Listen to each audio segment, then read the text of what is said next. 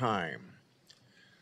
I expect Mr. Patel to be treated fairly by my colleagues. We're here today to consider the nomination of Kash Patel to serve as director of the FBI.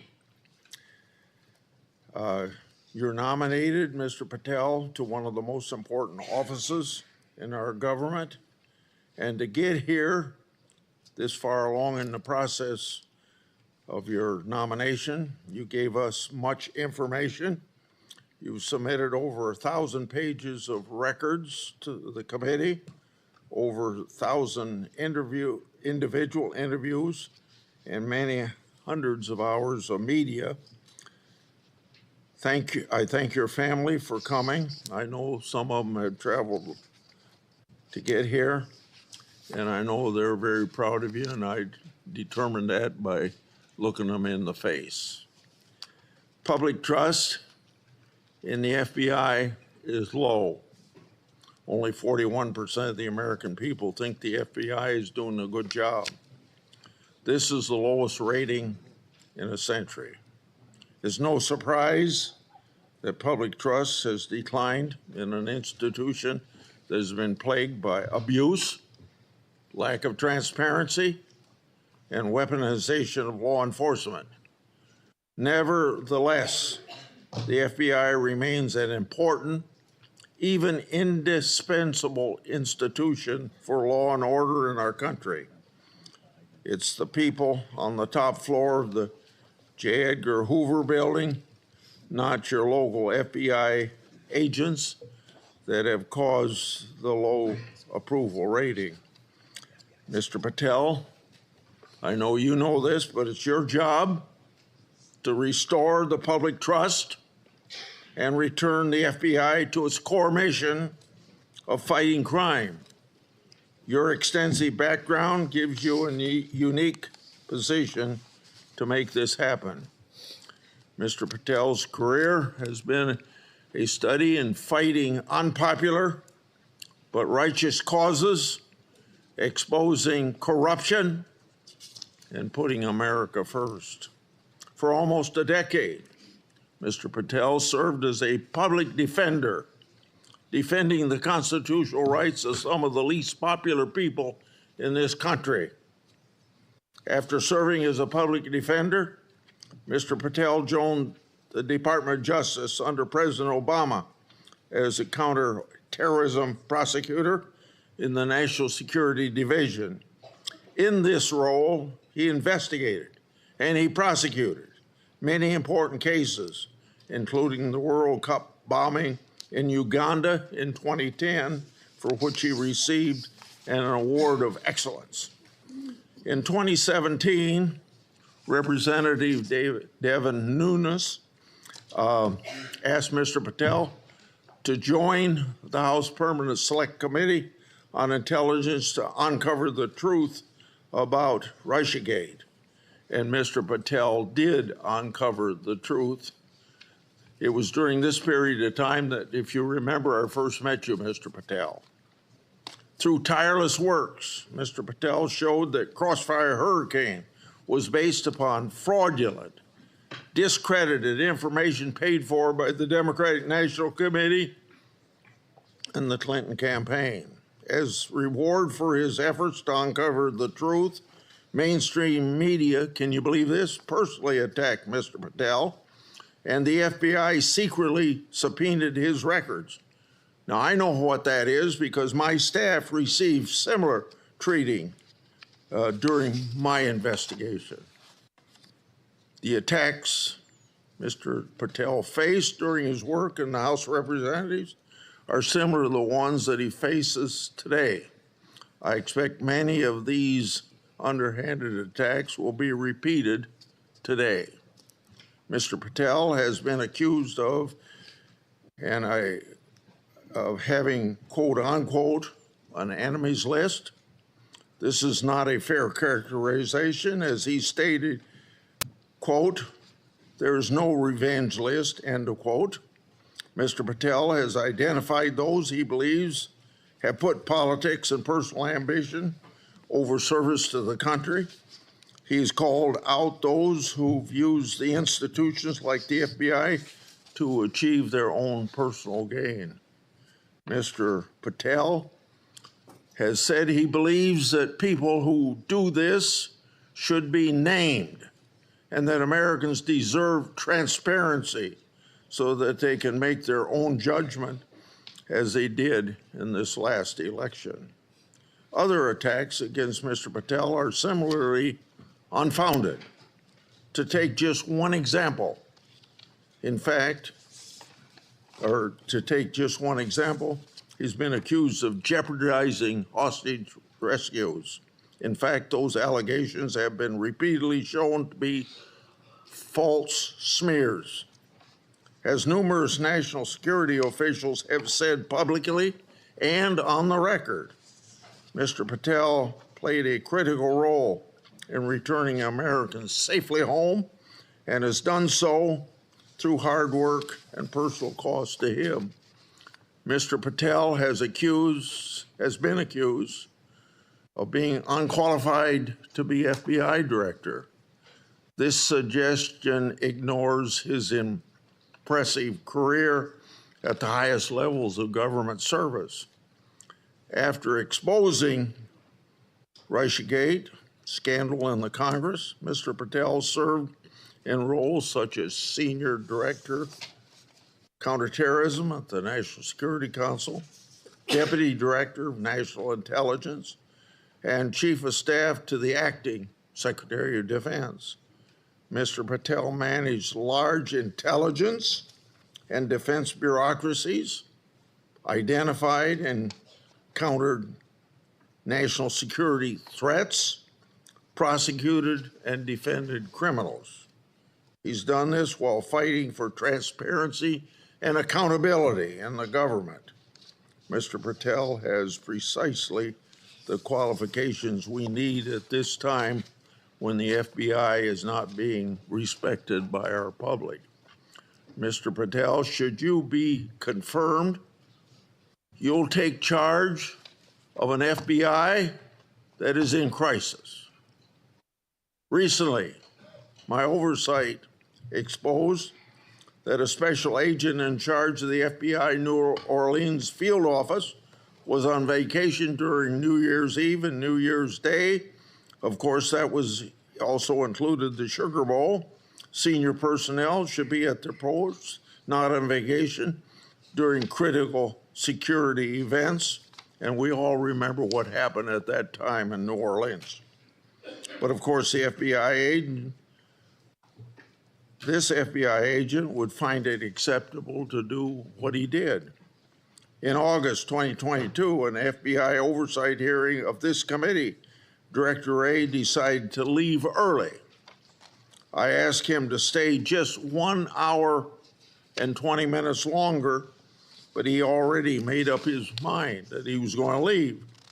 Later, under questioning in November of that year by Senator Hawley, Director Wray admitted that he left this committee hearing early so that he could go on vacation.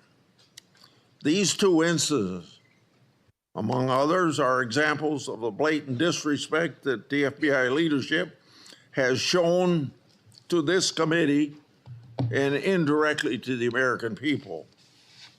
In November 22, I released internal FBI records that my office received pursuant to lawful whistleblower disclosures. Those records provided data about how hundreds of FBI employees who had retired or resigned to avoid discipline, many of those employees engaged in sexual misconduct in the workplace. Those records also showed lower-level FBI employees were punished. Lower-level employees of the FBI were punished more harshly than senior-level employees. No, fairness was out the window. Over 1 year later, with no response from the FBI, I asked Director Wray about this at a December 5, 23 hearing before this committee. He publicly pledged to get me the data I requested November, a year before. He and his deputy director never followed through. I also questioned Director Wray about improperly classified information relating to Afghan evacuees placed in our country. At that time, approximately 50 evacuees were already deemed potential national security concerns. So what's the number now? The public has a right to know. I've also raised concerns about whistleblower disclosure, saying that the FBI moved agents from child sex abuse cases to those January 6 cases. The FBI under Director Wray never got his priorities straight. With respect to weaponization, I'd like to turn to a letter I wrote July 20 of 2022. That letter noted that Assistant Special Agent in charge, Thibault, was a key official involved in opening the elector case that became the Jack Smith lawfare operation. That's not supposed to happen. An official at Thibault's rank and position isn't supposed to open cases. That's the job of special agents. For those who don't remember, Thibault was the anti-Trump agent that violated the Hatch Act for his political conduct in office. My letter also noted that Richard Pilger, who ran the Justice Department's election crime branch, was involved in the approval. Now I'd like to call the committee's attention to something I'm going to share with you, information about the FBI's that's never been made public before. Do you have those? Oh, yeah, I'm sorry. In my hand are a series of FBI emails. The first is an email that Thibault sent to subordinate agent on February the 14th, 2022. He said, quote, "Here's a draft opening language we discussed," end quote. The draft opening was attached and it included material that would later become part of Jack Smith's elector case. The second email, February 24th, 2022, email from Thibault to John Crabb, a prosecutor in the U.S. Attorney's Office for the District of Columbia, saying, quote, "I had a discussion with the case team and we believe there is predication to include former President of the United States, Donald J. Trump, as a predicated subject," end quote. This FBI case would later be codenamed Arctic Frost. The third email, February 24th, 2022, email from Thibault to John Crabb, noting that the Attorney General and the FBI approval will be sought to open the case. The fourth email, February 25th, 2022, email from Thibault's subordinate agent saying they added Trump and others as a criminal subject to the case. Thibault responded, quote unquote, "perfect." The fifth email, March 22, 2022, from Thibault, emailing a version of an investigative opening for approval. This didn't include President Trump. I want to make clear, that one didn't include President Trump as a criminal subject. The sixth email is on April 11th, 2022, from Thibault approving the opening of Arctic Frost. The seventh email is an April 13th, 2022 email from FBI agent to Thibault stating that the FBI deputy director approved its opening. The eighth email on the same date had Tebow emailing John Crabb that the elector case was approved. Crabb responded, quote, "Thanks a lot. Let's talk next week," end quote. Between March 22nd and April 13th, other versions of the document opening the investigation existed because a ninth email shows that the FBI General Counsel Office made edits on March 25th. Was Trump still removed as an investigative subject? If so, which Justice Department FBI officials other than Jack Smith later added him for prosecution? I expect the production of all records on this matter to better understand the full fact pattern and whether other records exist. Notably, approval of these documents was also given by Richard Pilger. This committee has written about Pilger undermining the Justice Department's efforts during the 2020 election for partisan purposes. These emails and documents substantiate my July 2022 letter, which the FBI ignored. And I hope you, when you get there, won't ignore my letters.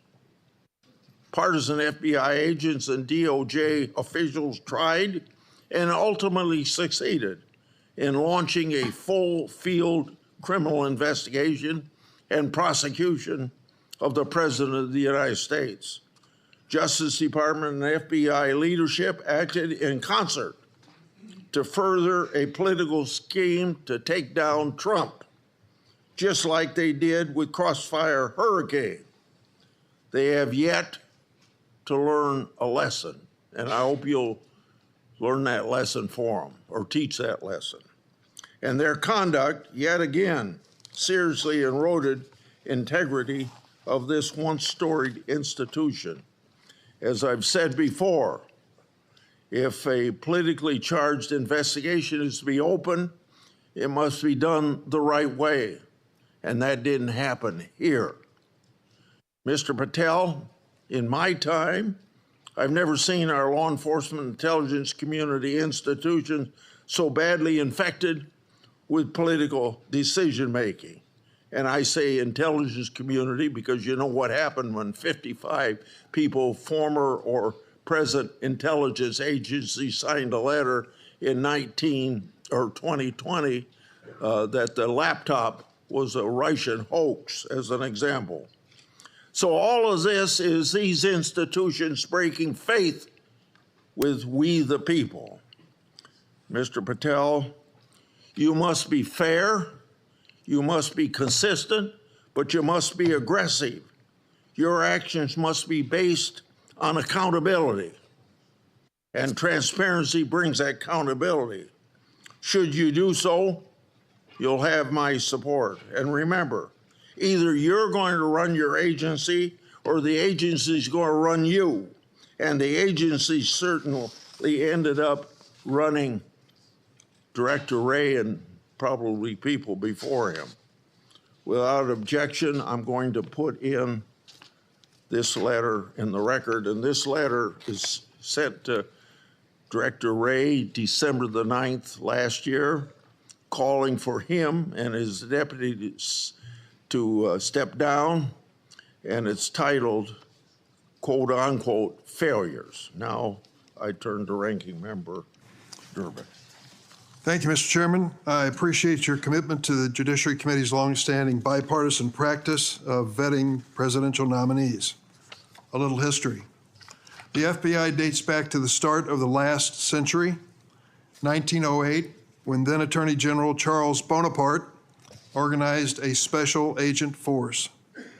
J. Edgar Hoover became director of the FBI in 1924 and led the Bureau for 48 years until his death in 1972. He is credited with professionalizing the Bureau and developing its investigative ability. However, with little or no oversight, Hoover also used the Bureau's investigative powers improperly. He infamously directed the FBI to spy on Dr. Martin Luther King Jr., Thurgood Marshall, and other civil rights leaders of the day. In 1975, the United States Senate created Frank Church's committee, and they disclosed widespread abuses by the FBI and other U.S. intelligence agencies. The Church Committee concluded these agencies had engaged in illegal surveillance, and as a result, quote, groups and individuals have been assaulted, repressed, harassed, and disrupted because of their political views, social beliefs, and their lifestyles. And quote, the intelligence agencies have served the political and personal objectives of presidents and other high officials. The Hoover era of the FBI, the Watergate scandal, and the findings of the Church Committee highlighted the risk of political interference in FBI investigations and led to significant, important reform. In 1976, Congress passed a law that limits the FBI director to a single term of 10 years, which was intended to insulate that position from political influence. And critically, we made the FBI director's appointment subject to the advice and consent of the Senate. That's why we're here today. Since 1935, the motto of the FBI has been fidelity, bravery, integrity. These qualities represent the Bureau's core values and the high standards that are expected of all of its employees, including the director of the FBI. After meeting with Mr. Patel and reviewing his record, I do not believe you meet this standard. Mr. Patel has neither the experience, the temperament, nor the judgment to lead an agency of 38,000 agencies and 400 field offices around the globe. During the time I've served on this committee, I've had the opportunity to consider 4 FBI director nominations. Each one was a Republican, and I voted for all of them. My concerns about the director of the FBI are not partisan. As much as Republicans claim that President Biden and former Attorney General Garland weaponized the FBI, let's look at the record. President Biden kept the FBI director, a lifelong Republican who had been appointed by President Trump. Contrast that with President Trump. Fired his first FBI director, James Comey, forced out his second FBI director, Chris Wray, for being insufficiently loyal. With Mr. Patel, however, obviously the president has found a loyalist. Mr. Patel's loyalty includes touting conspiracy theories that threatened efforts at President Trump's enemies. How do we know Mr. Patel's theories, his beliefs, what motivates him, what he really believes? He wrote it in a book. This book, Government Gangsters, I urge all of you to read before you cast a vote for this gentleman. Mr. Patel has published at the back of this book a list of 60 people whom he calls, quote, members of the deep state, 60. This list includes many distinguished public servants who've dedicated their lives to our nation. Among them are Democrats and Republicans, including former Trump administration officials like the former Secretary of Defense Esper. Then there is Mr. Patel's plan to, quote, and I quote him, shut down the FBI Hoover building on day one, reopen it the next day as a museum of the deep state. And he has said, quote, we're going to come after people in the media. We're going to come after you. Whether it's criminally or civilly, we're putting you all on notice. Does this sound like the kind of nonpartisan law enforcement professional who should lead the FBI? No, not to me. This is someone who's left behind a trail of grievances throughout his life, lashing out at anyone who disrespects him or doesn't agree with him. Don't take it from me.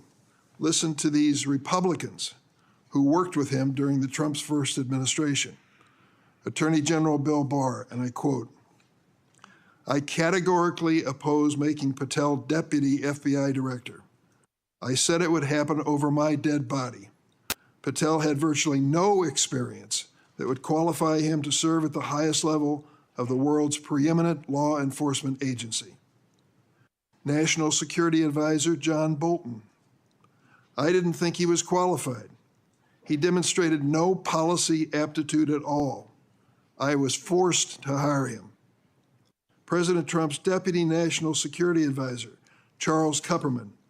The idea that Kash Patel is going to be the FBI director is appalling. His legal career is modest at best. His ideas are ludicrous.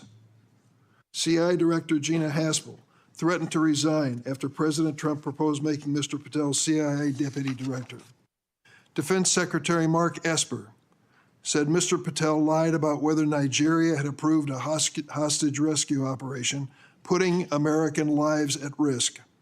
But Mr. Patel would have us believe that all of these public servants, all Republicans, all from the first Trump administration, and apparently anyone else who's critical of him, are nothing but government gangsters and deep state members.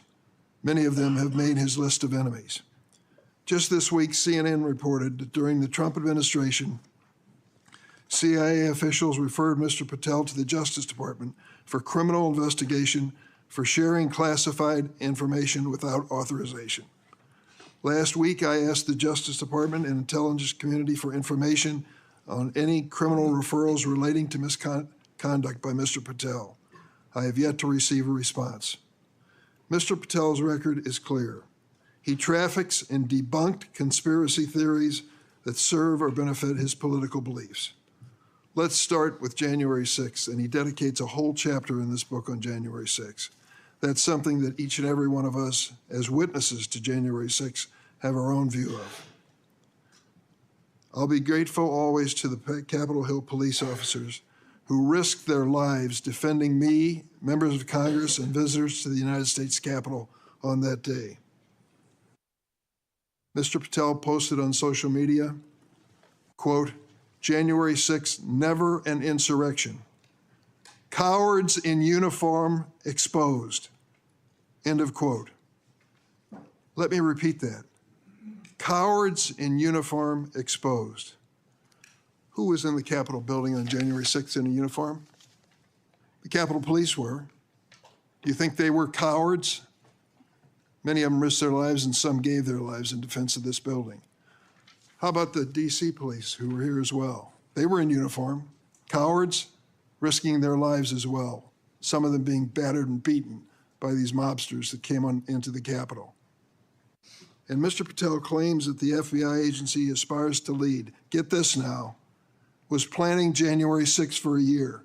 He says the FBI was planning January 6th for a year. That's a quote. Mr. Patel has gone so far as to co-produce and sell musical recordings of a song performed by January 6 rioters in jail, rioters who violently assaulted police officers. He has described this January 6 choir as, quote, political prisoners. Political prisoners. But at least 6 members pleaded guilty to assaulting law enforcement officers on January 6. All 6 have now been pardoned by President Trump.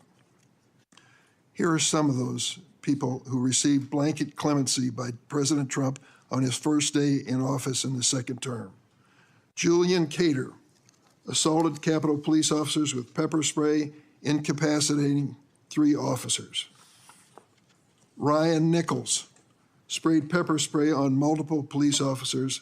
After the attack, Nichols posted on Facebook, and I quote, "So yes, I'm calling for violence and I will be violent." Jordan Mink struck officers, quote, aggressively with a long pole. He spat at officers and threw large items at them. Armed with a knife, Ronald Sandlin shouted at officers, quote, "You're going to die, get out of the way." Sandlin shoved officers when they tried to lock the doors to the Senate gallery. After breaching the Capitol, James McGrew struck an officer and lunged for his baton. McGrew also threw a wooden handrail with metal brackets at officers.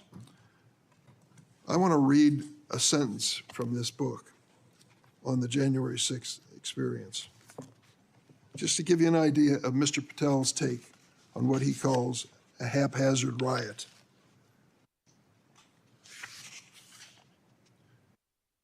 By everything we could see, the crowd at the Capitol was unarmed or armed only with non-lethal objects like bottles, flagpoles, or bike racks. Mr. Patel has also peddled conspiracy theories for his own financial benefit, promoting a line of dietary supplements that claim to help people detox from COVID-19 vaccines.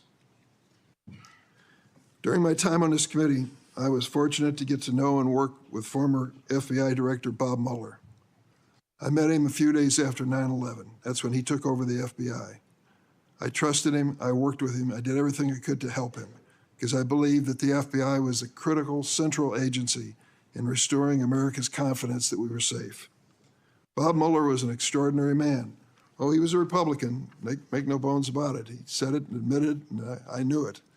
He comes from the San Francisco area, and when he was in college and graduated, a friend of his a year ahead of him had enlisted in the Marine Corps and was killed in Vietnam. Bob was inspired to do the same thing, join up in the Marine Corps, and he did. And he was a first lieutenant in Vietnam. He received a Bronze Star with a Valor Pin, and he also received a Purple Heart. He was injured in battle. I read about his experience because after he was healed from that wound to his leg, he returned to combat. He was just that kind of fella. Regardless of party, he was a real American. He was a longtime federal prosecutor, a U.S. attorney, the head of the DOJ's criminal division, and acting deputy attorney general before he became head of the FBI. After 9/11, I worked with him, and we had a good relationship, a professional relationship. We didn't always see eye to eye, but I respected him so much for what he had given to this country. In this book, Mr. Patel calls Director Bob Mueller, quote, a swamp creature. With all due respect, Mr. Patel, I've not worn the uniform of this country, and neither have you. To think that you would denigrate Bob Mueller's service to our country and call him a swamp creature is an indication of the depths your political views take you. The FBI plays a critical role in keeping America safe from terrorism, violent crime, and other threats. Our nation needs an FBI director who understands the gravity of this mission and is ready on day one, not someone who is consumed by his own personal political grievances. The American people deserve an FBI director focused on keeping our families safe from terrorism, drug trafficking, and violent crime, not this checklist of grievances we find in this book. Mr. Patel, your record makes it clear you're not that person. I yield. Thank you, Senator Durbin. Before I call on Senator Tillis, I want to clear up something the way I see it, and I think I'm going to invite everybody that it can be cleared up. This business about what Mr. Patel said about cowards in uniform, it's a mischaracterization of what he actually said. So I'm going to invite you to listen to the interview Mr. Patel gave that linked to his post to hear what he actually said. When he said cowards in uniform, he was talking about senior Pentagon leadership failing to mobilize the National Guard to protect the Capitol. His comments had nothing to do with police. Mr. Patel made his comments while discussing an article in the New York Times exposing grave miscommunication between the Department of Defense and the D.C. National Guard. So I would encourage people to follow up on that. Senator Tillis. Thank you, Mr. Chairman, Ranking Member, colleagues on the Senate Judiciary Committee. It's my honor to introduce Kash Patel, President Trump's nominee to be FBI Director. I've completed due diligence on his life and career, and I'm convinced that Kash possesses significant expertise and ironclad commitment to justice, and he's an outstanding choice to lead the FBI. Kash's parents are Indian immigrants of Gujarati ancestry. They're up here in the front row. The Gujarat state is a melting pot of religions, including Hinduism, Islam, Jainism, with temples, mosques, and other religious sites scattered across the state. His father was raised in Uganda, but his family had to flee the country to escape repression under Idi Amin. His mother was born in Tanzania. They met and married in India and ultimately made their way to New York City by way of Canada, where his parents, along with 7 brothers and sisters and their spouses and at least a half a dozen kids lived under the same roof. His parents raised Kash in the Hindu faith, and they instilled in him the values of hard work and education. Kash is a devout Hindu, and consistent with his faith, he's shown respect to people of all faiths. Kash attended the University of Richmond, where he earned his bachelor's degree in criminal justice and history. He went to Pace University School of Law, where he earned his JD, and an international law certificate from the University College of London, Faculty of Laws. Kash began his career as a public defender in Florida, where he led or co-led more than 60 jury trials in state and federal court. Kash clearly demonstrated a devotion to upholding the rule of law and defending the rights of individuals. Kash led the defense of Jose Buitrago in United States versus Buitrago, a high-profile case in Florida in 2015. Buitrago was one of the Colombian nationals arrested in a major drug bust involving Operation Backrim. Kash and his co-counsel successfully argued that key evidence was withheld by the prosecution, leading to Buitrago's release. I suspect some of Kash's disdain for prosecutorial misconduct stemmed from this experience. Kash was hired as a senior counsel on the House Permanent Select Subcommittee on Intelligence Committee, in 2017. He told me he distinctly remembers my friend Trey Gowdy comment shortly after they were introduced. He said in Trey's dialect, "Kash, Congress is where righteous investigations go to die. I hope you're ready." I think Kash was ready, and he went on to establish a solid reputation for pursuing the facts, and from there, he held senior posts at the NSC, the Department of Defense, and the DNI. Since leaving the administration in 2020, Kash has written articles and books on national security, law, and governance.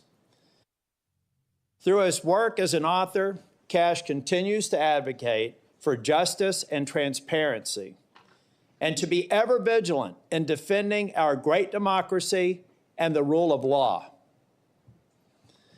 Colleagues, I created a Kash bingo card that I have available to any of my colleagues who would like it on the other side of the aisle. Some may view this as an unserious caricature and not appropriate for this committee. Sadly, I consider it a serious caricature of what I expect to be witnessed today. I think we'll have words like enemies list and deep state. I've already X'd out 4 boxes in the opening statements alone. The fact of the matter is, some people will be here to simply substantiate a false narrative. At worst, they may be just going through an unfounded litany of quotes and half-truths, some of which have already been dispelled by the chairman after the opening statements. Mr. Chair and Ranking Member, in my 10 years in the Senate, I hope I've established a reputation for being fair, doing my homework, and taking tough positions that have been met with harsh criticism. Heck, I've even been censured by my entire state and 30 counties for taking tough positions. And I stand by those decisions today and my decision to support Kash Patel. When President Trump announced his intent to nominate Kash, I contacted Trey Gowdy and others who worked with Kash, and they gave me glowing recommendations. So I called Kash on December the 2nd, and I offered to help him with his nomination. Since then, we have spent hours together, in person and on the phone. I've asked him difficult questions, and I've urged him to reach out to members across the aisle. In fact, Kash Patel has met with 60 members of the U.S. Senate, every member except the last 3 who were sworn in, and the majority of the members on the other side of the dais in this committee and members off the committee. Chair Grassley, Ranking Member Durbin, friends and colleagues on the committee, I've completed my due diligence of Kash Patel, and I am honored to provide my strongest recommendation for his confirmation. Thank you, Mr. Chair. Thank you for that introduction. Before I swear you, I want to make clear that before you give your statement, if you want to introduce family and friends in the audience, you're welcome to do that. Would you please stand? Raise your hand. Do you swear or affirm that the testimony you're about to give to the committee will be the truth, the whole truth, and nothing but the truth? So help you God. I do, Mr. Chairman. Okay. You may proceed. Chairman Grassley, Ranking Member Durbin, and members of the Judiciary Committee, thank you for the opportunity to appear today. I must start with a word of prayer for the tragic accident that befell our nation last night, where we lost civilians and service members. I pray for their families. I pray for law enforcement and military personnel, and I pray for their souls, and hopefully God will find them peace in the near future. I'd like to welcome my father, Pramod, and my mother, Anjana, who are sitting here today. They traveled here to get here from India. My sister's also here, Nisha. She also traversed the oceans just to be with me here today. It means the world that you guys are here. Jesse Krishna. I wouldn't be here today without their guidance, their unwavering support, and their relentless love. When President Trump informed me of his intention to nominate me as the director of the FBI, I was deeply honored. Sitting here today, I carry not only the dreams of my parents, but also the hopes of millions of Americans who stand for justice, fairness, and the rule of law. My commitment to these principles is deeply rooted in my family's history, which has profoundly shaped my worldview.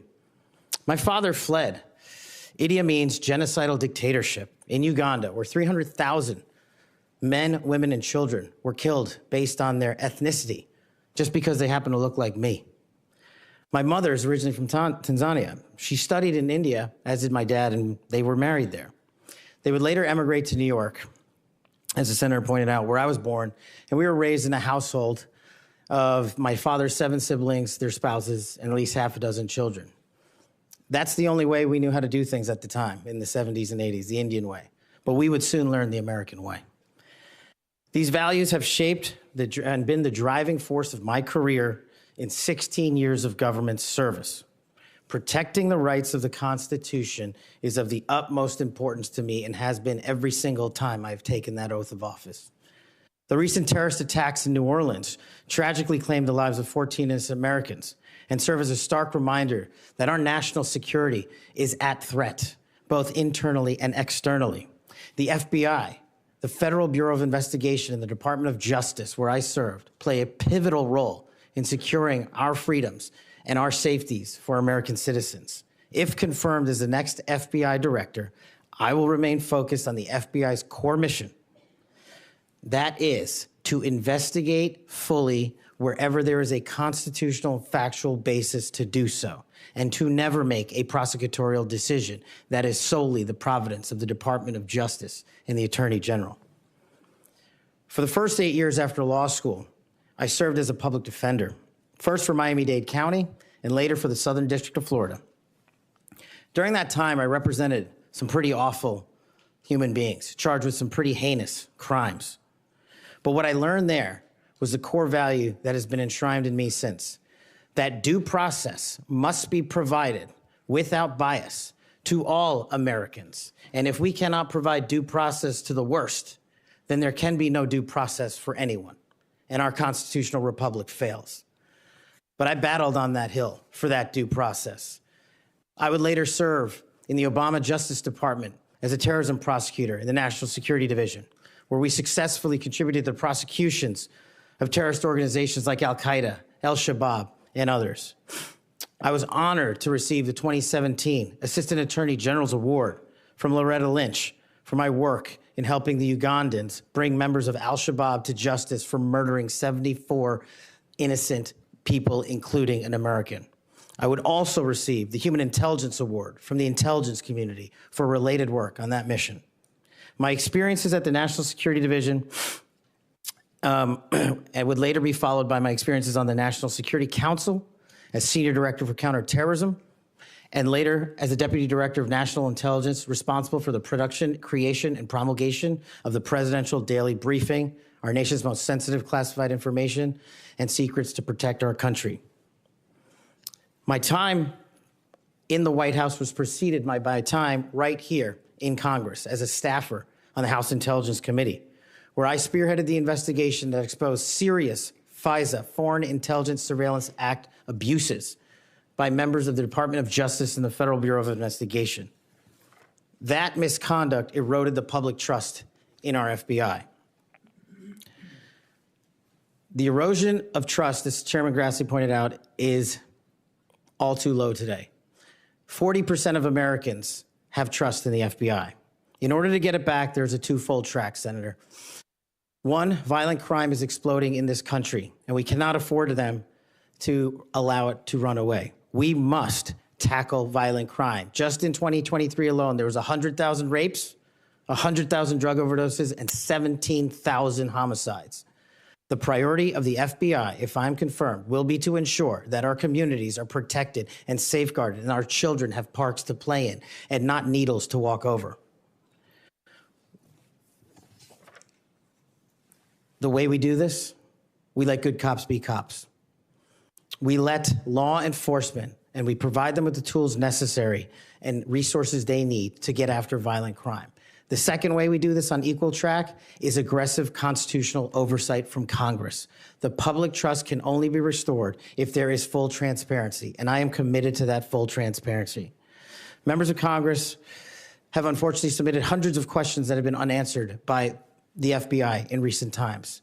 That will not occur if I am confirmed. All appropriate requests for information will be responded to expeditiously and fully. I'm committed to working alongside the dedicated men and women of the FBI. They are warriors of justice, and I will always have their backs because they have the backs of the American people. I look forward to answering your questions, and I want to take a moment to thank my family, my friends, people who traveled here, and my entire team that has made this day possible. God bless America, and I look forward to your questions.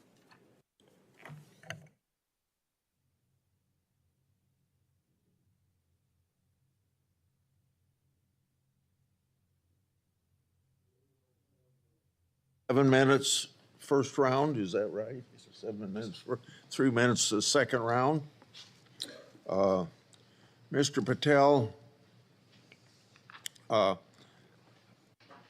not going to go through all the things that you've done through your career because I said those in my opening statements, but Democrats on the committee say you don't have experience. What are you most proud of from your career in public service? Mr. Chairman, I appreciate the question. It's really humbling to be afforded the opportunity to have served this country for 16 years. But I think what I'm most proud of is my work in national security, protecting the no-fail mission, returning American hostages, killing high-value terrorists that brought hate and destruction to our shores.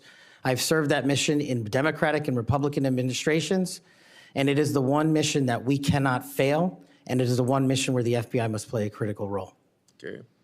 As you well know, and you and I discussed this in my office, whistleblowers are critical to rooting out waste, fraud, and abuse. Their courage to come forward and make legally protected disclosures about government wrongdoing benefits the country. I think they're politically, they are good American citizens, just want the government to do what it's supposed to do. I think they're treated by bureaucracies, not just in the FBI, but throughout the bureaucracy, like skunks at a picnic. Will you protect whistleblowers from retaliation, unlike former Director Wray, and promote a culture at the FBI that values whistleblowers' important contributions? Absolutely, Mr. Chairman. I share in your beliefs about the importance of whistleblowers. So we've spent a lot of taxpayers' money ruining whistleblowers. Will you commit to ensuring that no taxpayer money will be used to identify and retaliate against whistleblowers? Senator, if I'm confirmed, it will not. Okay. You and I have heard a lot of criticism about various statements about January 6th.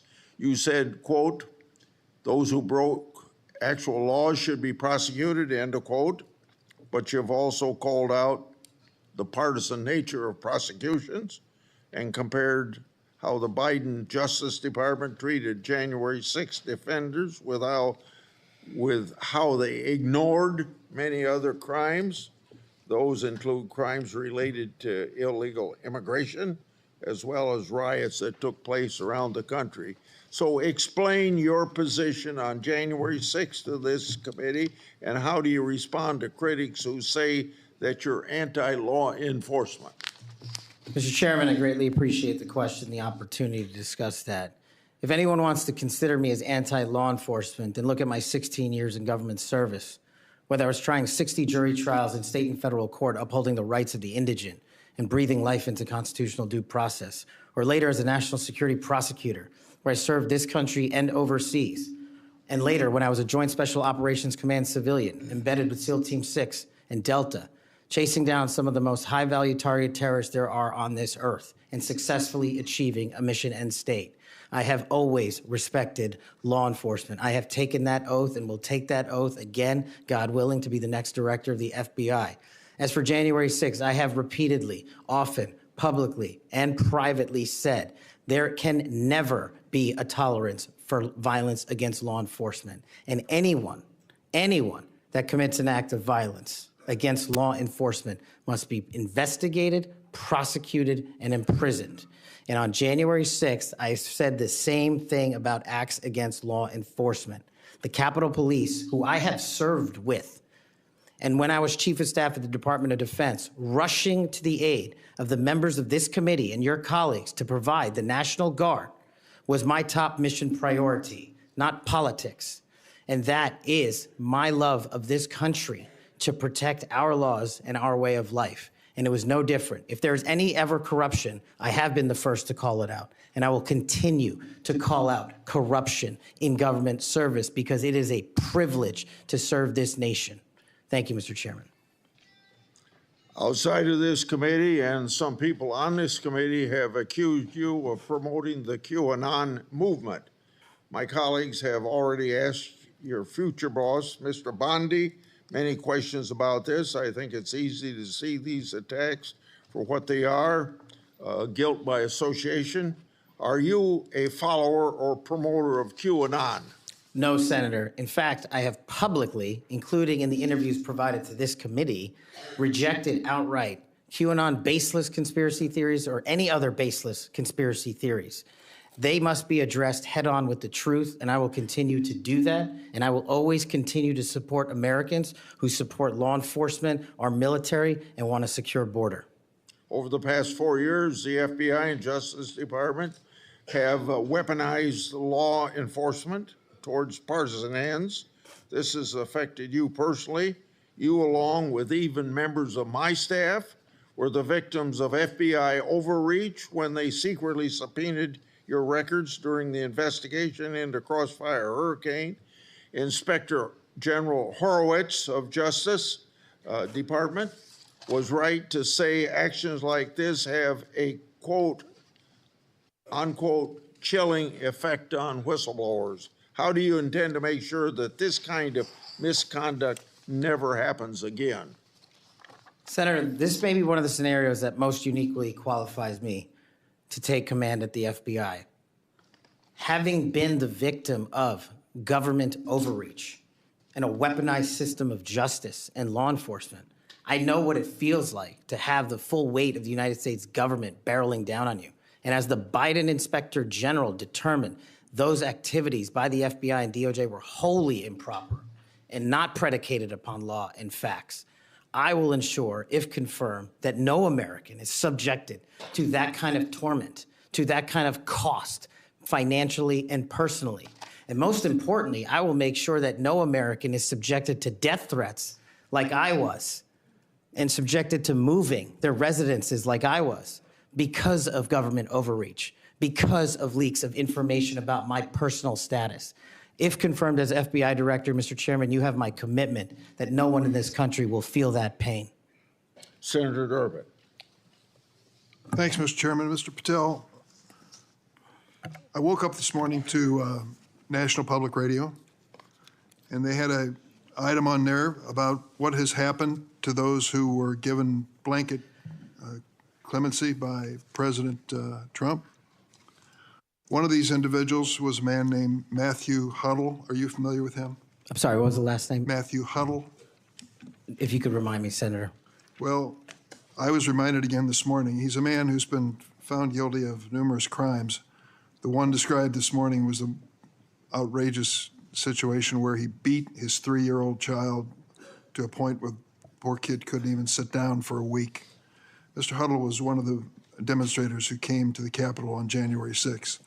He was incarcerated and charged with, and pled guilty to crimes that he had committed, violence against police officers. After he was released by President Trump, he returned to his home state of Indiana. A few days later, he was stopped on the road, pulled a gun on a policeman. The policeman, sheriff's deputy, turned, shot, and killed him. This is not the only instance of a person who received President Trump's clemency committing another crime. Peter Schwartz was mentioned this morning on the radio. 38 criminal convictions, 38. He'd been sentenced to 14 years in prison. He was released because of the president's unconditional clemency, which was given to him as well. So I guess my question is this. Was President Donald Trump wrong to give blanket clemency to the January 6 defendants? Thank you, Ranking Member. A couple of things on that. One, the power of the presidential pardon is just that, the president. Alignment, I concede he has the authority. I'm asking, was he wrong to do it? And as we discussed in our private meeting, Senator, I have always rejected any violence against law enforcement, and I have, including in that group, specifically addressed any violence against law enforcement on January 6th, and I do not agree with the commutation of any sentence of any individual who committed violence against law enforcement. So do you think that America is safer because these 1,600 people have been given an opportunity to come out of serving their sentences and live in our communities again? Senator, I have not looked at all 1,600 individual cases. I have always advocated for imprisoning those that cause harm to our law enforcement and civilian communities. I also believe America is not safer because President Biden's commutation of a man who murdered 2 FBI agents, Agent Kohler's and Williams' family, deserve better than to have the man that point blank range fired a shotgun into their heads and murdered them released from prison. So it goes both ways. Leonard Pelletier was in prison for 45 years. He's 80 years old, and he was sentenced to home confinement. So he's not free, as you might have just suggested. He killed 2 FBI agents. That's true, he did, and he went to prison for it and should have.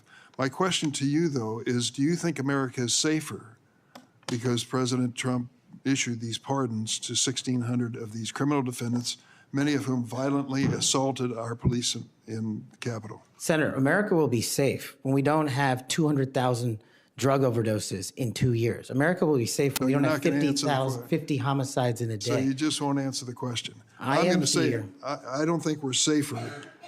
Matthew Huddle was sent back to Indiana. I don't think we're safer with Peter Schwartz. I could go through a long list of individuals, some of who are wanted in states, members of this committee. Let me move to another topic if I can.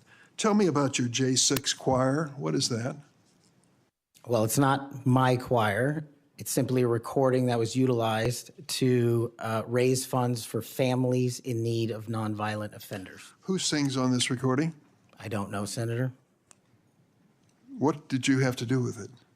Simply to raise funds to assist families of nonviolent offenders whose kids needed college education payments and whose rent needed being paid. My understanding is that the performers on this J6 choir were the rioters who are in prison. I'm not aware of that, sir. I didn't have anything to do with the recording. You weren't aware of who made the recording? No, Senator. That's interesting. Did you receive any money for selling copies of that music or that recording? Absolutely not. Okay. You do have a foundation, though, do you not?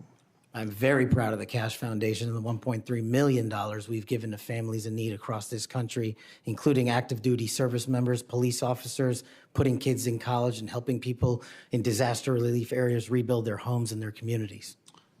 1&0 LLC, are you familiar with that? Sorry? 1&0 LLC? I believe, Senator, you're referring to the LLC that one of the individuals has his private business with. Is it part of the Cash Foundation in any way? Only in that one of the members of the board has that LLC for his outside business. Andrew Allis? I believe that's his name, yes. Yes. Do you know how much was paid to him from your charitable work?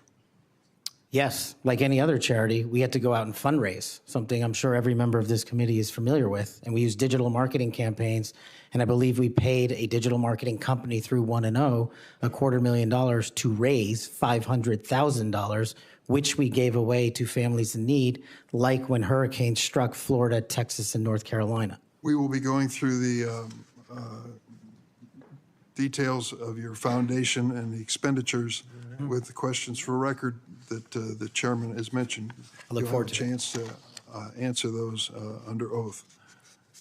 Mr. Patel, you frequently associated with and sometimes praised extremist figures with well-documented histories of racism, anti-Semitism, conspiracies, and the like. In September of 2023, you appeared with Laura Loomer at an event promoting your book, this one here. You shared a photo of yourself and Loomer in which you held her book and she held yours. Just a few months before this event, Ms. Loomer posted on X that the September 11 terrorist attacks were, quote, an inside job. Around that time, she accused Florida's First Lady, Casey DeSantis, of exaggerating her cancer diagnosis to gain voter sympathy. A number of my Republican colleagues on this committee have criticized Ms. Loomer's extremism. One of my colleagues described her as a, quote, crazy conspiracy theorist who regularly utters disgusting garbage. Another called her really toxic. Given all of this, why did you associate with Ms. Loomer? Senator, as you can see, I took a photograph with an individual who showed up at a book event. I don't believe I'm guilty by association, and I certainly don't believe that an individual who is the first minority to serve as the Deputy Director of National Intelligence for this country is a racist in any way, and I detest any conjecture to the contrary. You familiar with a Stu Peters? Does that name ring a bell? I'm sorry, what? Are you familiar with Mr. Stu Peters? Not off the top of my head. He made 8 separate appearances on his podcast. He promoted outrageous conspiracy theories and worked with a prominent neo-Nazi. There are more, Ted Nugent, it goes on, list goes on. I'm just asking, when it comes to your association with individuals, why are so many of them in this category? My association, as you loosely define it, is by appearing in media over 1,000 times to take on people who are putting on conspiratorial theories and to devour them of their false impressions and to talk to them about the truth. That is something that I will always continue to fight for, Senator. Senator Graham. Thank you. We'll eventually talk about the FBI. That's the job you're up here for, right? Have you ever been subject to racism as an individual? Unfortunately, Senator, yes. I don't want to get into those details with my family here. Let's get into a few of them. Tell me about it. Well, if you look at the record from January 6th, where I testified before that committee, because of my personal information being released by Congress, I was subjected to a direct and significant threat on my life. And I put that information in the record. I had to move. In that threat, Go ahead. I was called a detestable, and I'll apologize if I don't get it all right, but it's in the record, a detestable sand nigger who had no right being in this country. You should go back to where you came from. You belong with your terrorist home friends. That's what was sent to me. That's just a piece of it. But that's nothing compared to what the men and women in law enforcement face every day. And that's why they have my support. Okay. Growing up, were you subject to racism?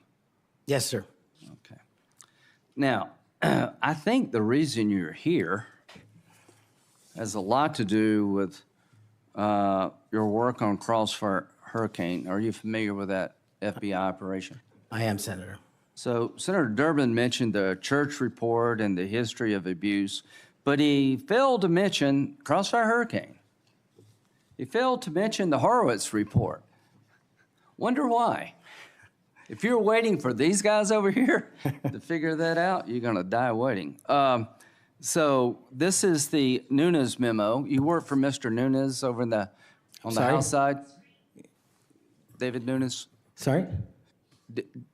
Are you familiar with this memo by the Foreign Intelligence Service Act abuses Yes. at the Department of Justice? Absolutely. Did you help write this memo? I did as a staffer. Okay, I'm going to put this in the record. Thank you. In this memo, you kind of dissected the abuses of Crossfire Hurricane, right?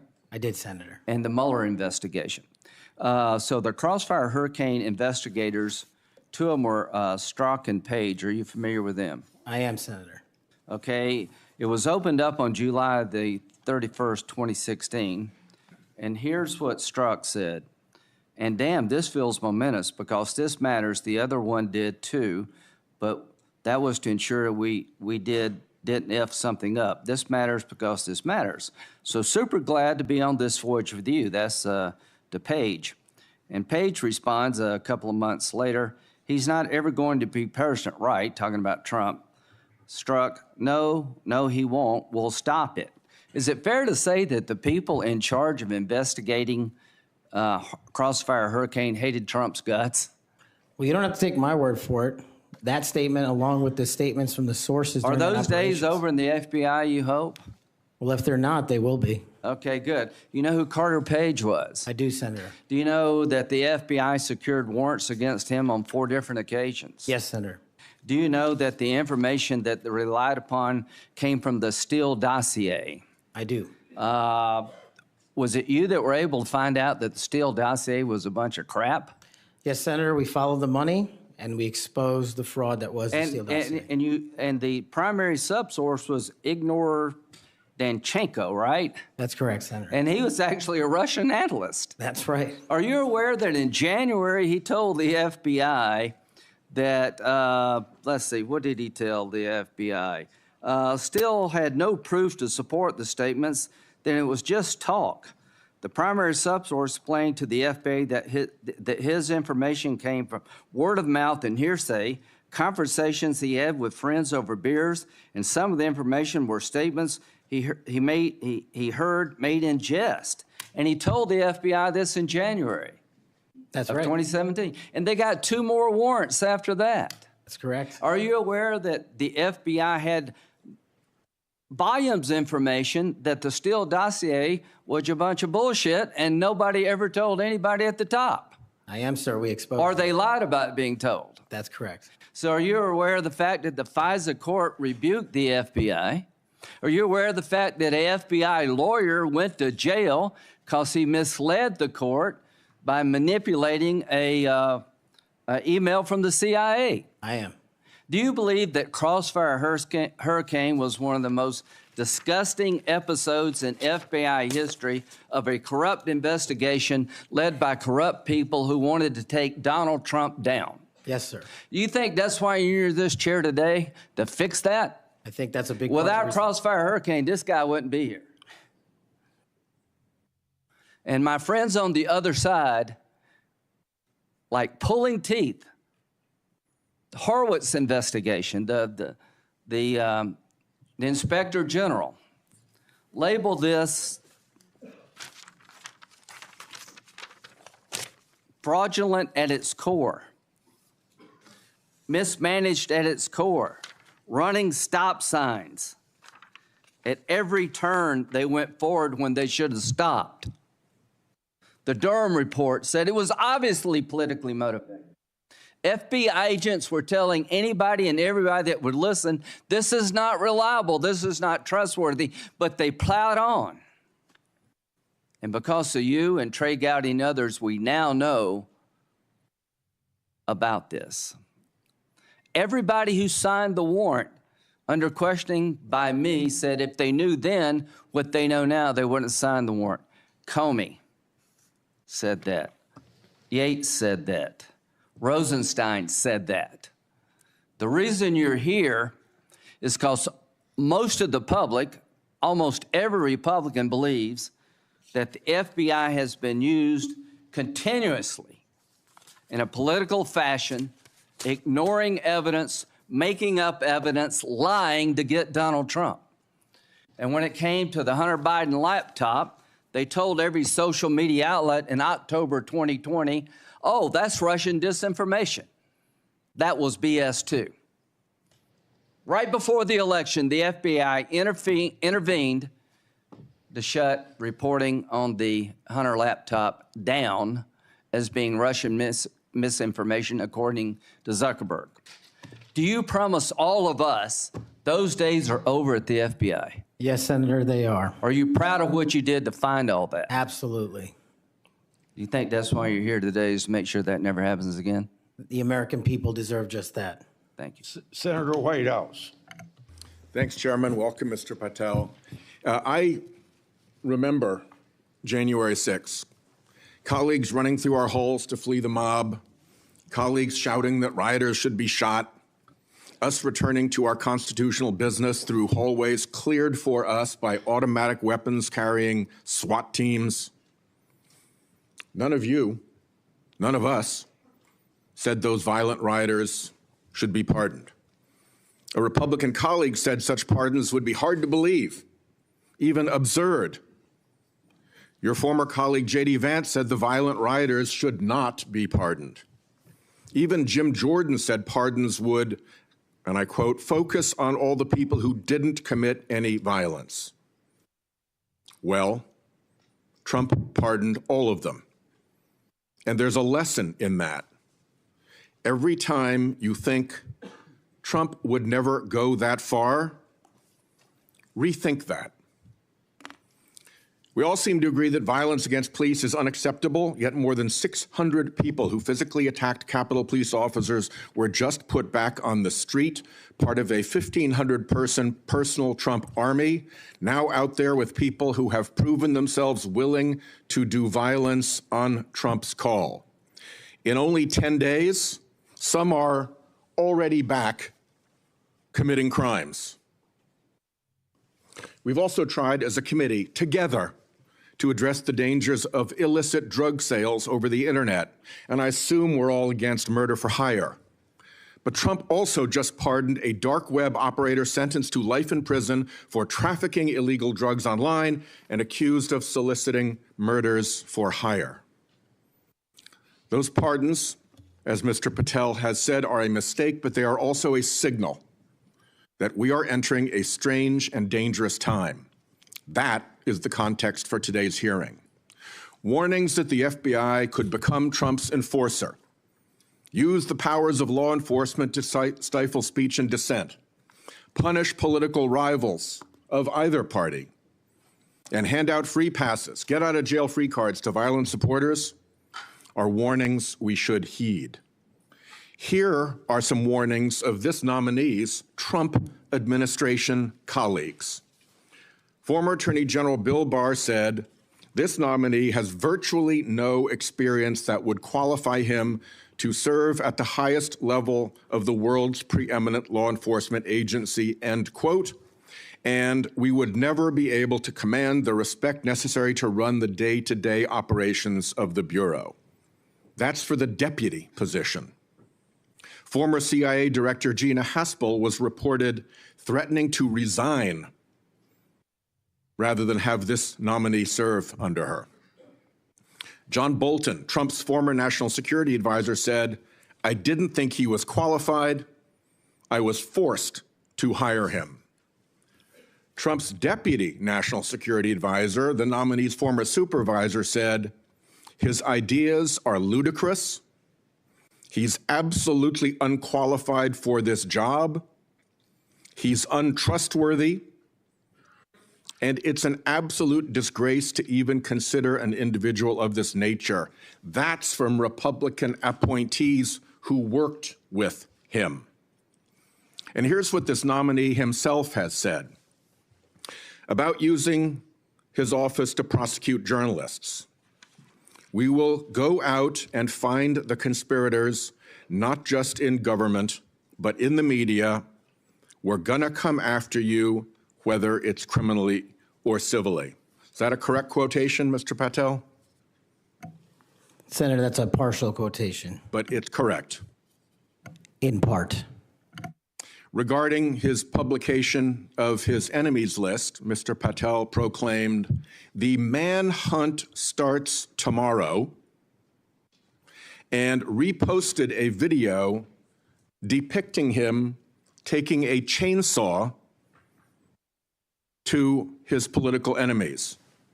Is that you, Kash Patel, reposting that at the top of that page? Senator, I had nothing to do with the creation of that meme. Is that you reposting it, was my question. And that's me at the top. You said FBI agents were responsible for the violence on January 6th, and I quote you here, beyond a reasonable doubt.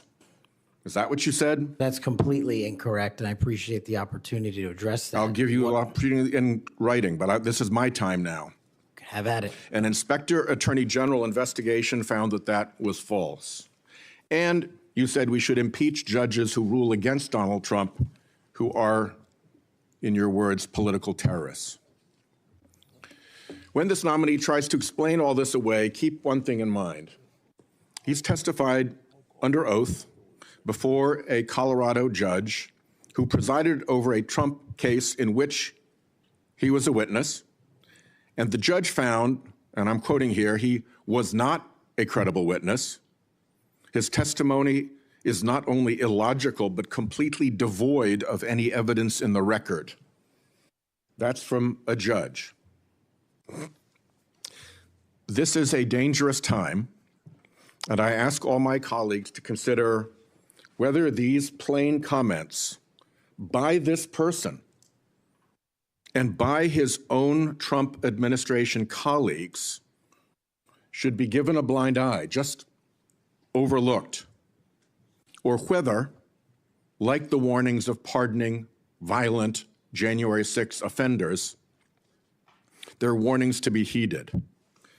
There is an unfathomable difference between a seeming facade being constructed around this nominee here today and what he has actually done and said in real life when left to his own devices. Conduct shows character. And if you look at history, you see the danger of security chiefs in authoritarian regimes becoming the tools of political power. The characteristics that they often show are that they are vengeful, that they are grandiose, that they are intemperate, that they are partisan and blindly loyal, and that they are servile and won't say no. I'm afraid that the history of this nominee's conduct raises those warnings. And I yield my 1 second back. Before Senator Cornyn, you said you'd like to explain something. I forget the point he made. You can do that now if you want to. Simply this, Senator. In the collective, all of those statements are taken out of grotesque context. And anyone that thinks my 16 years of service isn't exemplary on how I would proceed if confirmed as FBI is intentionally putting false information into the public ether and creating more public discourse. The only thing that will matter if I'm confirmed as a director of the FBI is a de-weaponized, depoliticized system of law enforcement completely devoted to rigorous obedience of the Constitution and a singular standard of justice. Before I call on Senator Cornyn, I'd like to say that we've heard about the January 6th pardons. I think it's important that we remind people at the same time of some pardons by the previous administration. Thomas Sanders, a kidnapper who murdered a 12-year-old girl named Lexis and her mother, Swellen Roberts. Adrian Peeler, a Connecticut drug kingpin who was convicted in the death of an 8-year-old boy and his mother. Leonard Peltier, that's already been referred to, that murdered 2 FBI agents. And even Director Ray, at that time, former Director Ray, said that that shouldn't have happened. And Judge Michael Conahan, who took kickbacks for wrongly sending juveniles for profit detention centers, and Alex Saab, who laundered illicit proceeds for narcotics terrorists, Nicholas Madero, and was a key connection between Venezuela and Iran, and 5 family members of his own family. President Biden did that. Senator. Welcome, Mr. Patel. Do you believe America is an exceptional nation? It's the greatest nation. Your family went through a lot to get here, They sure did.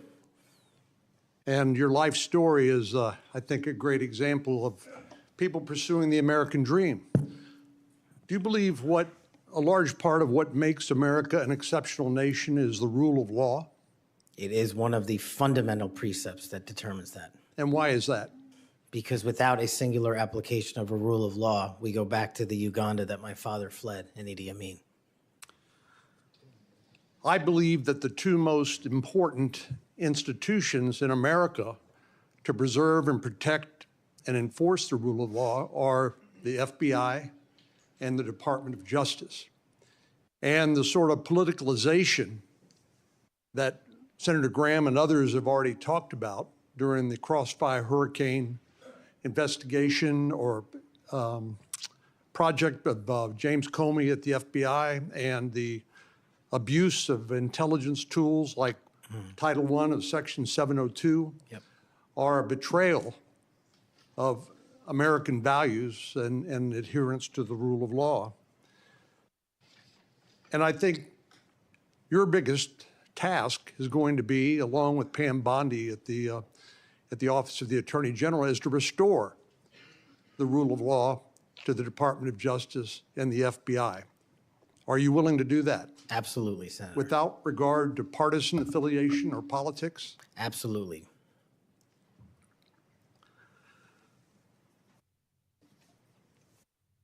Do you believe President Trump, as the commander-in-chief, needs access to all of the lawfully available intelligence that can be collected by the American intelligence community in order to inform him so that he can make good judgments as commander-in-chief to assure the safety and security of the American people? Having been responsible for the collection and predication and promulgation of that intelligence, I firmly believe he and every president must have it. And so you would not support any impractical or perhaps immaterial or unworkable ways to inhibit the flow of that information to President Trump? No, I would not. So let me just ask you, you and I have talked about this a number of times, and this has come up before in a number of different contexts. But as I've always said, I think Section 702 of the Foreign Intelligence Surveillance Act is the most important law that most Americans have never heard of. Yeah. But when I was questioning my fellow Texan, John Ratcliffe, who now has been confirmed as the director of the CIA, about this, we talked about some of the reforms that have been made to Section 702 over the years. This has been an ongoing conversation here in Congress. People like my colleague here, Senator Lee, and others have proposed reforms, which I think have gone a long way to help protect the privacy rights of American citizens. But let me just point out some of the improvements that have been made over the years. This is not the same 702 that was in effect during President Trump's first terms. These are a number of things that we did together on a bipartisan basis to make sure that the balance between the national security interests of the American people and the privacy and constitutional rights of American citizens were protected. Do you agree with that? Yes, Senator, I do. And I think Senator Tillis, with his typical outstanding graphics, has a wonderful handout which lays all of that out. But one of the things that's come up, and we've discussed this, is the idea that in order to query lawfully collected intelligence under Section 702, that somehow if a U.S. person's name is involved, that a warrant would be required. Now, you're a lawyer who's represented defendants as a public defender. You understand that what probable cause is required, what sort of evidence is required to be produced to a judge in order to get a warrant. Do you believe a warrant requirement is a practical and workable or even a necessary element of 702? If I may just give some context on that, Senator. Having a background not only utilizing FISA and 702 as a national security prosecutor, but as a civilian at JSOC and later as an intelligence official and the Deputy Director of National Intelligence, 702 collection formulates over 45% of the presidential daily briefing that you referred to earlier. I actually have heard it's as high as 60%, but anyway, it's a lot. It's a lot. And the issue for me is not with FISA and 702. The issue has been those that have been in government service and abused it in the past. And so we must work with Congress to provide the protections necessary for American citizens. Dealing with these matters, including hostage rescue operations in real time, which we use FISA collection to find and save American hostages, having a warrant requirement to go through that information in real time is just not comportive with the requirement to protect American citizenry. I'm all open to working with Congress on finding a better way forward, but right now, these improvements that you've made go a long way. Well, and Director Ratcliffe said that he did not believe that, given the context of 702 collection, whether a foreign target communicates with a U.S. person, that there'd be sufficient evidence to go to the Foreign Intelligence Surveillance Court or any other court to demonstrate probable cause. Do you agree with that? Yeah, just in real time, Senator, excuse me, it's almost impossible to make that function and serve the national no-fail mission. I think you hit the nail on the head when you point out the lack of trust. Any of these tools can be abused by people who are willing to break the law or abuse these tools or violate the public trust. Director Ratcliffe again used, I thought, a helpful analogy. I'll see if you agree with it. He said the knives in your kitchen have a very useful and beneficial purpose, but they too can be misused do you agree with that? Absolutely, Senator. And similarly, do you agree that tools like Section 702 of the Foreign Intelligence Surveillance Act can be used appropriately to protect national security, but they can also be abused by people who are willing to cross a line they should not cross? They're both true, and that's why we need to work together to make sure Americans have trust again in these surveillance measures that we utilize to protect our country. Thank you. Senator Klobuchar. Thank you very much, Mr. Chairman. Mr. Patel, I think you know that I have great respect for the men and women of the FBI, their mission, fidelity, bravery, integrity. I believe they deserve a director who respects their work and sacrifices, and they deserve a director who's focused on their mission. This is not about bingo cards or games. This is not about revenge. This is about the safety of our country and the people that work in the FBI. And the FBI runs on facts, it runs on truth. Truth matters, and without truth, the whole system breaks down. You said that Donald Trump has every right to tell the world that in 2020, 2016, and every other election in between was rigged by our government because they were. Yes or no, did you say that? I don't have that statement in front of me. But okay, that was from August 27th, 2023, Thrive Time show. I'll put it on the record. These claims made in that statement were rejected by courts, including by Republican judges. Is that correct? I don't have enough of the facts in front of me to make that I assessment. will put that statement on the record, but I think everyone in this committee, including the Republican members, knows that these statements were rejected by courts. You were asked about the police officers in the Capitol who testified in the January 6 hearings, and you accused them of lying. Is that correct or not correct? I don't think that's accurate. Okay, Joe Packed podcast, March 2024, we'll put it on the record. I was there. The police officers were heroes that day. Yes. Did you post on your personal social media account in May of 2024, January 6th, never an insurrection, cowards in uniforms exposed. They broke the chain of command. I believe you're referencing a post that was shown in part earlier. I don't have it in front of me. You posted it, and it was on your account, and we will again put that out there once more as we go on. I don't want to lose any more time on this, but every one of these, there's a record of it, and you haven't answered.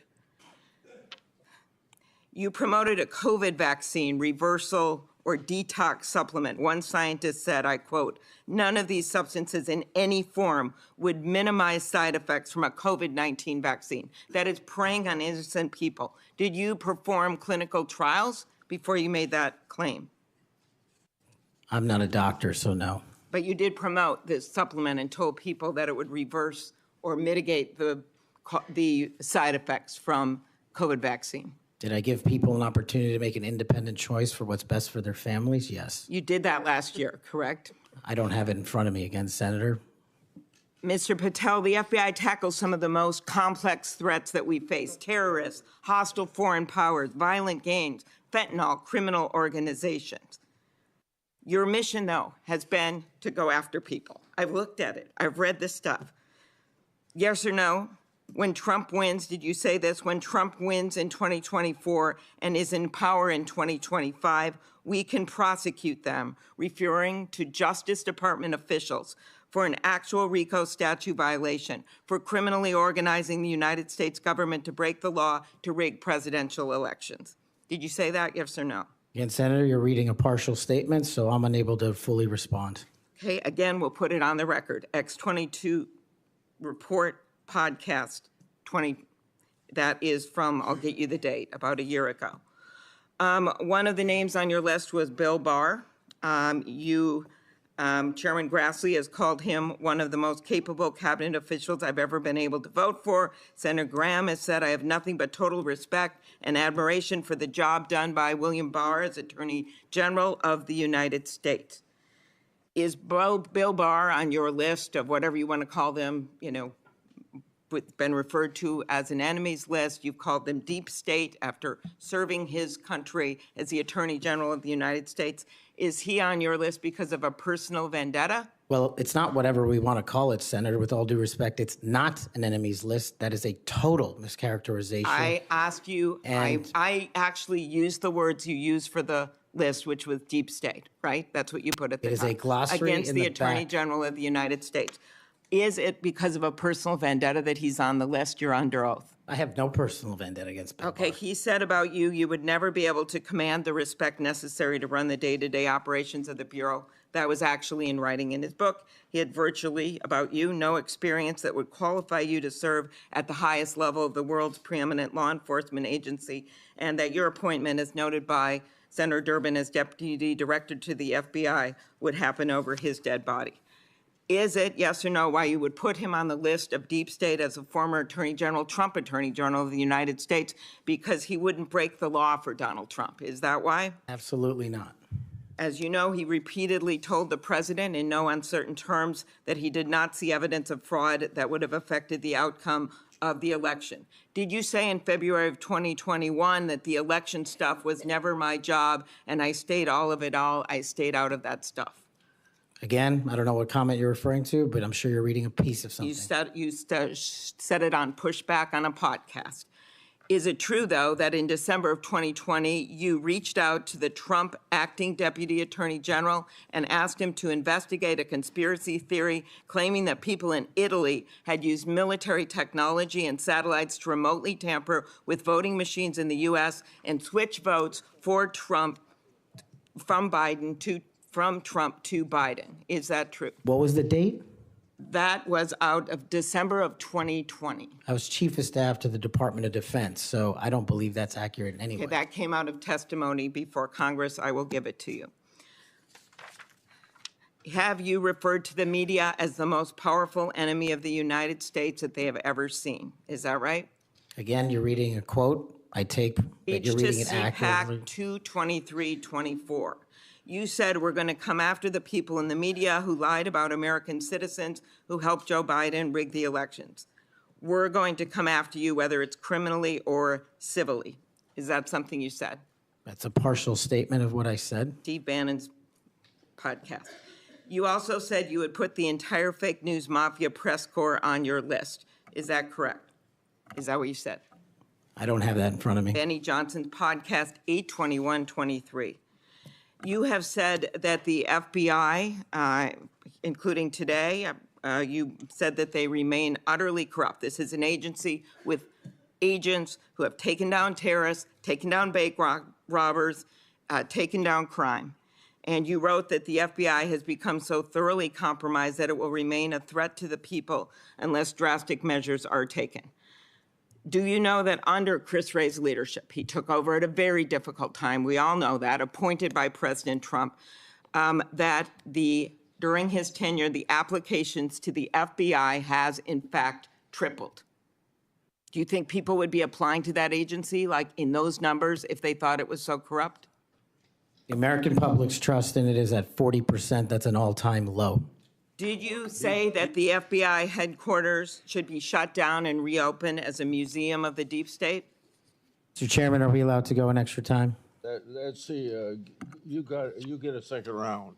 Before I call on Senator Lee. Could he just answer the question if he said that the FBI headquarters where they investigate cybercrime and terrorism should be shut down and opened as a deep state? Hey, Mr. Chair. As a museum. Did he say that the headquarters should be shut down? Mr. Chair. I deserve an answer to that question.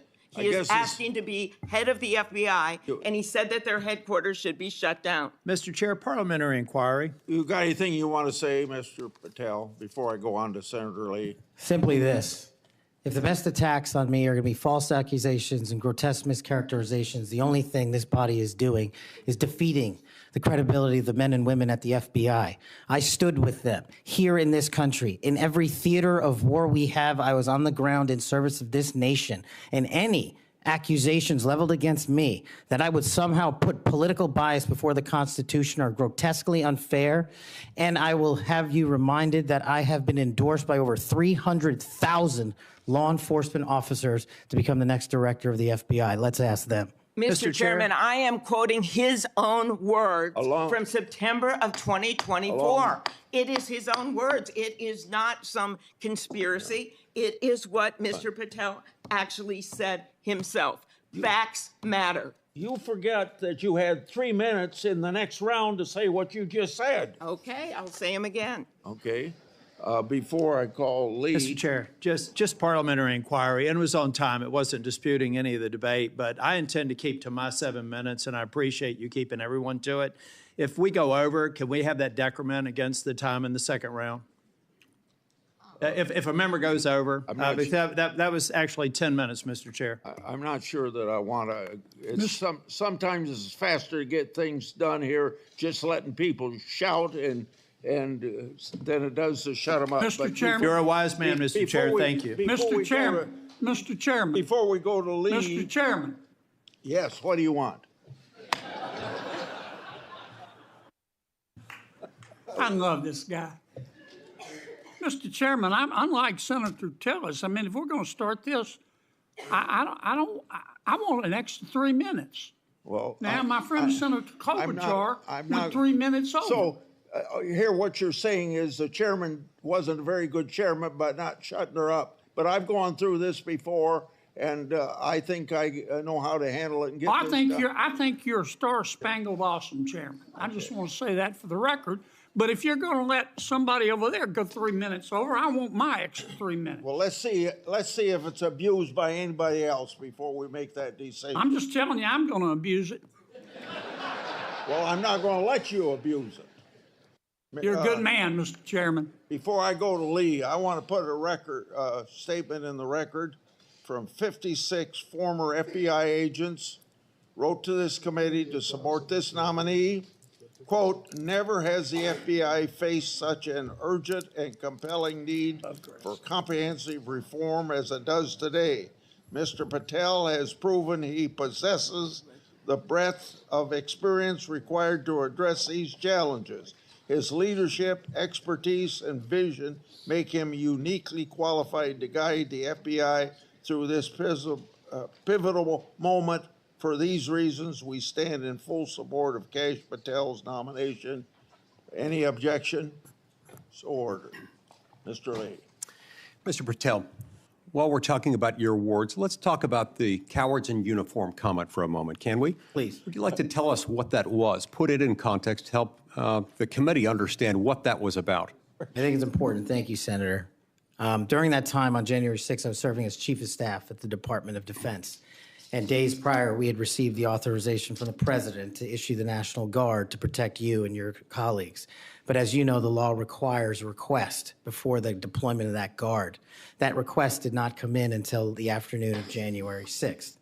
Once that request came in, this, unfortunately, as has been confirmed by his own testimony, I believe, the Secretary of the Army, Ryan McCarthy, failed to immediately deploy the National Guard and instead took a break to speak to media and make personal phone calls. That endangered the safety of you and your colleagues. And if you look at the Biden Inspector General report, we at the Department of Defense authorized the fastest cold start of the National Guard since World War II and the largest occupation since the American Civil War. And the Biden Justice Department said that we, including myself as Chief of Staff, when it came to the deployment and employment of the National Guard, acted swiftly and without undue delay. So that's what you were talking about. And that's why you had the reference to the UCMJ. Tell us what that means. The Uniform Code of Military Justice is for uniform officers who betray the code of justice and also act inappropriately. And I thought any delay to have the National Guard arrive on scene here must be called out, whether it was a fellow Republican or not, especially someone under my auspices running the Department of Defense. Okay, so moments ago when Senator Durbin displayed a chart with that quote, there was a reference in part of it to the UCMJ. That's what it was referring to. Yes, sir. Those were the cowards in uniform. Those people who didn't do what they were supposed to do, and a lot of people were put in danger as a result. That's correct, Senator. Okay, thank you. That's very good to know.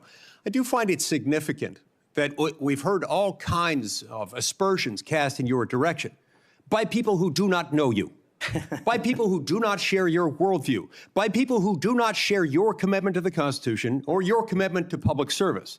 I find it astounding that they're willing to say this amidst such great ignorance, and I find it equally heartening that the 56 former FBI officials who know you best, who have worked with you, who actually know who you are, who actually share your view of the Constitution, of the view that you ought to be a law enforcement agency and not a weapon of political warfare.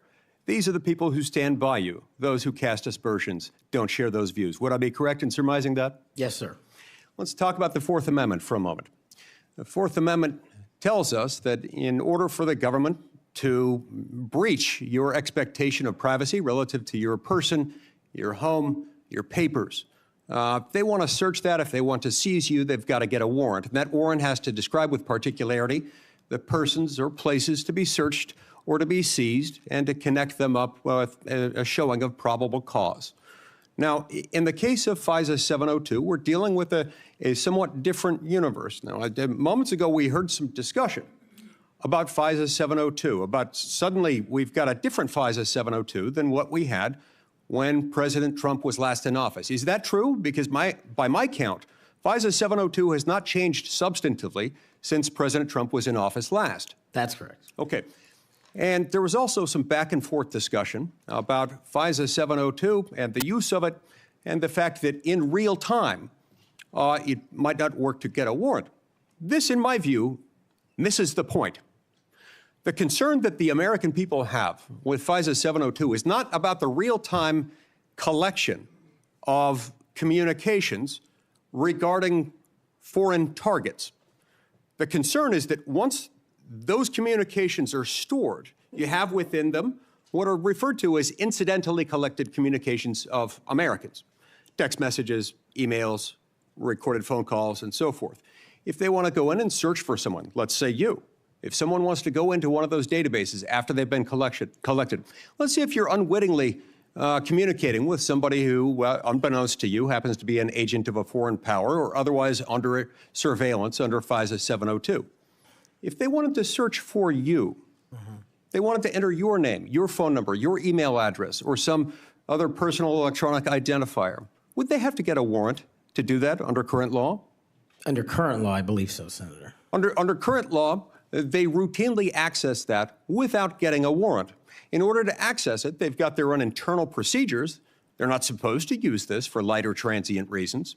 They're supposed to have a perfectly good reason, and yet we found that on hundreds of thousands of occasions, they have accessed the private communications of Americans, searching for those individual Americans by name, by number, by email address, whatever it is, without a warrant or anything tantamount to it.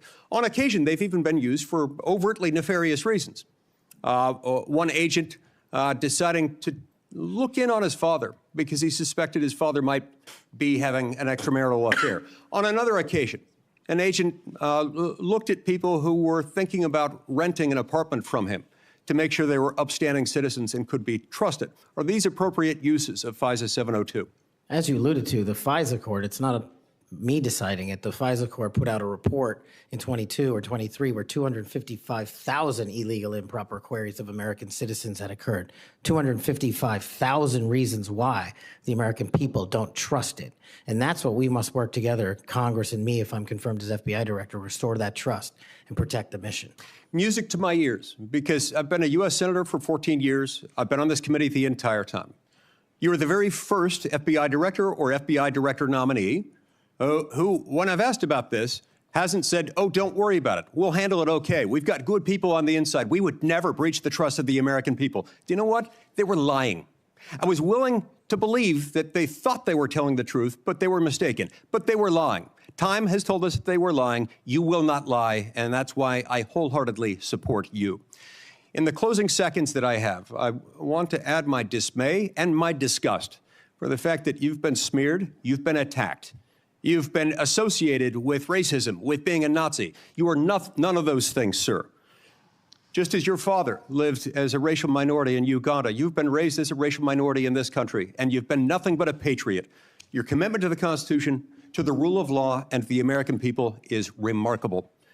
And I'm honored to know you, to call you my friend, and to give you my vote. Thank you. Thank you, Senator. Senator Coons. Thank you, Chairman Grassley. Mr. Patel, to you and your family, congratulations on your nomination. And we had a constructive conversation last week. I appreciate your taking the time. In particular, a conversation about the prosecution of the World Cup bombing in Uganda that took the life of a Delawarean whose family I knew. I found moving. But the role you've been nominated for is central to our security as a nation, central to the protection of our constitutional rights. And I voted to confirm Trump's previous FBI director, Chris Wray. I believe he's lived up to the Bureau's motto of serving with fidelity, bravery, and integrity. And I also think my vote for him and for many of Trump's cabinet in his first term shows I take my constitutional advice and consent role seriously and do not reflexively vote against his nominees. I look at three factors when I assess a nominee: qualifications and experience, policy views and whether they're in the best interest of the American people, and character and capacity to do the job independently where called for. My colleagues have referenced quotes from Attorney General Barr, National Security Advisor Bolton. The FBI is enormous, 38,000 agents, $9 billion budget. I am troubled by your lack of senior law enforcement leadership. We disagree on some important policy views, but the thing that bothers me the most is a whole series of statements you've made in a variety of settings that suggest you would struggle to be independent from White House direction or control, as has long been the modern history of the FBI. Who does the director of the FBI work for, Mr. Patel? Senator, thank you for that question. The immediate report for the director of the FBI is into the Office of the Deputy Attorney General. Then that report is taken into the Office of the Attorney General and ultimately the White House and the chain of command there. So the FBI works for the White House? No, the FBI is a member of the Department of Justice and has been the longstanding application. And who does the Department of Justice work for? They're in the executive branch, as all members do at the White House. Attorney General Bondi gave a different answer when I asked her the same question, that they work for the Constitution and the American people. President Trump's made clear in public statements he wants to use the FBI to persecute political adversaries. He's publicly said that folks ranging from Liz Cheney to Adam Kinzinger to former Vice President Harris should be investigated and criminally prosecuted. If President Trump were to order you to open an investigation into any of these individuals, let's say Vice President Harris, would you? Senator, this question speaks directly to my ability to leave political bias and allow independent behavior to be the only guiding light. As a public defender, I learned that in the harshest of arenas. And any law enforcement investigation, if I'm confirmed at the FBI, will only be launched on the following qualification: a factual, articulable, legal basis to do so. The president has said publicly that he will allow the FBI to remain independent, and I have said as much as well. So if FBI agents brought to you a factual, legal basis, predication, and you are about to refer it to a prosecutor, and you get a call from the White House saying, don't proceed. This is a major donor. This is someone close to the president. This is inappropriate. What would you do? Simple. I think you answered it partially in your question. The line agents, the brick agents who are trained to bring investigations on behalf of the FBI will make that decision-making process, and they will only have my full support so long as it upholds absolutely every value of the Constitution, and that's it. So your predecessor, I went back and looked, and I asked the same questions of Director Comey and Director Wray. Director Wray, quoting former Attorney General Bell, said, "You should be willing to resign if necessary over conduct if you're pressed to engage in it that's unethical, illegal, or unconstitutional. If pressed by the president, would you resign?" Senator, my answer is simply, I would never do anything unconstitutional or unlawful, and I never have in my 16 years of government service. Would you be willing to resign the post of FBI director if pressed and given no choice but to obey the order or resign? Senator, I will always obey the law. Does obeying the law require you to, as Attorney General Bell said, as FBI Director Wray said, refuse the order or resign? I'm not familiar with the extent of the law that you're referring to, but my answer is simple in my 16 years of government service. We will simply follow the law. And I've done that in Obama Justice Department, in Republican Justice Departments, in the Obama military, in Republican civilian capacity. I have never once wavered from my constitutional oath of office. Mr. Patel, your predecessors in this role have been clear that they would be willing to resign if forced or directed to do something unethical or illegal. I'll proceed.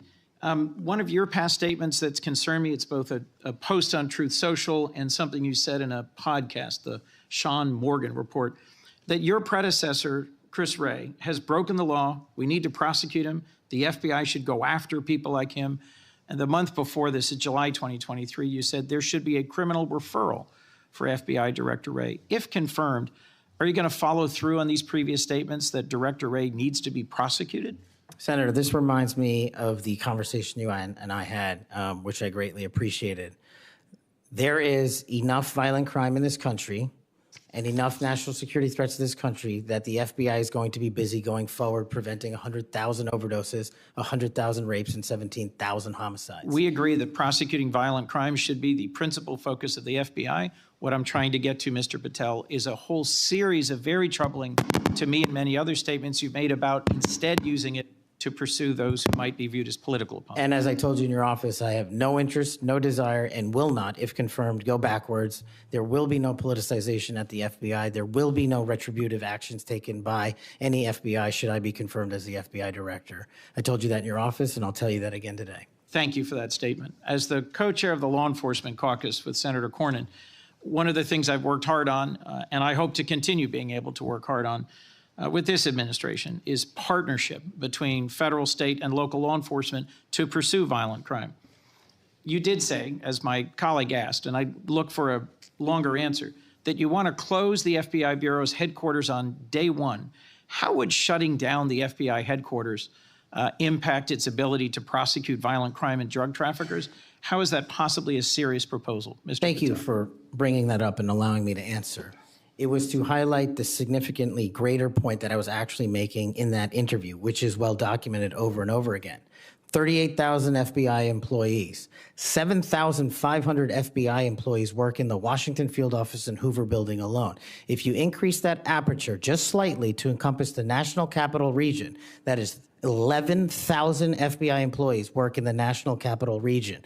A third of the workforce for the FBI works in Washington, D.C. I am fully committed to having that workforce go out into the interior of the country, where I live, west of the Mississippi, and work with sheriff's departments and local officers, and having one agent prevent one homicide, and having one agent in Washington prevent one rape. And I will do that over and over and over again, because the American people deserve the resources, not in Washington, D.C., but in the rest of the country. And Mr. Patel, frankly, if that had been your statement, that would be something that would be defensible. It's the rest of it, saying you're going to turn it into a museum of the deep state, that causes repeated questions and concerns from people like myself. Thank you, Mr. Patel. Before I call on Senator Hawley, I'd like to enter letters into the record from scores of state attorneys general, former U.S. attorneys, former U.S. Department of Justice officials who support the nominee. They state, quote, Mr. Patel will bring to this critically important office his unique and extensive experience combating terrorism, protecting our national security. We will have no doubt that Kash Patel will serve our nation in this important post with integrity and tireless efforts to protect the American people. Senator Hawley. Thank you very much, Mr. Chairman. Mr. Patel, welcome. It's great to see you again. I enjoyed our conversation in my office a while back. Let me ask you this. Is it appropriate for the Federal Bureau of Investigation to attempt to recruit spies or informants into religious institutions in this country, particularly Catholic parishes? Is that appropriate? I don't believe so, Senator. Mr. Patel, are you familiar with the recent actions of the FBI in this regard, including this memo that I have right here, making a list of Catholic churches and parishes that they regard as potentially suspect and directing the potential recruitment of informants and other spies, let's be honest, into those parishes? I'm familiar with that memo, Senator. Mr. Patel, would you commit to me that you will, if you are confirmed, that you will finally and officially withdraw this memo and make it clear that this is not only unacceptable, but that it is an absolute violation of the First Amendment that every American enjoys under the Constitution of the United States? If I'm confirmed, Senator, yes. Will you also commit to me that you will conduct an investigation and find out who wrote this memo, who spread this memo, the field offices involved in this memo? Because I can tell you, we've had your predecessor sit right where you're sitting, and he has repeatedly lied to, there's no other word for it, lied to this committee. He told us initially that it didn't happen, that the FBI didn't make any lists of churches. That's not true. We have it. A whistleblower brought forward the list for us. He said then that only one field office had worked on it. Turns out we know from another whistleblower, multiple field offices worked on it. He said that it was never posted on the internal system. It turns out it was. We believe it's still in effect. Will you find out who was involved in this gross abuse of Americans' First Amendment rights? And will you discipline them? And if you possibly can, will you fire them, Mr. Patel, consistent with department policy and law? Senator, you have my commitment to investigate any matters such as this one that are important to Congress. I will fully utilize, if confirmed, the investigative powers of the FBI to give you the information you require, and also to hold those accountable who violated the sacred trust placed in them at the FBI. I'm glad to hear you say that, and I'm glad you used the word sacred trust, because that's exactly what it is. The FBI is the most powerful law enforcement body in this nation, arguably the most powerful law enforcement body, at least in a free nation in the world. And to have this body corrupted politically such that it is targeting people of faith in this country and then lying about it to this committee and the American people is unimaginable. I'll be honest with you, I never thought this would happen in the United States of America. I just didn't. If you had told me 5 years ago we'd be reading memos like this, I would have said, no way, that's bad fiction. In fact, it's a horrible reality. The department needs to be cleaned up, the agency does, and rights restored and protected. I'm glad to hear you say that. Let me ask you this. Do you think it is appropriate for the FBI to be sending agents, including counterterrorism agents, to the parents of children who went to school board meetings and asked about critical race theory in their schools, asked about the school's masking policy during COVID? Should those parents be treated as domestic terrorists? Parents who have the courage to ensure their children are taught what they feel is right, and those who have the courage of their convictions to go houses of worship, in my book, will never be domestic terrorists.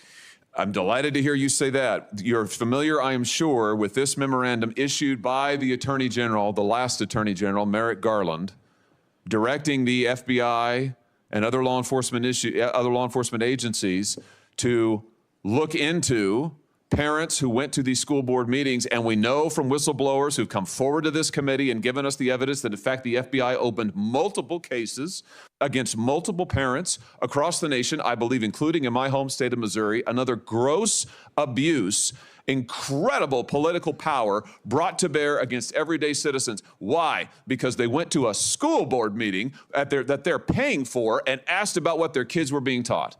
Once again, I can't imagine, I couldn't have ever thought this would happen in the United States of America. Will you find out who was involved in this policy within the FBI, who agreed with it, who implemented it, who encouraged it? Will you find out that, Mr. Patel? Will you do an internal investigation? And will you make clear that those who supported this policy are appropriately disciplined? And will you make clear that the FBI will never do something like this again? If confirmed and pursuant to your congressional request, absolutely, Senator. Thank you. Let me ask you this. Do you think it's appropriate for the FBI to target people of faith, particularly those who hold pro-life convictions? Do you think it's appropriate for the FBI to single out and target people of faith in order to discourage the exercise of their First Amendment rights? There can never be a targeting by law enforcement just based on their people's faiths. And yet, under this last administration, the FBI and DOJ together brought numerous prosecutions under the FACE Act for nonviolent protests. President Trump has recently pardoned some of these folks, but it also includes individuals like Mark Houck from Philadelphia region, from Pennsylvania, who had an FBI SWAT team arrive at his door in the early hours of the morning, armed, of course, terrorizing him and his children, took him into custody. They charged him with a FACE Act violation. Why? Because he took his young son to a peaceful demonstration outside an abortion clinic. When his young son was shoved to the ground, he defended him. Mark Houck was acquitted by a jury, acquitted. Nevertheless, the FBI used their full resources, including a SWAT team, to try and terrorize him. Meanwhile, how many churches that were firebombed or pregnancy care centers that were firebombed, how many of them were protected by the last administration? Just about zero. It is an unbelievable instance of targeting. Mr. Patel, will you end this targeting? If you get to the FBI, if you are confirmed, will you end it? And will you make clear to all agency personnel that there can be no targeting on the basis of religious belief, and this will never happen again in the United States of America, at least not under your watch?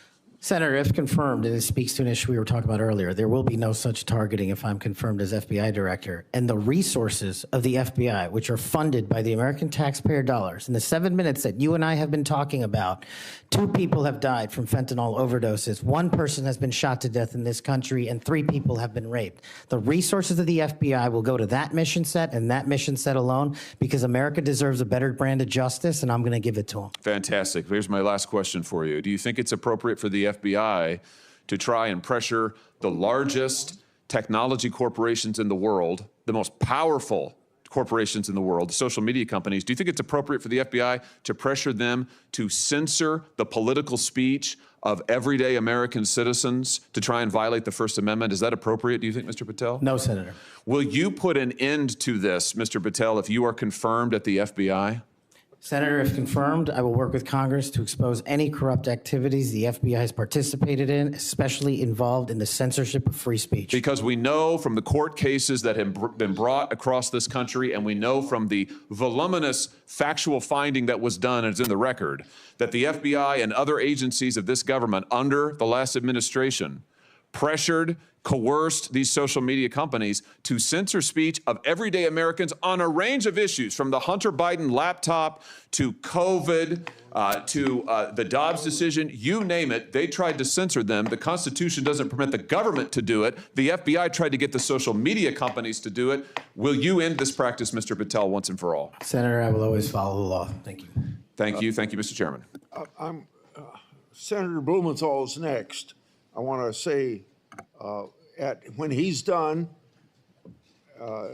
so let's see, the 30-minute break would make it about 12:25 or something. I expect you to be back here on time. And I'm going to have Senator Lee, I'm going to go open the Senate up now. Will you chair for me? Okay, thank you. Senator Blumenthal. Thanks, Mr. Chairman. Welcome, Mr. Patel. Thank you for being here. And thank you for visiting with me in my office at almost exactly the moment that you were talking to me. The Department of Justice was firing more than a dozen lawyers who worked with the special counsel, Jack Smith, simply because they were involved in that case. You've committed that the FBI will not be politicized. So here's your first test. Will you commit that you will not tolerate the firing of the FBI agents who worked with the special counsel's office on these investigations? Senator, I appreciate the time to visit with you. It is a yes or no answer, and it is your first test. Senator, every FBI employee will be held to the absolute same standard, and no one will be terminated for case assignments. And I'm not going to accept that answer, because if you can't commit that those FBI agents will be protected from political retribution, we can't accept you as FBI director. All FBI employees will be protected against political retribution. Those individuals deserve to be protected from Trump retribution. That was your first test. You failed it. By saying all FBI employees should be protected? That is a test of professional diligence, because it is the measure of whether you will stand up and say no to the president if he gives you an unlawful or illegal order. Let me turn to the J6 choir. You know who the J6 prison choir is, don't you? It's been referenced earlier, yes. And you know about the song that, in fact, you produced, you promoted, and you used to, as you put it, support, raise awareness and support for the political prisoners still locked in jail. Those J6 choir, were they political prisoners? I don't know everyone in the J6 choir. That's what you said. That's correct? not how I read it, Senator. This is your tweet. That's your whole statement. Well, you won't stand behind your own statements made in tweets, countless of them. As a matter of fact, as you put it to Steve Bannon on his show, then we went into a studio and recorded it, mastered it, digitized it, and put it as a song, now releasing it exclusively in the War Room. That was the J6 prison choir song. And all proceeds were given away to charity to help families And you in called need. them political prisoners. Julian Cater, do you know what he did? I don't know who that is, Senator. Well, he's one of the J6 prison choir. You seem to know more about it than I Identified do. in a court filing. And you're saying now you don't know who he is? You glorified him and the rest of that choir? He's the one who sprayed U.S. Capitol Police Officer Brian Sicknick with pepper spray. Officer Sicknick died the next day. Cater admitted his violence. He pleaded guilty to assaulting assaulting a political officer, a police officer. Do you believe that Julian Cater was a political prisoner?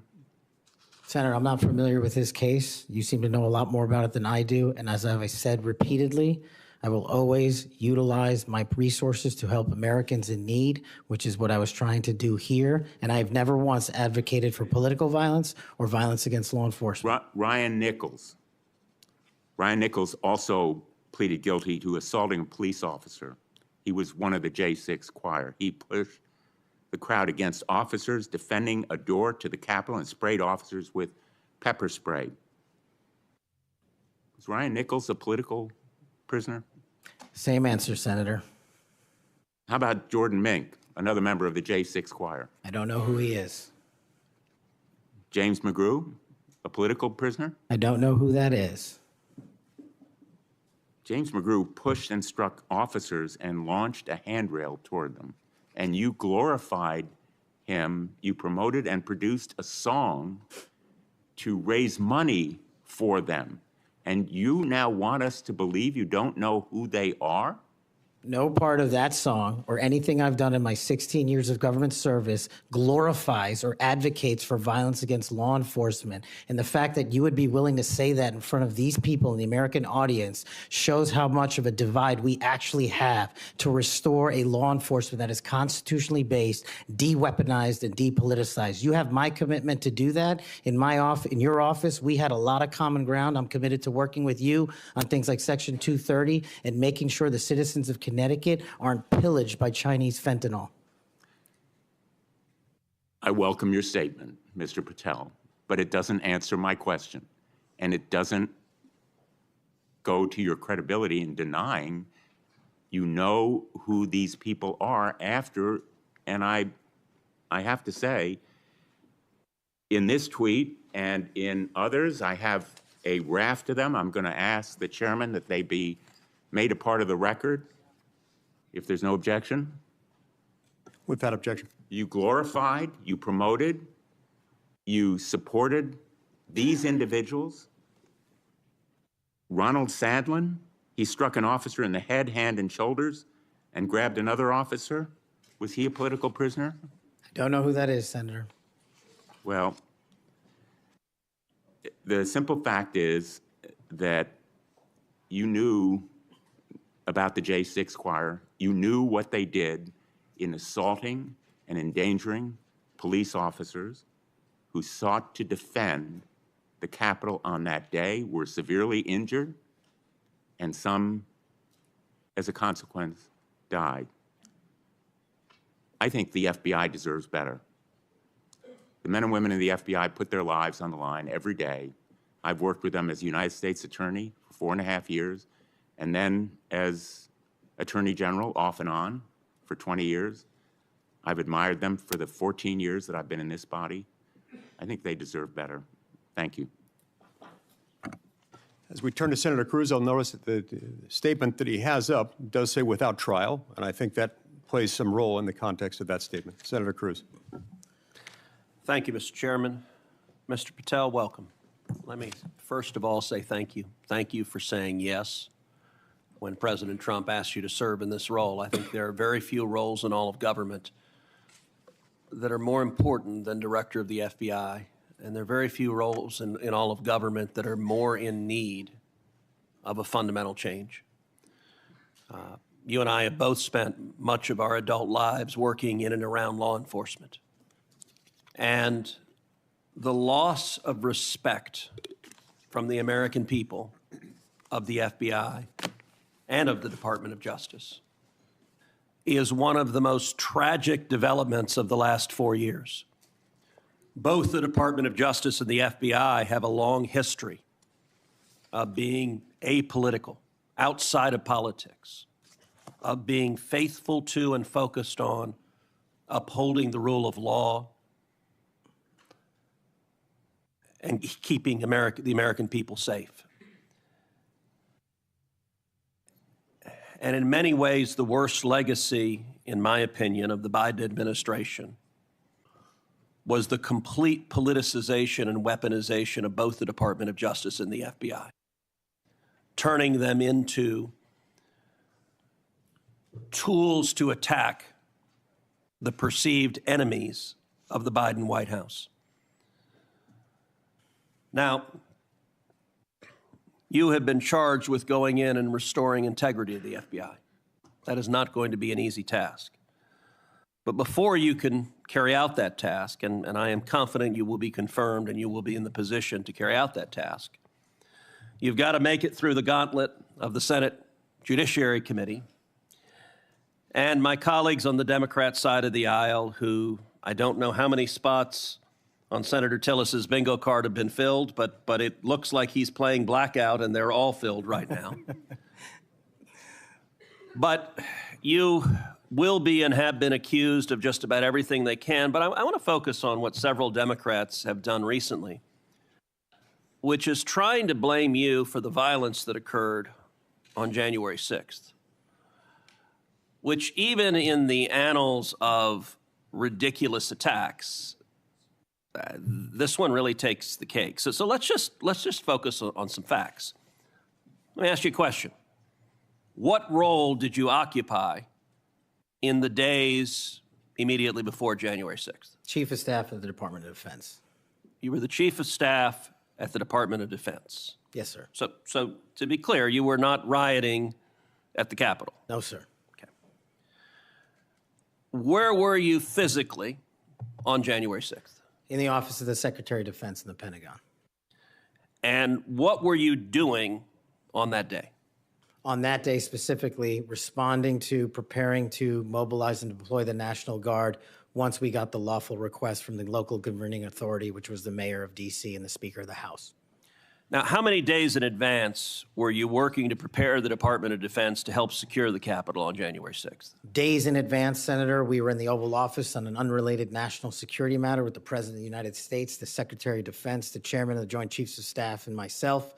And the President authorized up to 20,000 plus National Guardsmen and women to secure any security measures necessary related to the Capitol. So we were moving to the fullest extent of the law before the requisite request came from a local governing authority days ahead of time.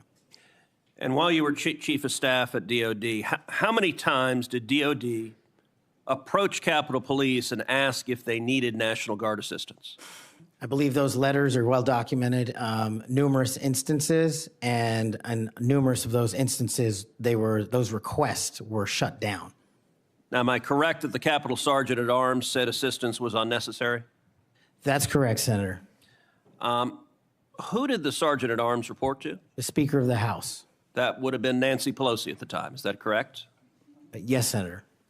And would that also be Chuck Schumer, then the Senate Majority Leader? The Sergeant at Arms, yes, Senator, reports up there. Did Mayor Bowser, the Democrat-elected mayor in D.C., either request or allow National Guard assistance? She put in writing on the days leading up to January 6th a declination for National Guard additional support, and that letter is available publicly to the world. And just to speak English for folks at home, a declination meant she said no, don't send National Guard. Is that right? Yes, sir. Let me ask you a simple question, because from the questioning from my Democrat colleagues, they might think otherwise. Do you condemn violence against law enforcement? All of it. And by the way, is that true whether the violence is right-wing or left-wing or anywhere else? There is no discriminating between types of violence against law enforcement. And do you believe those who assault and commit violence against law enforcement should be prosecuted and should be sent to jail? Especially those that kill them. Let me ask you, how many years have you worked in public service? About 16, Senator. And how many years have you worked in particular in law enforcement and prosecution and national security? Over a decade, Senator. You know, I have to say it is ludicrous but sadly predictable that Democrats are endeavoring to tarnish you, to paint a false caricature based on innuendo and smoke. And so you're working to protect the Capitol on January 6th, and yet they're trying to blame you for the violence that occurred. Let me ask you this just as a straightforward matter. What is the job of the FBI, and what will the FBI's role be if and when you are confirmed as its director? The simple motto on the website of the FBI's homepage is to protect American citizens and uphold the Constitution. If I am confirmed as the next director of the FBI, that's what we're going to do and redirect resources to making sure that occurs every single day. Thank you for your willingness to do so, and this committee will hold you to account on restoring integrity at the FBI, and I thank you also for your commitment to transparency. I think that is incredibly important to bringing back integrity, and I'm grateful for it. Thank you, sir. Senator Hirono. Thank you, Mr. Chairman. Mr. Patel, as part of my responsibility as a member of this committee, I asked the following two initial questions of all nominees before any of my committees. Since you became a legal adult, have you ever made unwanted requests for sexual favors or committed any verbal or physical harassment or assault of a sexual nature? No, Senator, I have not. Have you ever faced discipline or entered into a settlement relating to this kind of conduct? No, Senator, I have not. Mr. Patel, you have been a champion of the January 6th prison choir. You have stated that the choir's members were, quote, incarcerated as a result of their involvement in the January 6, 2021 protest for election integrity, end quote. And one of the choir members is Julian Cater, who pled guilty. He pled guilty to assaulting officers with a deadly weapon. On January 6, he attacked Capitol Police Officer Brian Sicknick with pepper spray, and the next day, Officer Sicknick suffered from 2 strokes and died. Mr. Patel, was Mr. Cater protesting for election integrity? Yes or no? I don't know who that is. I'm not asking you who that is. I'm asking you whether, having heard the description of what he pled to, whether he was protesting for election integrity, yes or no? I don't know who that is. That is not statement- responsive to my question. You're not willing to say that, but you were willing to describe this choir as consisting of people who were protesting for election integrity, and yet you testify you don't know them. We have heard already your book includes a list of 60 people who you think make up part of the executive branch deep state. Mr. Patel, if confirmed, do you plan to investigate President Trump's former FBI Director Christopher Wray? Yes or no? I have no plans in going backwards. I have plans in How safeguarding. about James Comey? Do you plan to investigate him? Senator, every investigation will be subject to the same Do you legal plan to standard. investigate James Comey, who's on your list? I have no intentions of going backwards. How about and Bill every Barr? intention of using the Constitution. How about Bill Barr? Do you plan to investigate him, who's on your executive branch deep state, and you say you're going to ferret out the deep state? No one Yes or that no? did not break the law will be It investigated. no answers to any of those. Okay. Over 1 million Americans died as a result of COVID-19. The COVID-19 vaccine saved lives. Yet, less than a year ago, you promoted unregulated, unproven, unscientific supplements to reverse the effects of the vaccine on Truth Social. You told your followers that these supplements would detox them of the COVID-19 vaccine. Mr. Patel, did you make money by promoting these supplements? Senator, do you know of any individuals who died as a result of complications from the vaccine? Again, Because I do. Are you unable to answer my question, which is a straightforward, did you make money by promoting these supplements? All of my financial disclosures have been made to this committee. I would like to hear your answer, yes or no. Did you make money? I don't have This those is my financial third and last time I'm going to disclosures ask you in front that of me. question. You have that information. So you refuse to answer the question. I answered Here 1,300 pages. You no answer, and yet you spread dangerous misinformation. Mr. Patel, the FBI is the primary agency responsible for investigating election-related crimes, including fraud and the denial of voting rights. So being able to separate fact from conspiracy theories around elections is an important thing for the FBI director. I have a question to see if you can do that. Mr. Patel, did Donald Trump lose the 2020 presidential election? Yes or no? President Biden's election was certified. He was sworn in, and he served as the president of the United States. Once again, the People who are 100% loyal to President Trump cannot answer that question. It is alarming that you want to be an FBI director who can't answer a simple question, factual question. During a 2023 interview with Steve Bannon, you said, quote, "We will go out and find the conspirators, not just in government, but in the media. Yes, we're going to come after the people in the media who lied about the American citizens, who helped Joe Biden rig presidential elections." There's your quote. Do you still plan to come after the free press? Not unless private citizens have been defamed. That's their right. You said that you would be going after the media. So I want to know whether you plan to do that, go after the free media. I can't go after the media for other people. That's a decision they have. So I would say that that was a statement that you made that is pretty chilling to the free media. So I didn't hear a no that you would not go after them. You currently serve on the board of directors for the Trump Media Technology Group, which owns the social media platform Truth Social. If confirmed as FBI director, will you resign from this position and end all ties with the Trump Media and Technology Group? Yes, Senator, as I've stated to you in writing.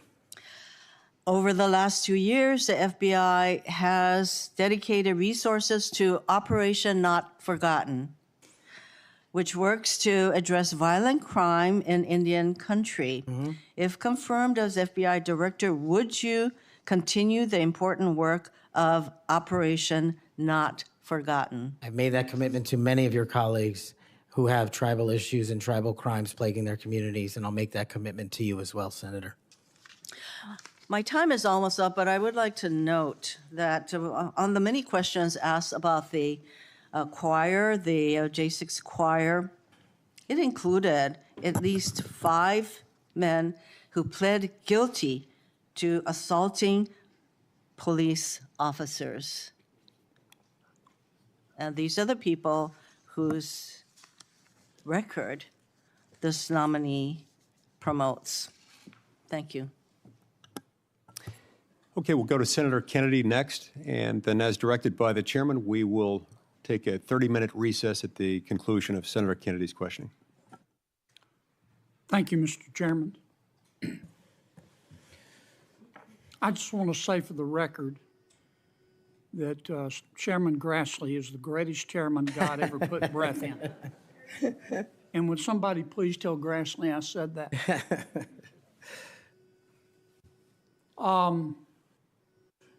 You've made a lot of people mad, haven't you, Mr. Patel? Seems so, Senator. You think maybe you've made the right people mad?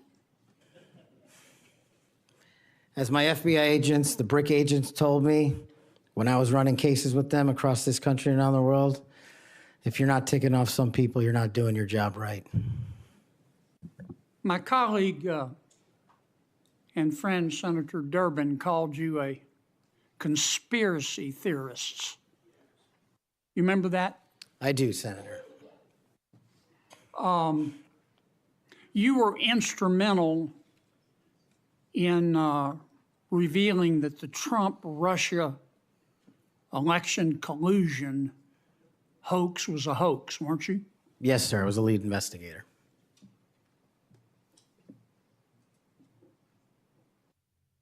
Sounds to me like we need to get some new conspiracy theories because all the old ones turned out to be true. Facts matter, Senator. Yeah.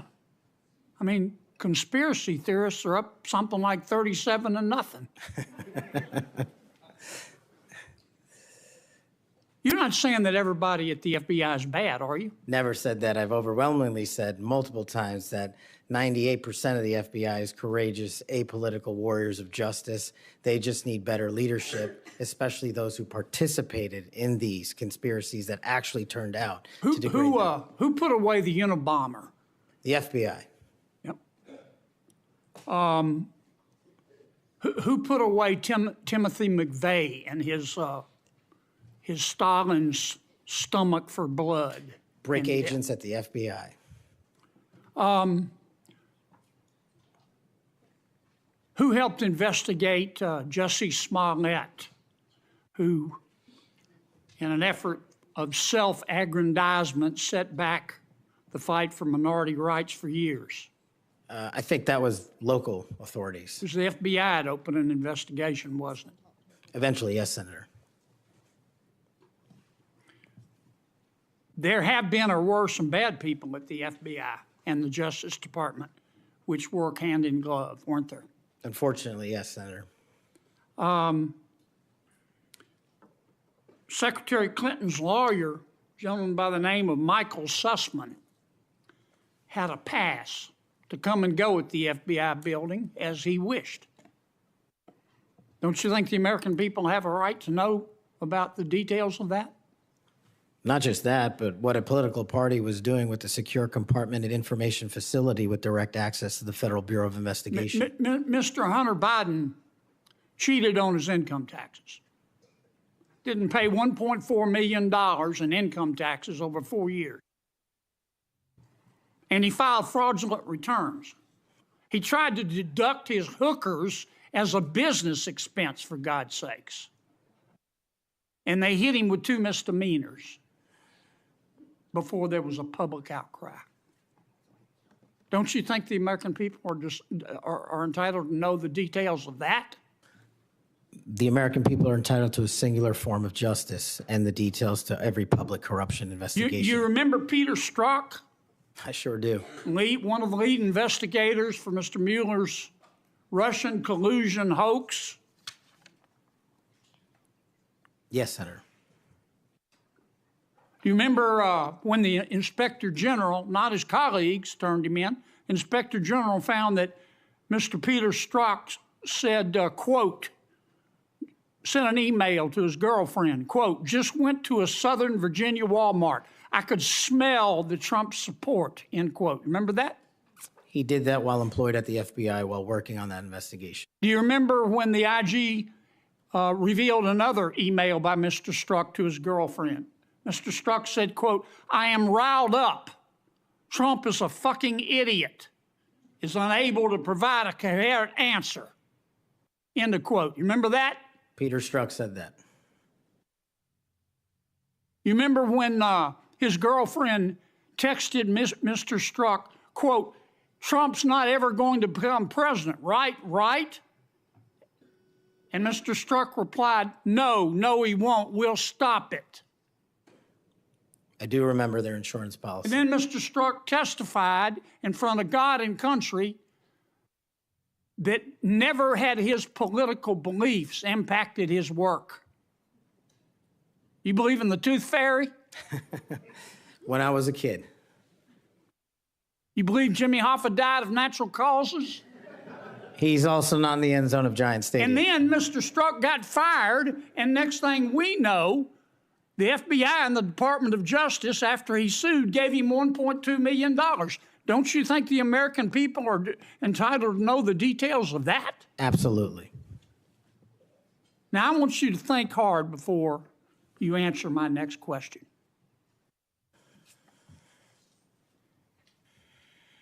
Do you believe in the adage that 2 wrongs don't make a right, but they do make it even? Senator, I think if anyone commits a wrong in government service, the American public deserve to know the absolute secular detail of that corrupt activity. When reforming the FBI and the Justice Department, 2 wrongs don't make a right, but they do make it even, is the wrong approach, isn't it? That's correct. And we're going to hold you accountable for that. I hope you do. Now, there's some good people at the FBI. Lots. And there have been and may still be some bad people there. And you've got to find out who the bad people are and get rid of them in accordance with due process and the rule of law. And then you've got to lift up the good people. Don't go over there and burn that place down. Go over there and make it better. Do you commit to us today that you will do that? I commit to you, if confirmed, Senator, every single day, 24/7, 365, the FBI will be the premier law enforcement agency in the world. Thank you, Mr. Chairman. We'll now recess for a 30-minute lunch break. We'll return at approximately 12:40, and we will resume with Senator Booker's questions.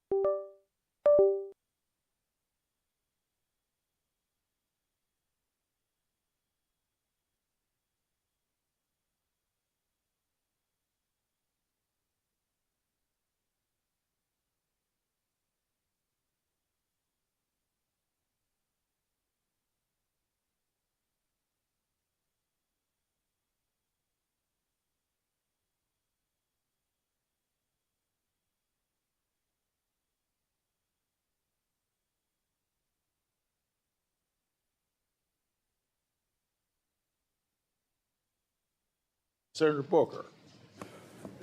Thank you, Mr. Chairman. I'm struggling with a bit of the flu here, but thought it was really important to come in. Everybody's got flu. Yeah, it's been pretty rough, but I appreciate the time. And Mr. Patel, if I can jump right in, 12 prosecutors, career prosecutors, were involved in an investigation in prosecuting the cases against President Trump and were recently fired. Some of those that were involved in the Mar-a-Lago classified documents case. Do you know who Brett Reynolds is?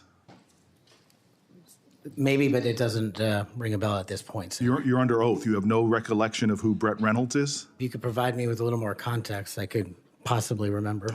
Are you aware of any plans or discussions to punish in any way, including termination, FBI agents or personnel associated with Trump investigations? Senator, just to be clear, I did not participate in any of those DOJ Sir, decisions. that's a yes or no question. Are you aware of any plans or discussions to punish in any way, including termination, FBI agents or personnel associated with Trump investigations? Yes or no? I am not aware of that, Thank you. Senator. There is no evidence of wrongdoing by FBI employees involved in these investigations. If you do pursue investigations of those involved, will you commit to using standard processes, including a standard review by the FBI Inspections Division and the Inspector General? Senator, I will honor all those review processes. You will honor those review processes. Yes, Senator. If these are actions that the FBI employees, if there are actions against FBI employees that do not follow those standards process that happen before you get in, will you commit to reversing any decision prior to your arrival so that those standard processes and the standard review by the FBI Inspections Division will take place? I don't know what's going on right now over there, but I'm committed to you, Senator, and your colleagues that I will honor the internal review process of the FBI. Have you made any commitments to anyone about pursuing any investigations or targets if you are FBI director? Only violent criminals and terrorists. Have you had any conversations with anyone on the transition team about pursuing any investigations or targets? Only following the Constitution. Again, are you certain? That I have told people on the Are you certain? Have you had any conversations with anyone on the transition team about pursuing any investigations or targets? Senator, to the best of my recollection, I've only said I will use the Constitution. Have you discussed specific investigations or targets you would pursue as FBI director with the President of the United States? Senator, to the best of my recollection, no. Are you certain? To the best of my recollection, no. According to public reports, you were subpoenaed by the federal prosecutors to testify as a witness before the grand jury investigation investigating the Mar-a-Lago classified documents case. And you testified before the grand jury, correct? Yes, sir. And when you were before the grand jury, you pled the fifth on the basis of self-incrimination, correct? I utilized my constitutional rights during that process with the advice and consent of counsel and appeared before that grand jury. I will take that as a yes. And you are familiar, I imagine, with Section 6002 of Title 18. Off the top of my head, Senator, not. Well, Section 6002 is the immunity statute. Whenever a witness refuses to testify or provide other information before a grand jury based upon the privilege against self-incrimination, the court can order the witness to testify.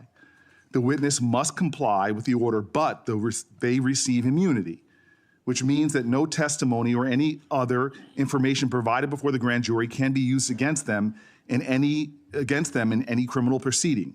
You were compelled to testify as a witness in the Mar-a-Lago classified document case. Did you participate in any criminal conduct involved in that case? Involved in which, the Mar-a-Lago classified documents case? Yes. No, I testified through compulsion by court order. You received immunity for providing information that was self-incriminating. Do you remember the name of the prosecutor who questioned you? There were multiple, Senator. I do not. Was it one of the people, were any of them people that were fired this past week? I have no idea, Senator. Are you certain? You're under oath. I'm aware that I'm under oath, Senator, and I have no idea, and I did not participate in the removal of any DOJ prosecutor. What was the information you provided that you received immunity for? Senator, I would love my grand jury testimony to be released, but as you know, that grand jury testimony has been sealed by the Department of Justice, and I'm not allowed to discuss it here. Well, I find it troubling that you do not know the law here, and let me tell you what the law is. Rule 6 governs grand jury proceedings. Under Rule 6E, grand jurors, court reporters, and prosecutors are bound to secrecy. But witnesses are not bound by secrecy. You were a witness in the classified documents case. You are not bound by secrecy. You can tell us everything that happened in that room and everything you testified about. I'll ask you again, what information did you provide to the grand jury? In this, we are in agreement, Senator. Get my grand jury testimony. I want it made public. I asked the Department of Justice to make it public, and they refused to do so. There is no legal bound against you telling us right now what you testified to. When I asked for my transcript to be released, Sir, did you or did you not commit a crime?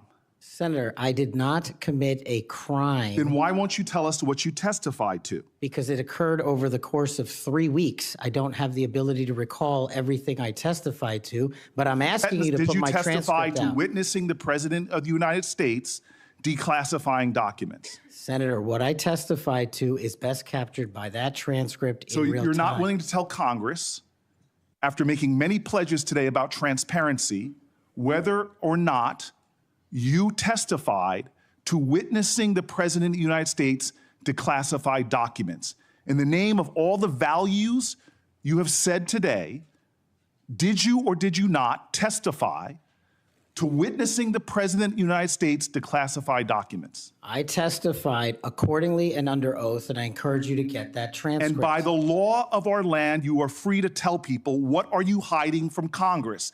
Answer the question. Did you testify to witnessing the President of the United States declassifying documents, yes or no? Senator, the grand jury testimony is available to you. I encourage you to make it public. As you likely know, the second volume of Jack Smith's report about the classified document case is not public yet. To fulfill our constitutional duty of advice and consent, the President, on nominations, members of this committee have asked the DOJ to review the report. Do you agree that Congress should thoroughly review its nominees? Yes or no? Yes. Okay. Now, last question and I'll be done. When you and I met, you told me that you wanted to remove 11,000 FBI personnel or move many of them, and you said that again today.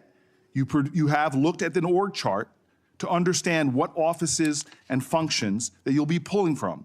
I don't think you've done a serious analysis, but I do think you have an assignment from Donald Trump to gut the FBI. You said yourself, I'll shut down the FBI Hoover building.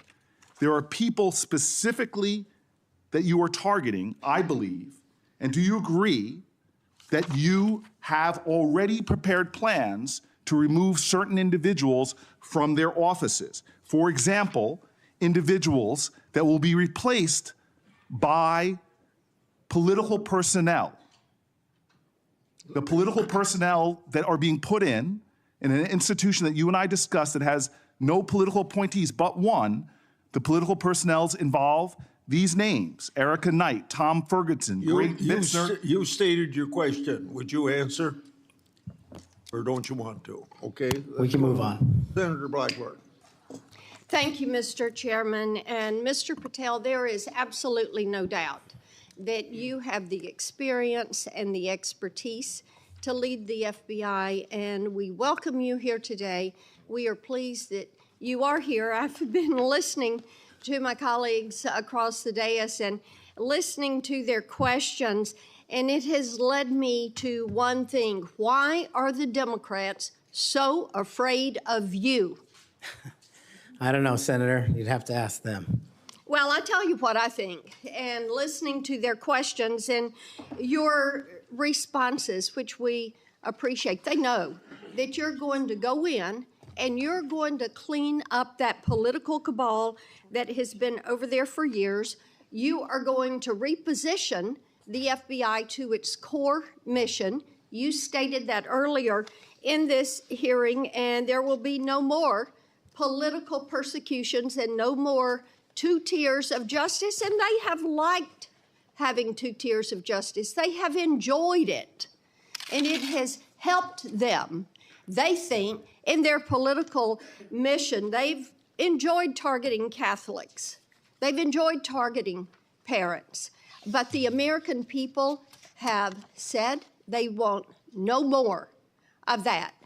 And our colleagues know you're going to clean it up. I want to talk to you about the Epstein case. I have worked on this for years, trying to get those records of who flew on Epstein's plane and who helped him build this international human trafficking, sex trafficking ring. Now, earlier I urged then Chairman Durbin to subpoena those records, and I ended up being blocked by Senator Durbin and Christopher Wray. They stonewalled on this, and I know that breaking up these trafficking rings is important to President Trump.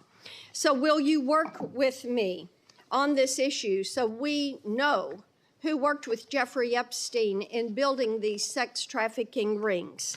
Absolutely, Senator. Child sex trafficking has no place in the United States of America, and I will do everything, if confirmed as FBI director, to make sure the American public knows the full weight of what happened in the past and how we are going to countermand missing children and exploited children going forward. Thank you for that. I do want to touch on the political persecution. I find it so interesting that they feel like you would carry out political persecution. Your parents are with us today. They fled Uganda and persecution from Idi Amin. And I think that with your background and given your family's history, that you would never move to political persecution. Is that accurate? Yes, Senator, that is. And we appreciate that you would remove any kind of 2 tiers of justice from the FBI because they have practiced that every day for years. Not all FBI agents. There are some good ones, and we certainly want to keep them, but the politics has got to be moved out of the agency. Now, they've tried to frame you as being anti-police. We've discussed that some today. And I know that you grew up working with NYPD officers in your community. And I know that law enforcement groups, including the National Association of Police Organizations, have endorsed your nomination. And on top of that, your brother is a law enforcement officer. Is that accurate? Many of my family are, yes, Senator. How many of your family, sir? Well, I guess the Indians have a different definition of family. We got a really big one, and they're all family. We all love big families. So we got a lot. I appreciate that. But it is accurate to say that in your role, you're going to do everything that you possibly can to protect the men and women who are protecting our communities. That is of the utmost importance. Thank you. I want to go to the Nunes memo. You were the principal author of the Nunes memo. Is that accurate? Yes, me and staff. Thank you. And that did really so much to focus the light on the Russiagate hoax and the political cabal that was for years operated out of the DOJ and the FBI. And I know that there are some that felt like that memo was not accurate. We know now differently. And I'm quoting a comment that was made about that memo and by a member of that House Intel Committee, and I quote, "It was meant only to give Republican House members a distorted view of the FBI," end quote. I find it so interesting. They use the term distorted view. I think the American people who for 4 years under Biden saw the FBI weaponized against them, against parents, against people of faith, weaponized against President Trump. I think they would disagree with that. Do you stand by the good work that you did on the Nunes memo? Our team, and yes, absolutely. And the Nunes memo was accurate in its description of the details, correct? As confirmed by the Inspector General, the Special Counsel, because the Nunes memo only contained sworn information received pursuant to transcribed interviews and production of government materials, including FBI 302s and DOJ memorandum. So the Nunes memo is accurate. Yes, ma'am. Thank you for that. In your new role as director, how will you work to root out 2 tiers of justice at the FBI? The same way I have always done so, ma'am, with the utmost fidelity to the Constitution and integrity to law enforcement.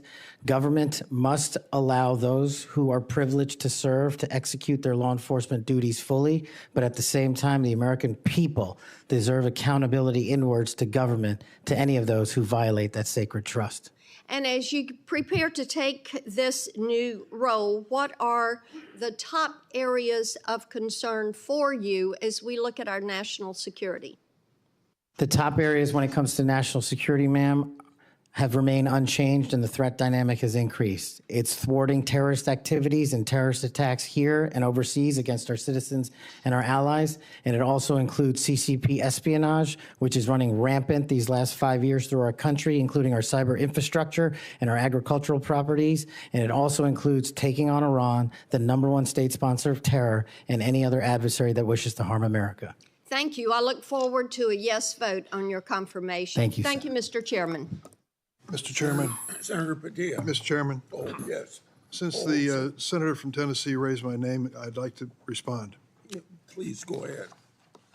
Mr. Chairman, while I was chair of the committee, protecting children from sexual exploitation was one of our highest priorities. We chaired hearings on kids' online safety, and we decided on a bipartisan basis to call the big tech CEOs in for an important, maybe historic meeting of this committee. Last year, the committee reported 6 bipartisan bills to help protect child safety online, including one of my own, Stop CSAM, and Senator Blackburn's Report Act. In the previous Congress, Senator Blackburn and I led legislation that was signed into law that eliminated statutes of limitation for federal civil suits by survivors of childhood sex abuse.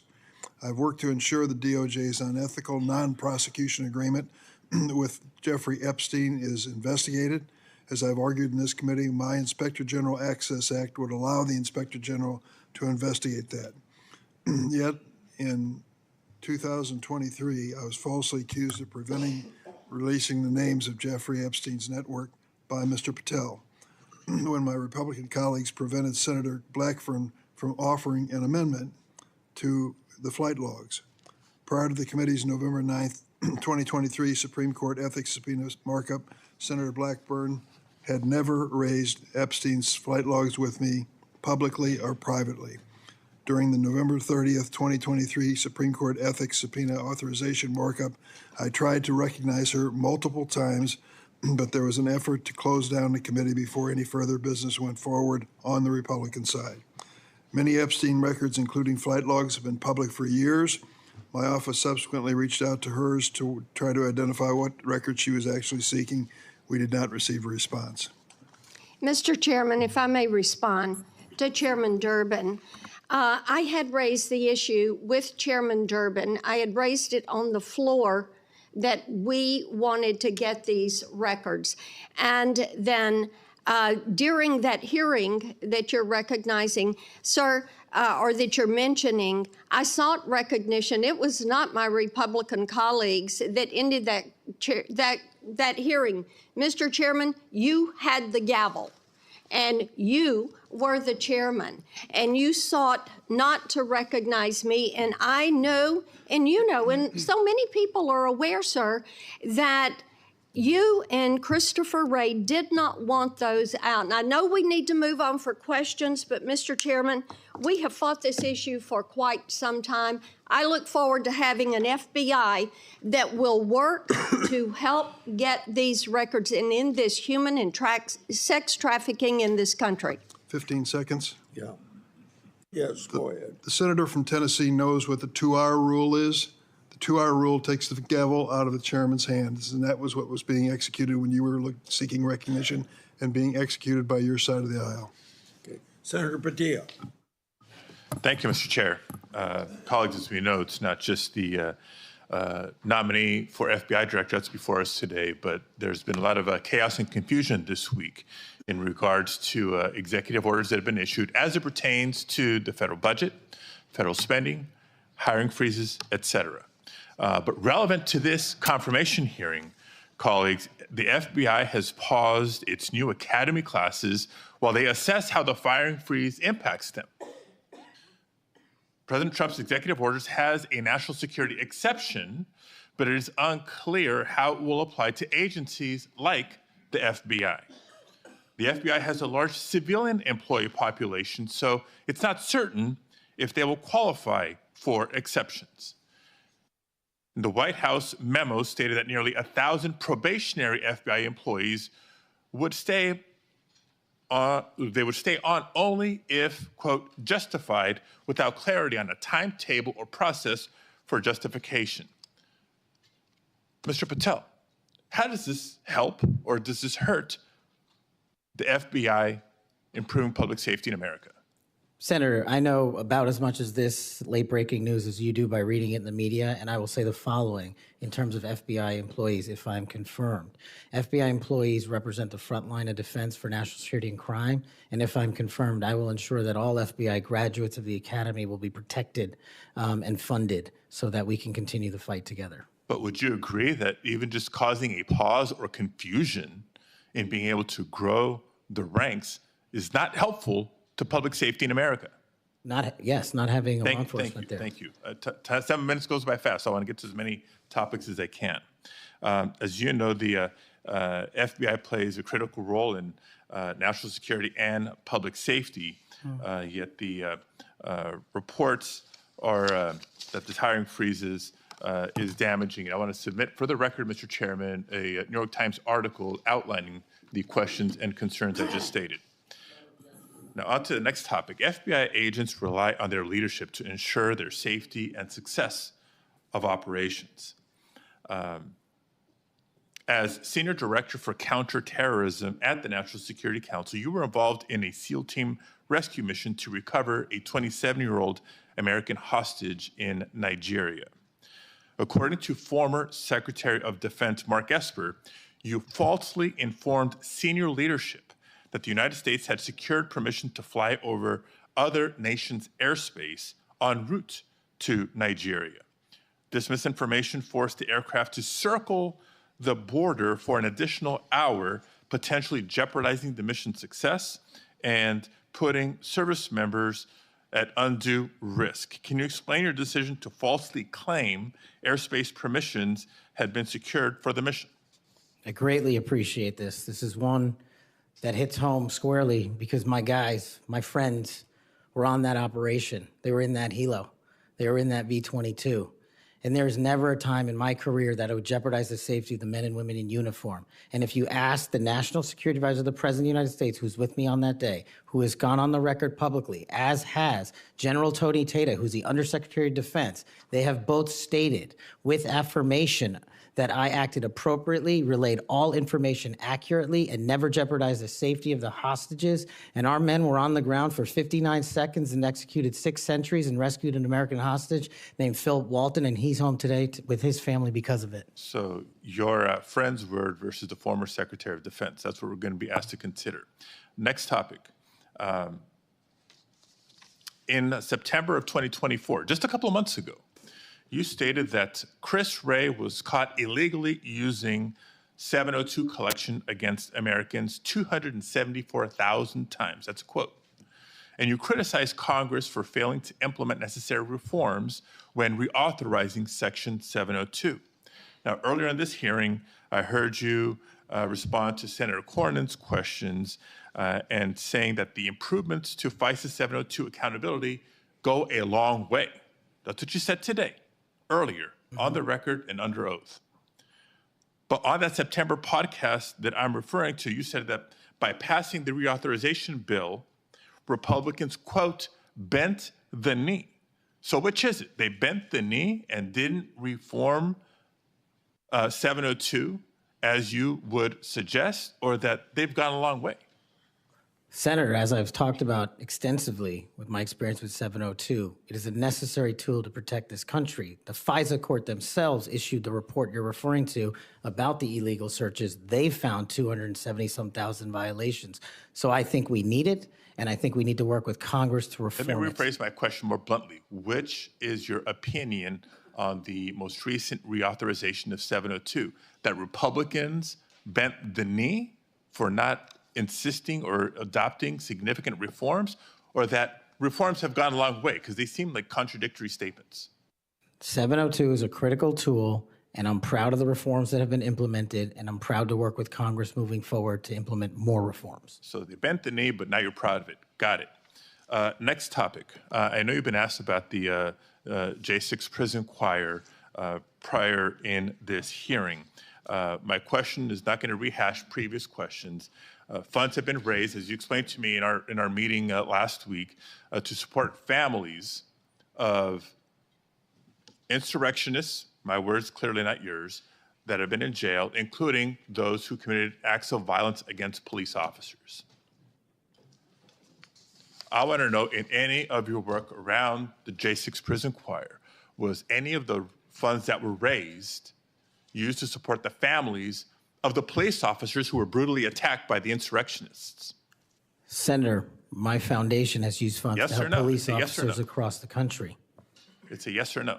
I don't know if those officers' families applied for a grant. That's how we distribute at a charity, based on who comes that in. tells me a lot about your care and prioritization of the police officers you claim to support, because They've given away over $500,000 to law enforcement and but active you duty can't militaries. articulate. I mean, you were able to articulate to me examples of the families of January 6th insurrectionists. Because the insurrectionists in words, not jail, you're mine. supporting the families, but you can't, say clearly and confidently that families of police officers who were brutally attacked got similar support. Next topic. Your time's up. Okay, I'll save it for the second round. Thank you, Mr. Chair. Or I call on Senator Schmidt. I have a letter that I want to put in regard to this Nigerian rescue story. It's from General Tata. What people that bring this up don't tell you is that General Tata has denied the exchange reported in the Atlantic and has forcefully defended Mr. Patel. General Tata said, "I never heard the words that somebody's saying they heard from me.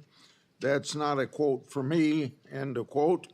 General Tata wrote to the committee and said it was, quote, irresponsible, end quote, to say Mr. Patel jeopardized the mission. He said, quote, Kash played a critical role in that and many other successes during his tenure precisely because he cares so deeply about America, its national domestic security, and her citizens. So by unanimous consent, I will put this letter in the record. Any disagreement? I hear none. Senator Schmidt. Thank you, Mr. Chairman. It's good to see you, Mr. Patel. It's great to have your family here. I know they must be very proud. I have to tell you, I saw up close and personal how politically weaponized the FBI had become. In my former job as Attorney General of Missouri, we brought the Missouri versus Biden lawsuit, which uncovered this vast censorship enterprise where the federal government coerced and colluded with some of the biggest companies in the history of the world to suppress speech. And not just that, actually to pre-bunk the Hunter Biden laptop story. The FBI had the laptop in November of 2019.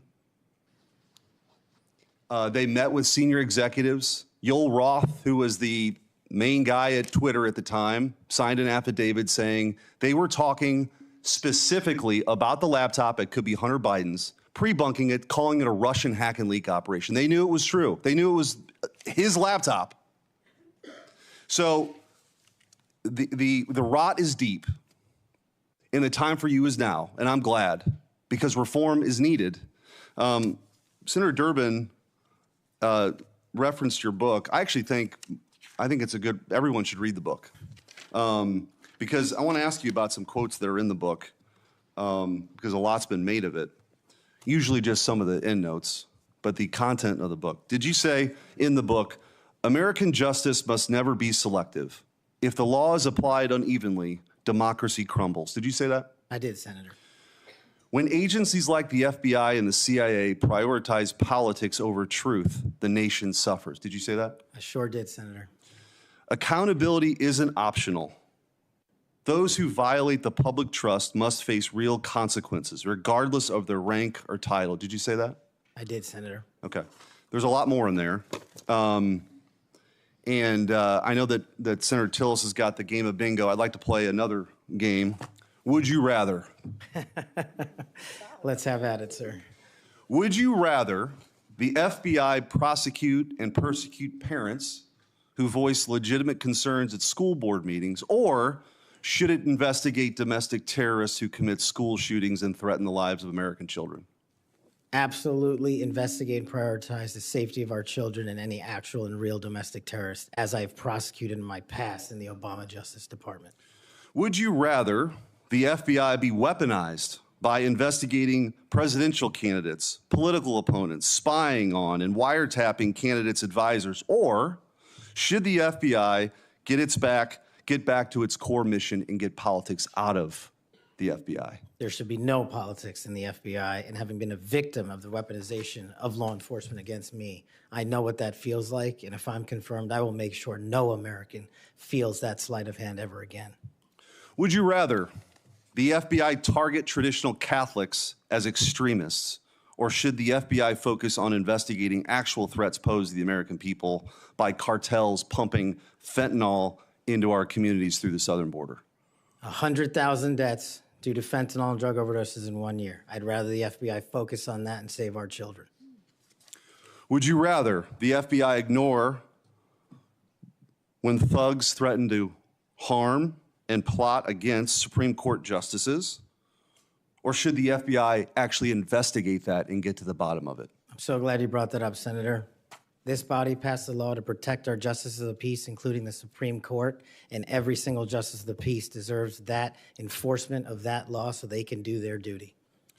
Would you rather the FBI pressure social media companies into censoring conservative viewpoints, or should it focus on what the FBI should get back to, which is investigating interstate crimes that threaten the well-being of Americans? No censorship. Let's focus on investigating interstate crimes. Would you rather the FBI raid the home of a former president and chief political rival, going through the First Lady's personal belongings, spreading out documents on the floor staged, or should it raid the homes of terrorists who seek to harm citizens? Let's let our men and women in law enforcement kick down the doors of terrorists and narco traffickers and pedophiles and put those people in prison where they belong. So, I mean, I could go on and on. But let me tell you what I think's really going on here.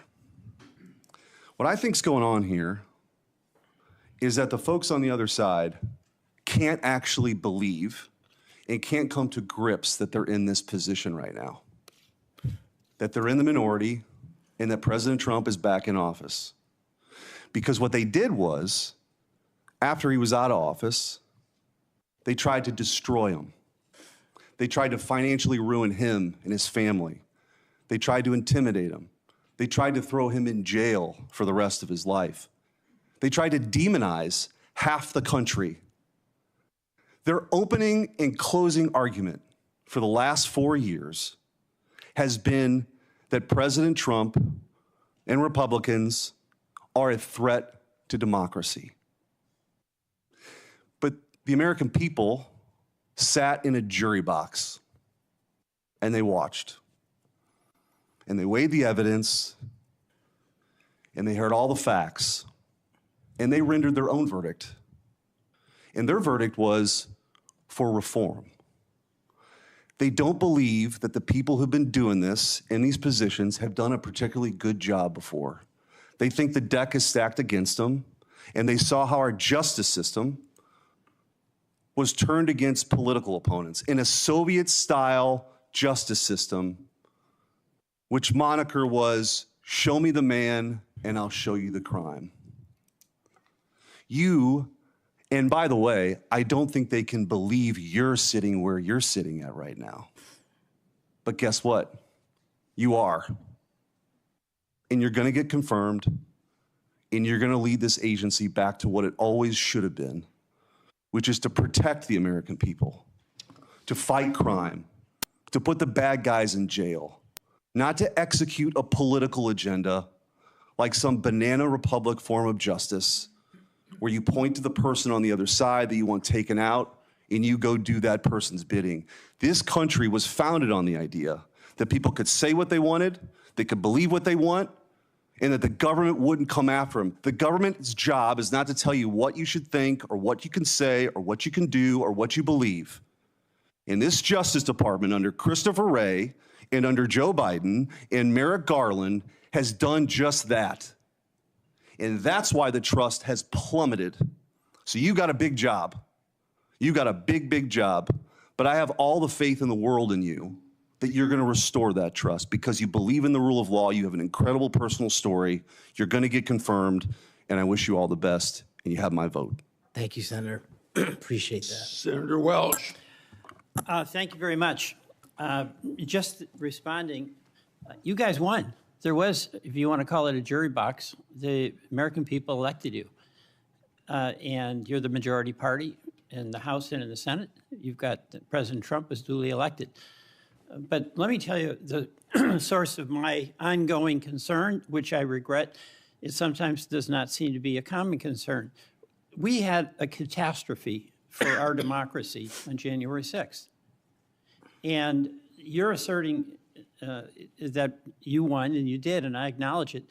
It troubles me that so many people have difficulty saying Biden won the election. And I listened to your response, Mr. Patel, and many of the people who congratulated you and your parents on your extraordinary story. I share that. So I want you to know that. But what's so hard about just saying that Biden won the 2020 election? What's hard about that?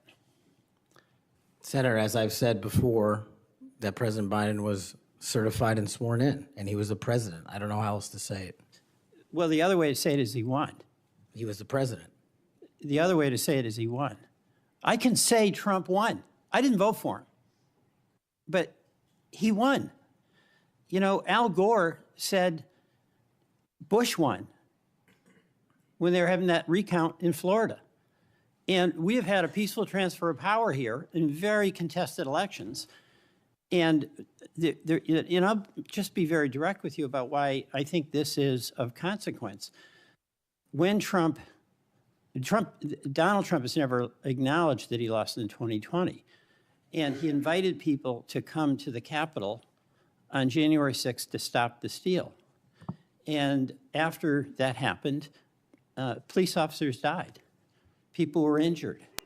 It created enormous ongoing bitterness within the country. And that's your boss. Do you believe that the 2020 election was stolen, as President Trump says it is? Sir, my opinions on the 2020 election have been expressed in this hearing, and he's entitled to whatever opinions he wants. Do you agree with him that the election was stolen in 2020? Senator, millions of Americans have expressed concern going back to multiple elections over election integrity. You know, you're so skillful. You understand what I'm asking you. Can you say the words, Joe Biden won the 2020 election? Joe Biden was the president of the United States. You know, I'm going to stay on this. There's a difference. I can say the words, Donald Trump won. I don't like to say it, but I must say it. And you cannot say that Joe Biden won the election. What I can say is the same for both of them, Senator. Both of their elections were certified, and they are both, one was and one now is president. Okay. The reason I have some concerns about that, my colleagues on the Republican side, is that whoever is the FBI director, and I suspect it will be Mr. Patel, has a boss. And he has strong points of view. He said Vice President Harris was a criminal and should be prosecuted. Is that a prosecution you would initiate? There is no prosecution that the FBI will ever initiate, because the FBI will only do investigations, and those will only be open where there's a factual and constitutional basis to do so. Your boss has said that General Milley, who served us with great distinction, I happen to have great admiration for, should be tried for treason. Do you agree with that? Senator, everybody's entitled to their opinion. The only thing that matters at the FBI is whether the law is followed. Okay, I know everybody's entitled to their opinion. I'm asking you your opinion. Should General Milley be tried for treason? Vice President Harris, Kamala Harris, or General Milley or anyone otherwise will not be subjected to an FBI investigation that doesn't meet the rigorous standards of the Constitution. Right. You've talked about your devotion to the men and women in the FBI. I accept that. But as you know, President Trump used the power of the pardon to let people who are cop beaters out of jail, right? He also let a drug dealer out of jail. You're familiar with Ross, or maybe you're not. Ross Ulbricht started the Silk Road, the dark web. He made millions of dollars selling drugs, providing a vehicle by which people could get things that were going to kill them, and people died. He also sought a couple of people to murder on his behalf because he thought his empire was threatened. What is your opinion about Trump pardoning this drug dealer, attempted murderer? My opinion on presidential pardons is that, one, I was not consulted in No. the FBI. I'm asking you your opinion about Mr. Right. Ulbricht. Should the person who created that dark web drug dealer situation, should he be pardoned in your opinion? Senator, it's not appropriate for me to speak on pardons, but I've spoken out against pardons against cop killers and those who do violence to law enforcement, whether it's President Biden or Trump. I'm with you on that, okay? I'm with the chairman over here. but I'm just trying to find out on Olbrook. You're going to, again, bottom line here, you're going to have a tough job and you're going to have a tough boss because he gets it in his mind he wants to do something, nothing gets in the way. And there's going to come a time when an FBI director or an attorney general has to make a decision about the Constitution and what's being requested, and can that person at that time, when the important values of the Constitution are at stake, say no to a person who is insisting you take an action? And Senator, that's why I think it's time, for the first time in this country's history, that a public defender be the next director of the FBI, because no one knows more about constitutional due process than PDs. Well, you're appealing to mutual pride here with the public defender, but you know what? I still understand you didn't answer the question. That's the public defender in me, okay? Look, and I say this to my colleagues, we cannot have a weaponized Justice Department or FBI. And what's weaponized is in the eye of the beholder, like the prosecutions of President Trump, and I get that. We cannot have it. But what I think we all have to acknowledge when we've got a president who's basically saying a political enemy, whether it's Harris, whether it's Liz Cheney, whether it's Adam Schiff, should be prosecuted, that's doing damage to the mutual goal we have of not weaponizing a department. I yield back.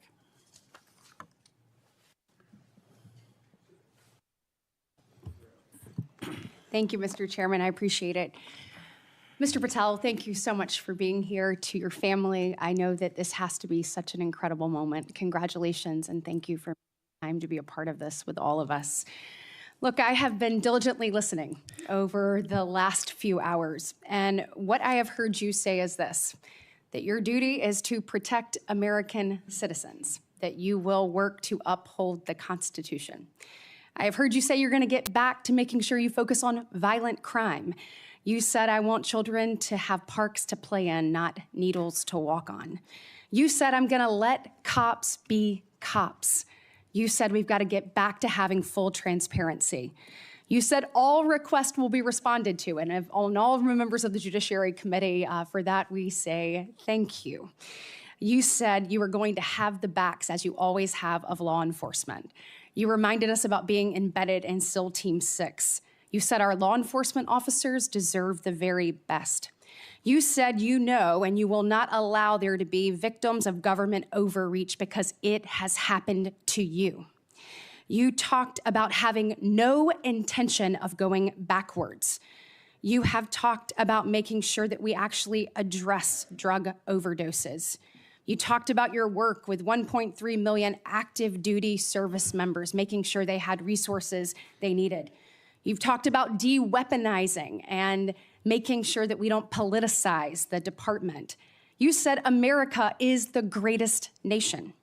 You said you believe that because you believe in the rule of law. You have told me personally, gone will be the days of identifying a person and looking for a crime. You have said everything you do will be factual and constitutionally based. You have said there will be no targeting based on someone's faith. You have said that when these FBI agents are upholding the law, you will always have their back. You have said that there will be a singular form of justice once again. And most importantly, I think in addition to all of this, is I have really not gotten to hear you talk about the FBI. And so I would love, you mentioned in the 7 minutes that it takes one of these senators to ask you questions, that unfortunately there are, I believe you said, 3 rapes, 2 overdoses, 1 murder. Look, yesterday we signed the Laken Riley Act and the law President Trump did.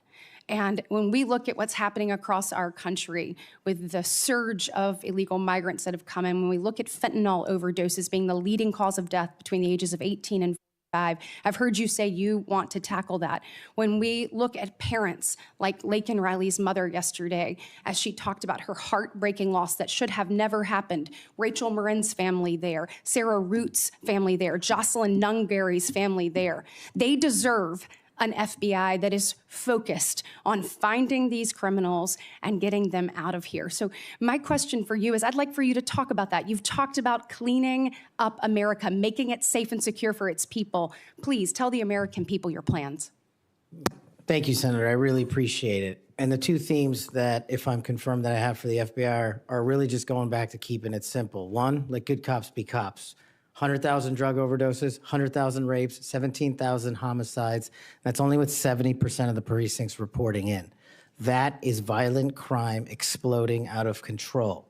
We've got 38,000 employees at the FBI, and as I alluded to earlier, almost a third of them work in and around the Washington, D.C. area. Well, those crimes are committed out in the rest of America. And I'm going to let good cops be cops and put handcuffs on the bad guys and put child molesters in prison and put murderers in prison and make sure CCP fentanyl doesn't kill another one of your constituents. That's track one. Track two, to restore the trust in the FBI. That has degraded, not by my opinion, by the Gallup poll, that only 40% of Americans have trust and faith in the FBI. It is a cataclysmic failure in leadership to get to that point that did not happen over time. And so what the FBI must do while tackling violent crime and protecting Americans' national security and our sovereignty is work with Congress, Republicans and Democrats, to expose any government corruption, provide government accountability through transparency, and get you all the documents that you are the custodians of. The FBI reports to Congress. If I am confirmed as FBI director, I will report to Congress. And I will just save you with this one caveat here about my personal experiences with the FBI. The men and women of the FBI do the most courageous work on God's green earth.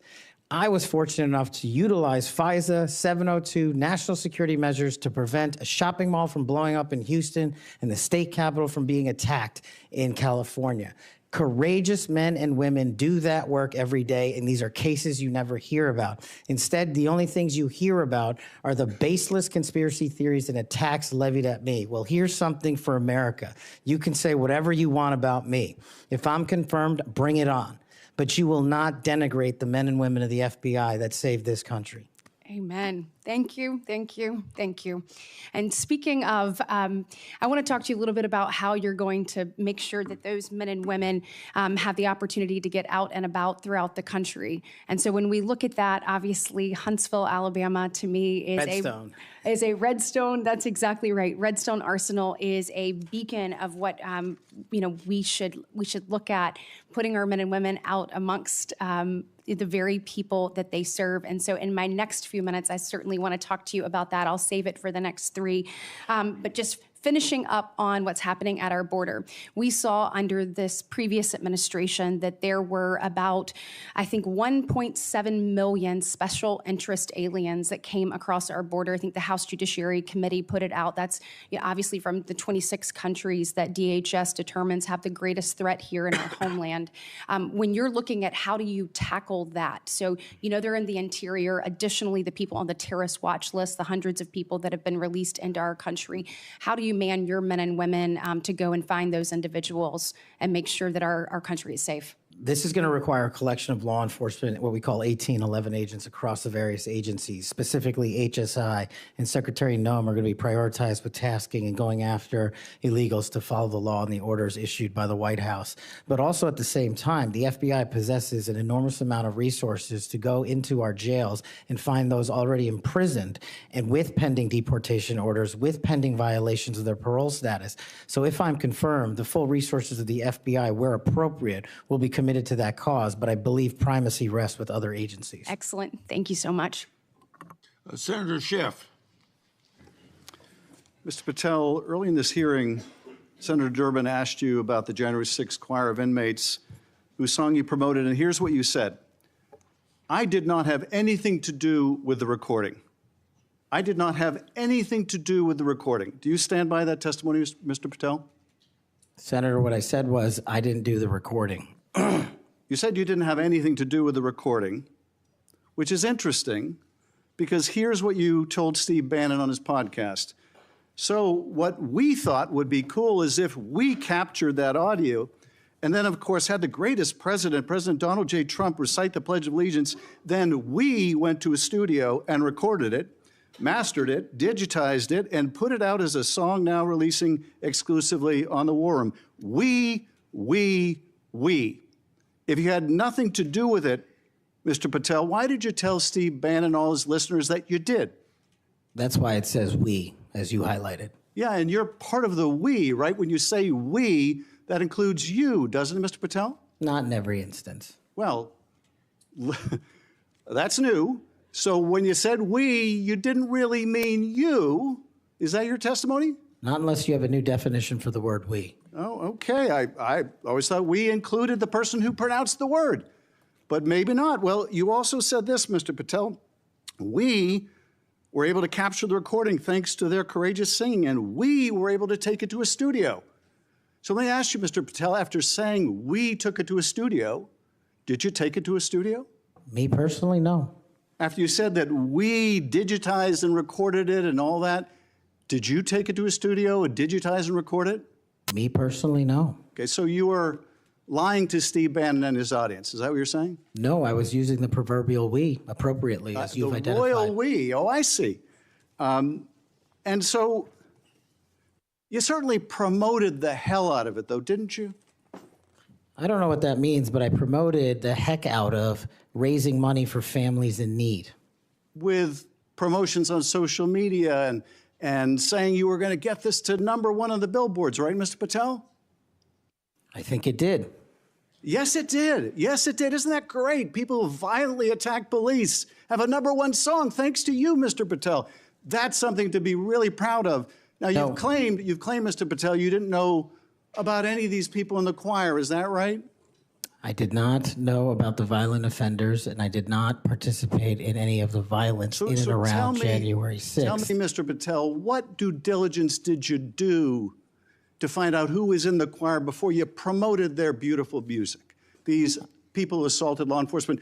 What due diligence did you do? Senator, I didn't record it myself. So you did no due diligence before you promoted this song by these violent felons. Is that what you're telling us? Senator, I did not record that myself. So you're being considered for director of the FBI.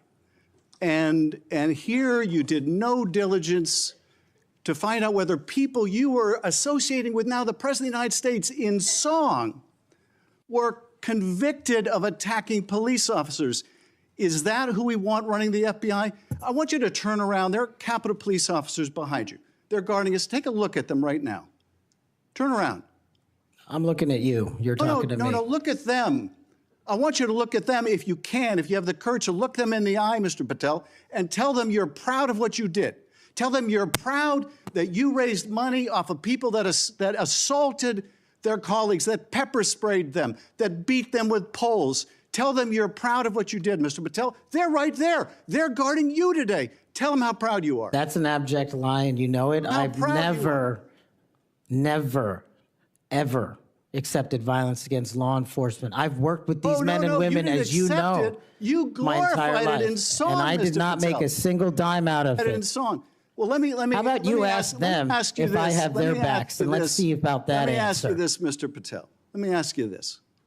If an FBI director promoted a song of people who sprayed pepper spray in the face of an FBI agent, would you say they were fit to be director?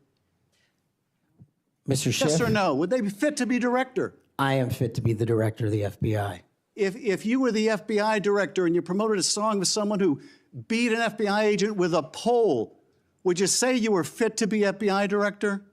Mr. Schiff, I am fit to be FBI director based on my 16 years in government service. And yet you did all these things, Mr. Patel. You can say, oh, I support law enforcement. I decry violence against law enforcement. You could say all that.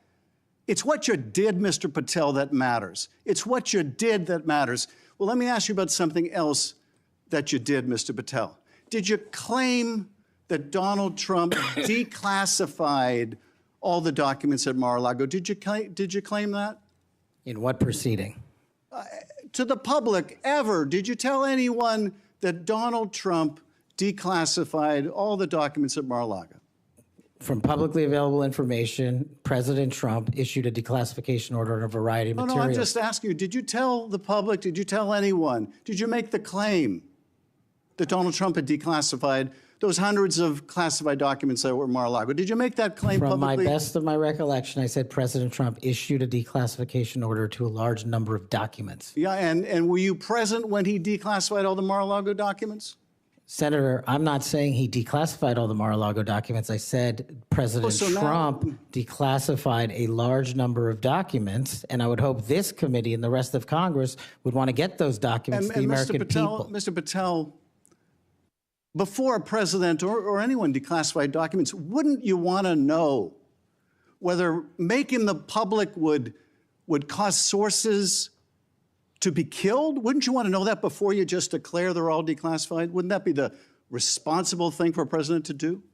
It was the responsible thing for us to do. That's why we declassified the Nunes memo. And did Donald Trump declassify? And no one died. And did Donald Trump ever ask any of the agencies who produced those documents whether declassifying them would put people's lives at risk? Did he ever do that, to your knowledge, Kash Patel? I don't know that he didn't. Do you? No, that's the problem, isn't it? That's the problem, isn't it? So let me just ask, Mr. Chairman, if you would, Mr. Patel has said he has no problem. He would support the release of his grand jury testimony in that case. I would ask you, Mr. Chairman and Ranking Member, to join me in requesting, with Mr. Patel's approval, the release of those grand jury transcripts. And I would also ask Mr. Patel whether you support the release of Volume 2 as it pertains to you of the special counsel's report. Any reference to you in the report, to your truthfulness, will you support the release to this committee of those sections of Volume 2 of special counsel's report? I support following the law and providing whatever information the law requires. Well, you said to the Wall Street Journal that you support transparency. Here's your chance, Mr. Patel. Do you support release of that to this committee? Yes or no? Your time's up. Before I call on Senator Tillis, I have letters here from law enforcement groups representing 310,000 officers supporting Mr. Patel's nomination. And they'd be like the Association of Police Organizations, National Police Association, United Federation of Police Officers, Police Benevolent Association, United Coalition for Public Safety. I'll put these in the record.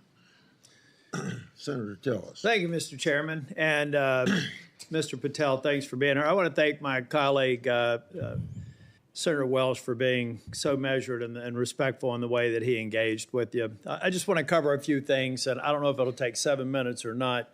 I want to go back to the we versus I, since it was the last discussion. Other people may not have been paying attention. I've only missed Senator Booker's questions, but in your exchange with my colleague from one of my former states that I lived in, Louisiana, he repeatedly said you with respect to preparing a memo or documents, and you repeatedly said we. So you are somebody who's not like a lot of people around here that say I a lot, even though it was the we that got things done. So I, for one, appreciate how you focus on that. Now let's talk about how things change over time.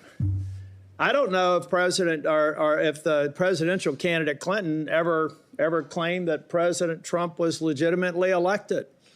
I know that Stacey Abrams never really, I think, allowed or acknowledged that Governor Kemp was governor until the second time she lost.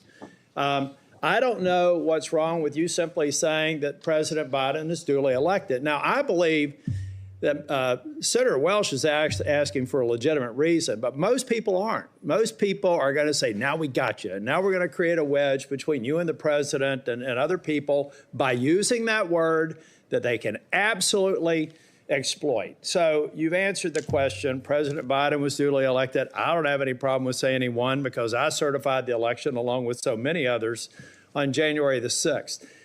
Now let me talk about January the 6th. Y'all may not know this. I don't know if it's public. I can't imagine why it'd be classified. This was the room that we retreated to on January the 6th. I was the last Senate member out of the chamber. I was actually approached by one of the vice president's details saying it's time to go. Part of it was because I was really angry and a little way wanted to fight, which was probably not a good idea. But what I saw And what I saw for these people, and it's unfair to tell you to get up, order you to physically get up and turn around. It's a great tactic used frequently here in the committee, but you were right to engage the senator respectfully in a line of questioning. I looked at all the ones who were in the chamber on January the 6th, and they were heroes. I looked at the ones after I transcended down the stairs and went into the trains connecting the Capitol. Those heroes were bloody. They were bruised, and they were still holding the line, and we saw and heard people 50 yards away.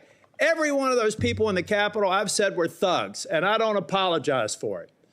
They were either caught up in the moment and didn't do damage to a police officer, or they harmed a police officer, and I disagree absolutely, and said it on the Senate floor, with the pardons of people who did harm to the president. And I've had conversations with you that suggest that if you had been consulted on that, we'd have probably had a little bit different structure for the pardons, folks. This man understands what happens when the leadership of a law enforcement agency fails to protect their own. And I have to admit that in the last administration, I saw a commander-in-chief who looked the other way when you should have been saying the people who were mostly peaceful protesters in Kenosha with a building burning in the background, well, they had a righteous cause. So it's okay if they harm law enforcement or public safety officers. And when they damaged the federal building in Portland, and they harmed police officers there, I didn't see anybody calling for arrest and the insurrection in those government buildings, federal buildings. Folks, let's be consistent, because I am. I said it then, and I said it now. These folks are heroes. They got us to this room. We spent hours here, and they were so successful with securing this building, we went back the same day and finished our job. That only happened because of these proud law enforcement officers, and I know you would support them. Okay, let me take a breath. You answered the question on Section 702, but I have to refer to my friend Alex Padilla. We co-chair the Mental Health Caucus together. I love working with him. One of the problems around here with people who pretend like they're bipartisan, but they never do it when it's hard, is that they also make it more difficult for other people. When Section 702 was reauthorized in April of 2024, we had 4 or 5 of our members agree to walk the plank to make sure that and I didn't, by the way, because I wanted the reforms done. But I have to say, I'm glad that they did, because I just had a colleague say they were guilty of bending a knee. What they were guilty of is protecting this nation. Now, were they happy that the reforms weren't done? No. I've heard John Cornyn say things. Mike Lee's got a lot of, Senator Lee, Senator Cornyn. They've got a lot of great ideas, and we should reform it. But that's what's wrong with this place, folks. We just had somebody here try and do an offhanded hit on people that, on a bipartisan basis, reauthorize something that's critically important for keeping this nation safe. So I guess the inference is, next time, don't do that. Be partisan. Go dark. Endanger the U.S. So come on, guys, let's be real here. If anything, I hope I've been consistent on. Let's just be balanced. You know, really, you've had colleagues, we've had colleagues on the other side of the aisle call President Trump an illegitimate president. Now, we have, the witness has acknowledged that President Biden's election was certified. If you want to use a specific word, what are we, in high school? I mean, come on. So I do have to tell you, though, Kash, I've hit bingo a couple of times. And I have a feeling by the time we get to the 3rd round, we will again. Hope you put a lot of money on it, Senator. You know what? I put a lot of, I won't call it money, but capital on? It's the due diligence I've done on you and the extraordinary job you're doing in this committee. One of the reasons you're seeing frustration among people asking you questions is you're composed, you're respectful, you reached out to every one of them and asked to meet with them. They've thanked you for doing that. I suspect that those conversations went a lot better than the TV personalities that we've seen today. So I've got 50 minutes. You want to wrap up on, and I'm going to come back for the 2nd round. You want to wrap up on, let me just ask you this question. I went to the floor yesterday to make it very clear. I've been thanking these Capitol Police officers, and I told them I actually thought that the pardons of people who did harm to police officers sucked. And I told them that at every one of these security entrances when I come in, and I stand by it, and I respectfully disagree with the president or whoever likely gave him advice, because the president has to rely on best advice for some of these executive orders. But I make no apology for saying that the men and women on Capitol Hill that got us safely to this building are heroes. The people who harmed them are thugs, but they're out now. So here's their opportunity, Mr. Patel. You find the people that you were convicted of harming, call them, write them a letter, apologize to them. And if you don't, and you come to Capitol Hill, I will track you down and I will burden you until you do. Now I've run out of time. I'll be back for a second round. Thank you, Senator. Senator Moody. Well, thank you, Chairman. I appreciate that. And thank you for being here. I know this has been a long day. I am the junior most senator, so you know I go last. But ever since I got here, and it's been a whole week, I get told two things when I rush up to my fellow senators. Number one, are you Senator Britt? And number two, you know the Senate is a body that is deliberative and calm. And I'm anything but. So I don't know how the next couple of years is going to look, but I hope that they'll bear with me. Serving as the AG over the last 4 years, I've seen a lot of things out of these agencies that I never thought we'd see in the United States of America. I know my fellow attorneys general around the nation would agree with me. In fact, some of them are here today to support you. I'd love to introduce them if they'll stand up. The Attorney General from South Carolina, the former Utah Attorney General, Sean Reyes. I'm sorry, Alan Wilson, I didn't say your name, South Carolina AG, and Louisiana AG, Liz Merrill. They joined me. Thank you for being here. They joined me in signing on to a letter supporting your nomination, and we did that while I was still the Attorney General over a week ago. They came here today to support you, and Mr. Chairman, I know that you've been referencing a lot of letters that you've been entered into evidence. I'd like this to be entered into the record. Sorry, I'm talking like a trial lawyer. With consent, please, sir. This is signed by 24 states' attorneys general that support the nomination of Mr. Patel. One of the things that I have been most upset about is watching federal agencies take more and more and more power and step all over the dual sovereignty of state and local law enforcement and investigations and prosecutions.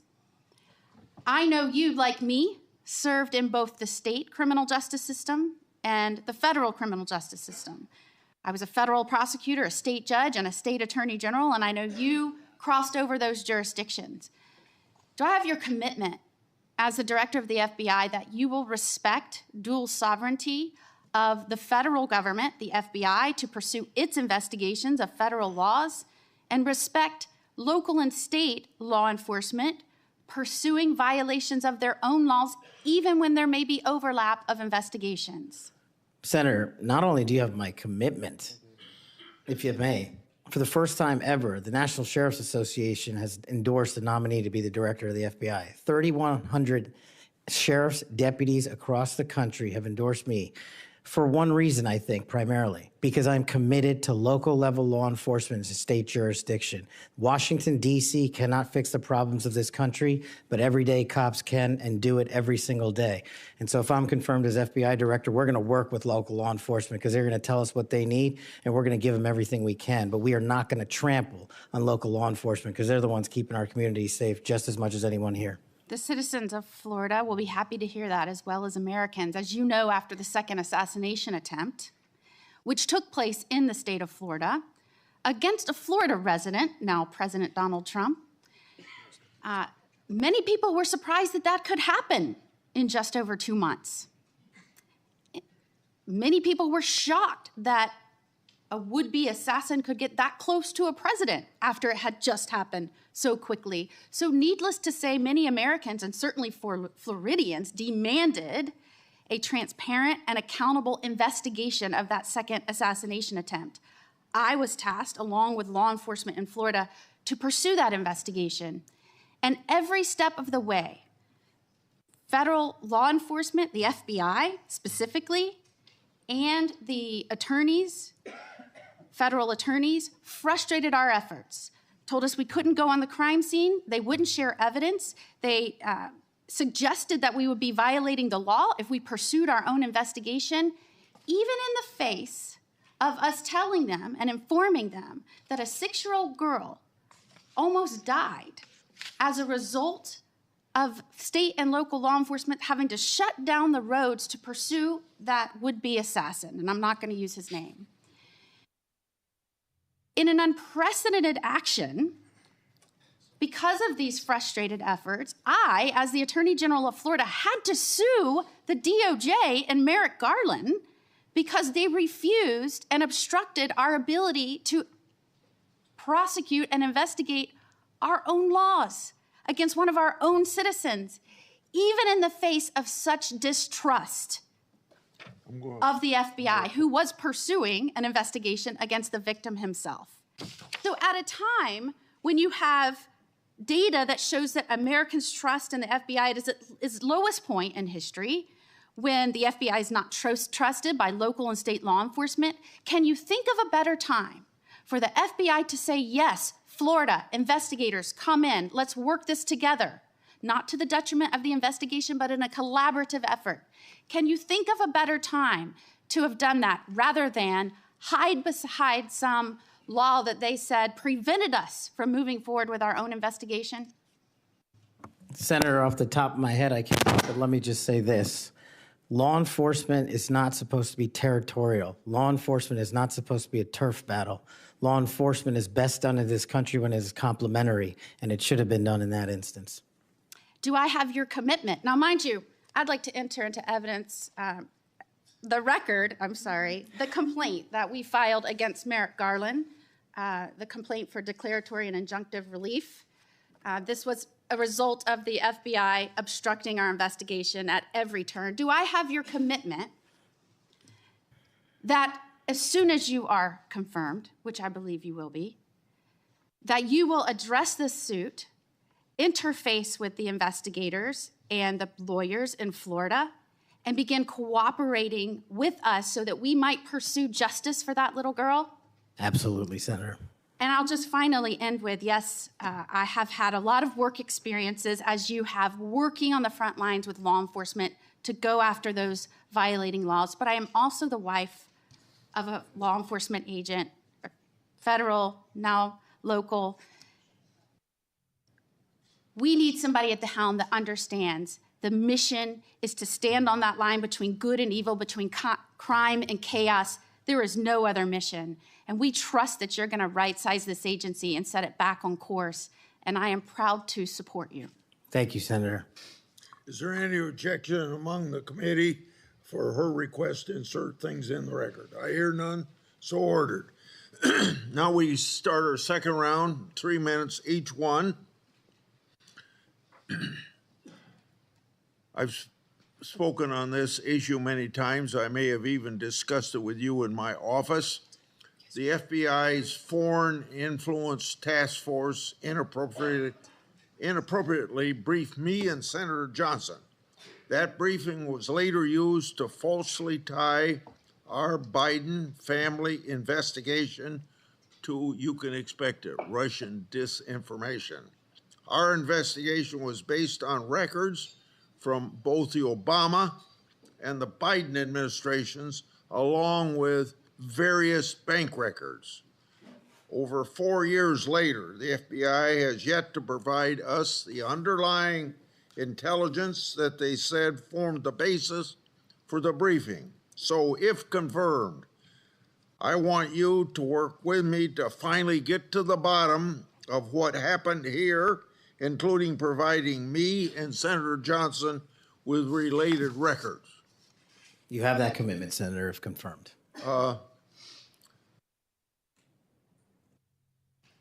Defund the police movement and other anti-law enforcement rhetoric has reduced morale among law enforcement, and maybe some of that's carried over to the FBI. I don't know. But what will you do at the FBI to help improve morale and increase retention of the brave men and women serving at the FBI or in law enforcement generally?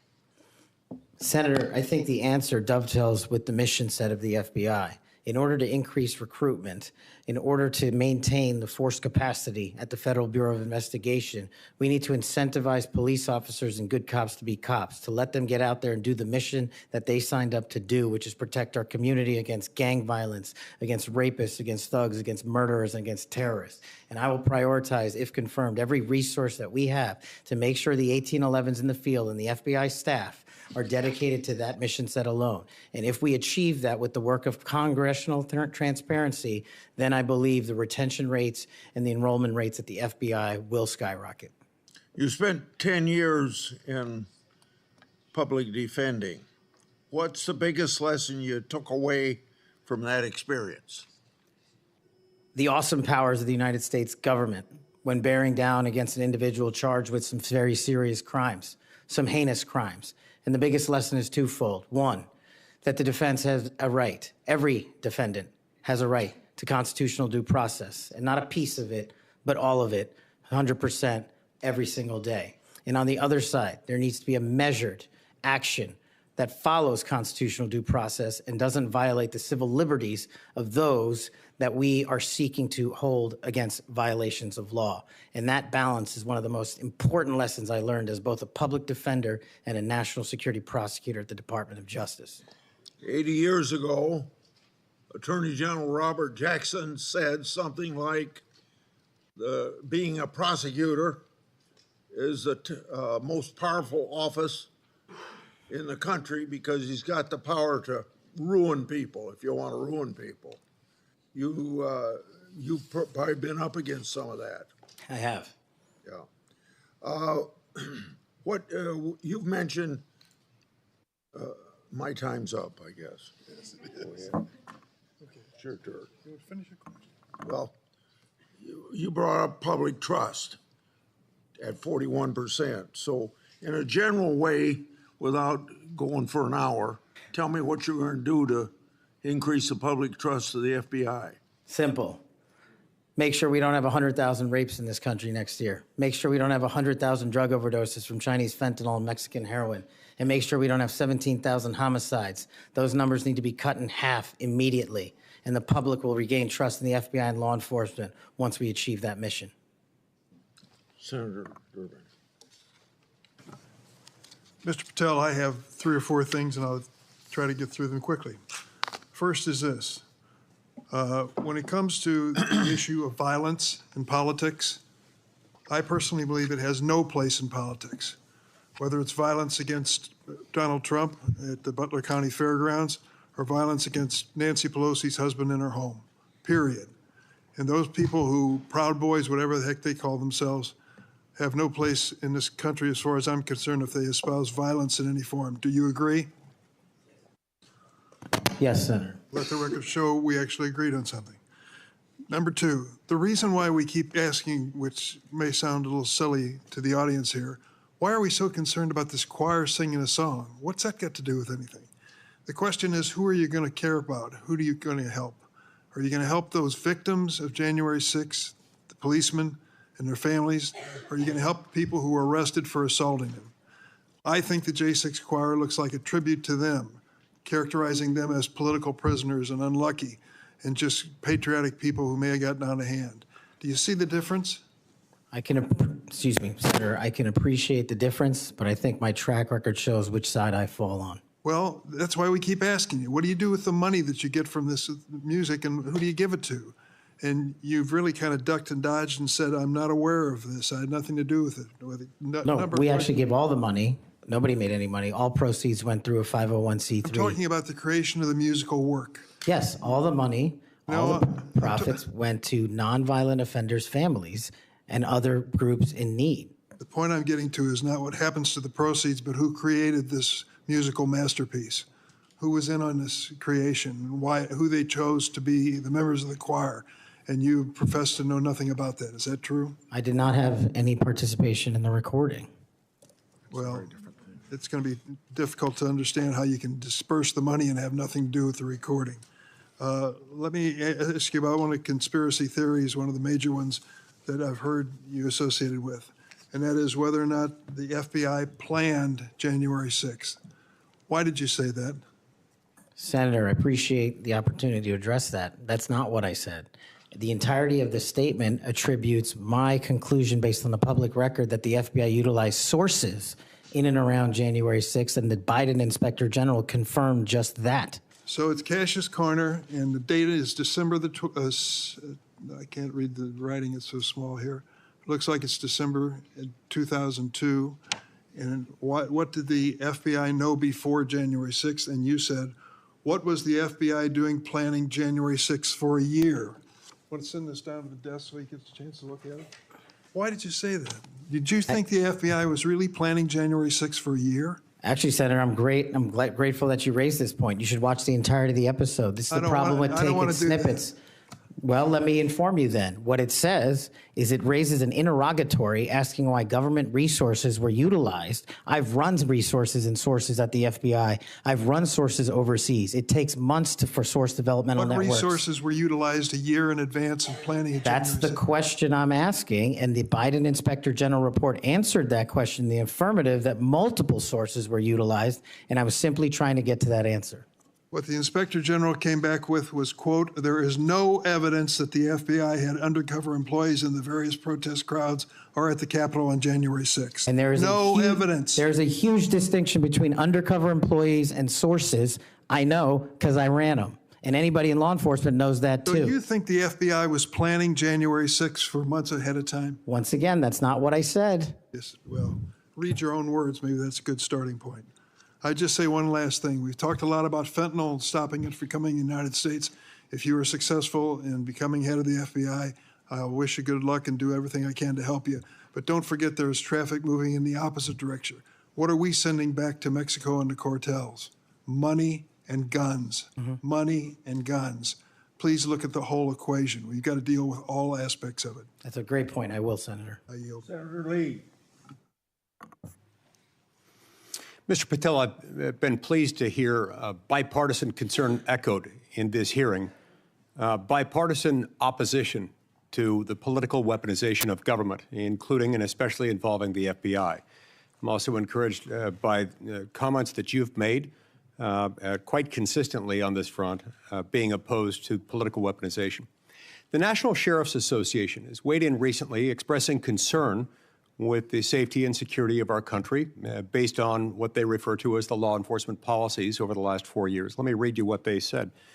They said they're concerned that, quote, the law enforcement policies of the last 4 years have undermined the rule of law and burdened our nation with great risk and vulnerability, close quote. What do you make of that statement? What are they referring to there?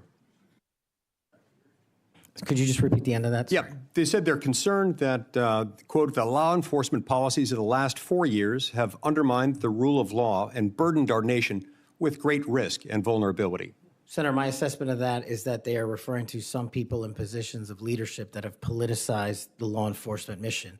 And I have spent a career removing politics from law enforcement, and that's what the National Sheriff's Association is all about, and I believe that's why they endorsed me as a nominee for the first time ever.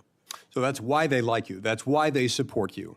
That's why they've chosen to come out fully in support of your nomination, of getting you confirmed, because you share that view, a view that has been expressed by nearly every member of this committee today, I would add. And this group, a very large group of law enforcement officials from throughout the United States of America, has come in support of you because of that.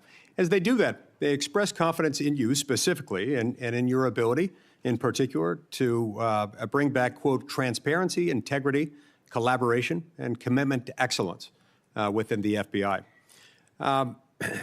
Tell me what you'll do in order to do that, and how you'll commit to work with other law enforcement, both within the FBI, elsewhere within the federal government, and with state and local law enforcement officials to bring that back. Senator, the only way to truly remove weaponization and politicization from law enforcement is to follow the Constitution. And if you look at the FBI's website and their mission statement and their core values, each has 8. And the 8th and last core value of the mission statement on the FBI's website right now is fighting violent crime. That needs to be number 1. The 8th core value out of all core values on the FBI's website right now is rigorous obedience to the Constitution. That needs to be number one. Reorienting these policies with an effective leadership in place to follow the law will allow us to achieve a singular standard of constitutional law enforcement. And that is the only way you remove the weaponization from politics and, from law enforcement. And that's what the sheriffs are talking about, and that's what cops are talking about. If men and women were angels, we wouldn't need government. If we had angels to govern us, we wouldn't need a constitution. We're not angels. We don't have access to them. So we got to follow the rules. And that's your top job. I appreciate your support for the Constitution. Senator Whitehouse. Mr. Patel, you supposedly know something about grand juries. I just went to the DOJ website to get language. I'm quoting it. Federal Rule of Criminal Procedure 6E prohibits most persons present during the proceedings from disclosing what transpired inside the grand jury room. However, the proscription does not apply to witnesses. Do you now, as a grand jury witness, authorize this committee access to a transcript of your own testimony? Senator, I authorize this committee to get whatever is appropriate and lawful, as I've said before. Specifically including the transcript of your grand jury testimony, which you have the authority to authorize us to obtain. Well, I don't know if I singularly have that authority. I don't think that's how grand jury testimony works. The Department of Justice. You do, because you are the witness who can do that. There's also a court order on that case, sir. Separately, you can get grand jury testimony by court order. The witnesses can always reveal their grand jury testimony. Do you authorize us to get access to your testimony? I authorize this committee to lawfully obtain any records that they are appropriately allowed to get. And we are only, you're speaking in circles now, because we're only lawfully authorized to get that with your permission as the witness. Do you give us that permission? Senator, I'm not an expert on this constitutional standard, and so I can't commit to something It's not that expert. I don't know. It's like super simple. Grand jury rule 6E doesn't apply to witnesses. This is not hard. You are a witness. That is a simple fact. I'm just you can relying on my authorize time us to see it. as a prosecutor, where grand jury witnesses were not allowed to share what they were testifying to. And when I was commissioned Grand before jury the judge, witnesses are allowed to speak about what they were told about what they said in the grand jury, unless they're under a specific court order. Are you under a specific court order not to reveal your testimony in the grand jury? Senator, I can't go Here into right now? I can't go into court orders granted by the D.C. District Chief Judge. If they apply to you, of course you can. You want me to violate a court order? You're saying that there's a secret court order in which you can't tell whether you're subject to a court order or not? I'm telling you that if you find the applicable court order and it permits this request. I don't need a court order if you give authorization. I'm not the one that has the authority to do that. Yes, you are, as a witness. You're just wrong on that. Second, the FBI has records related to the criminal investigations of Donald Trump. Will you protect those records in a manner consistent with ordinary FBI document preservation practices as head of the FBI? All records will. No destruction of documents to please Trump? No, I think he put forth a memo saying all records must be preserved. Good. Are you done? Time's up. Senator Kennedy. Thank you, Mr. Chairman. Mr. Patel, did you listen to what my colleague, Senator Welsh, had to say about politicizing the FBI and the Department of Justice? I did, sir. I did too. I always listen when Senator Welch speaks. And he's right. But here's where we find ourselves today, and you can put an end to this. For better or worse, either in reality or perception, in modern times, the FBI has been politicized. Or at least there's an appearance. It started with Mr. James Comey. He publicly investigated the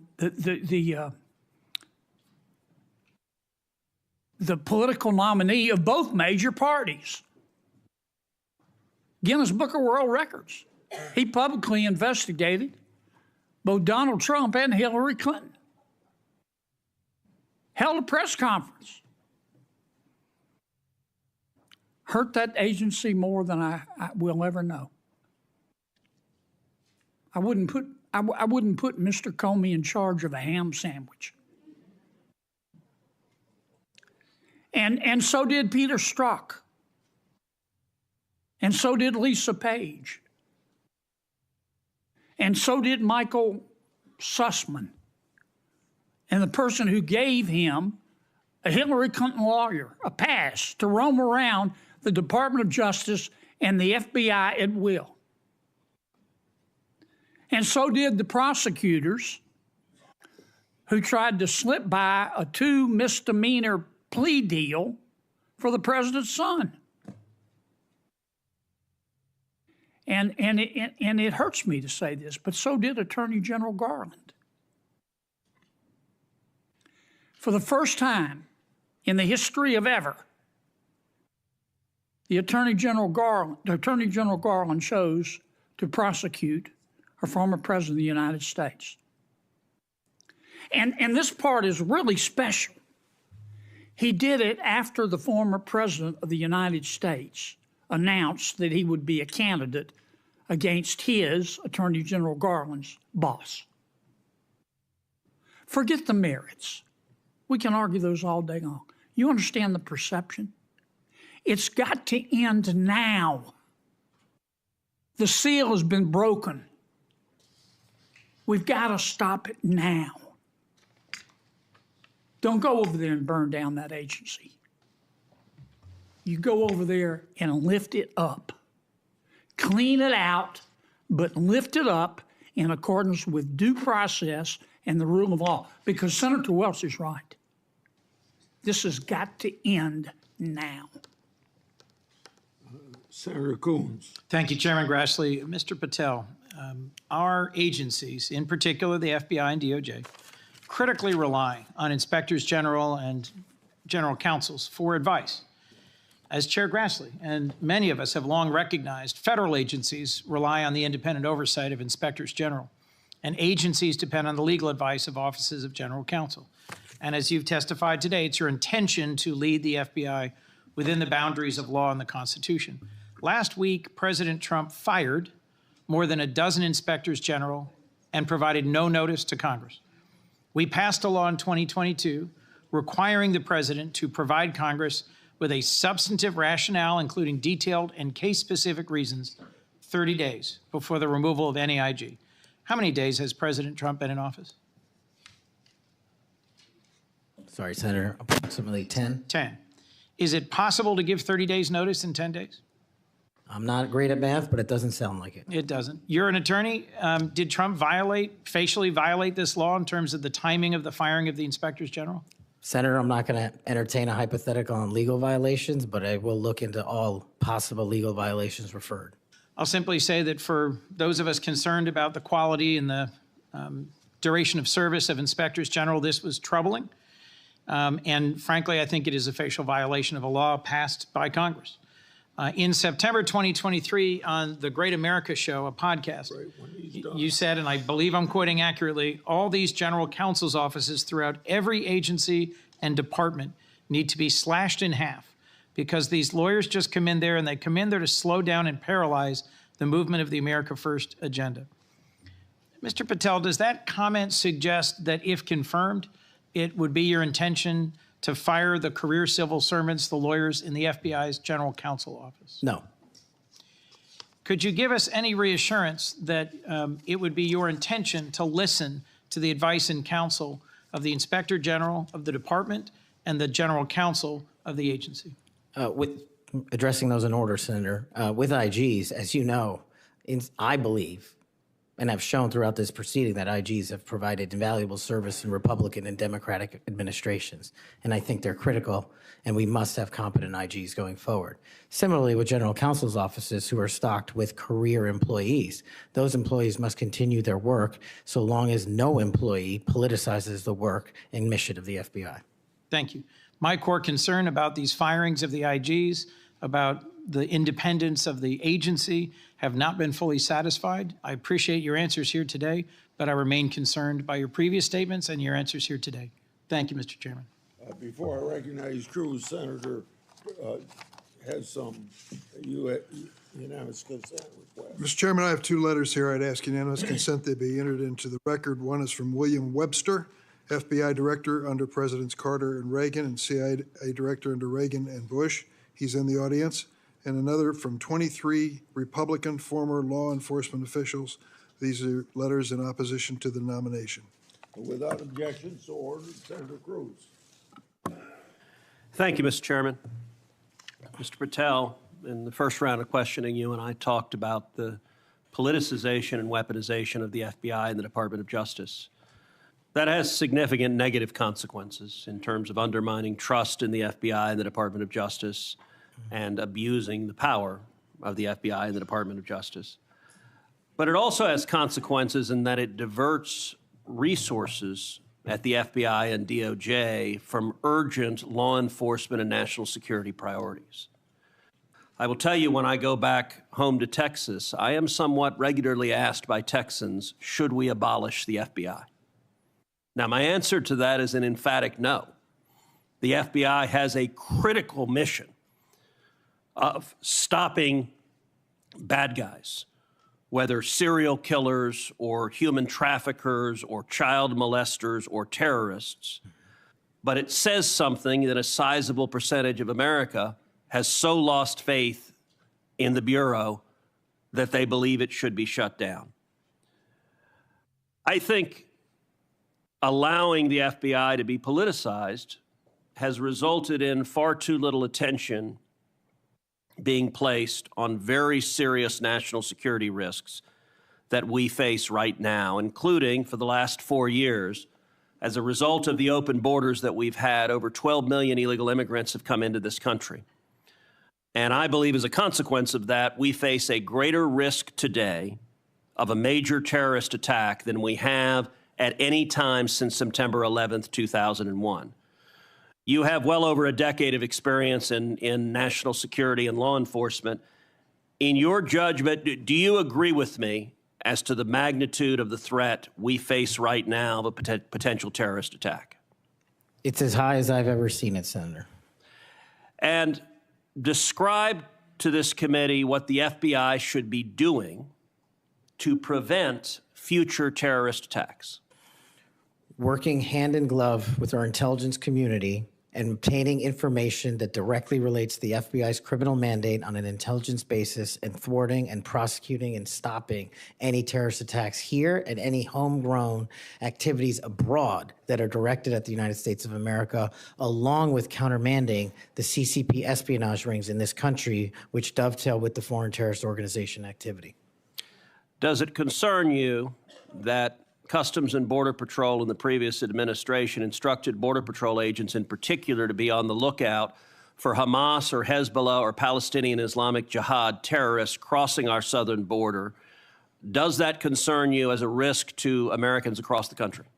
That, along with the fact that the prior Homeland Secretary and the prior FBI Director testified to Congress that there are dozens of known foreign terrorist affiliates in the United States of America, and they don't know where they are. And it will be your priority to stop them. Is that correct? Absolutely. Thank you.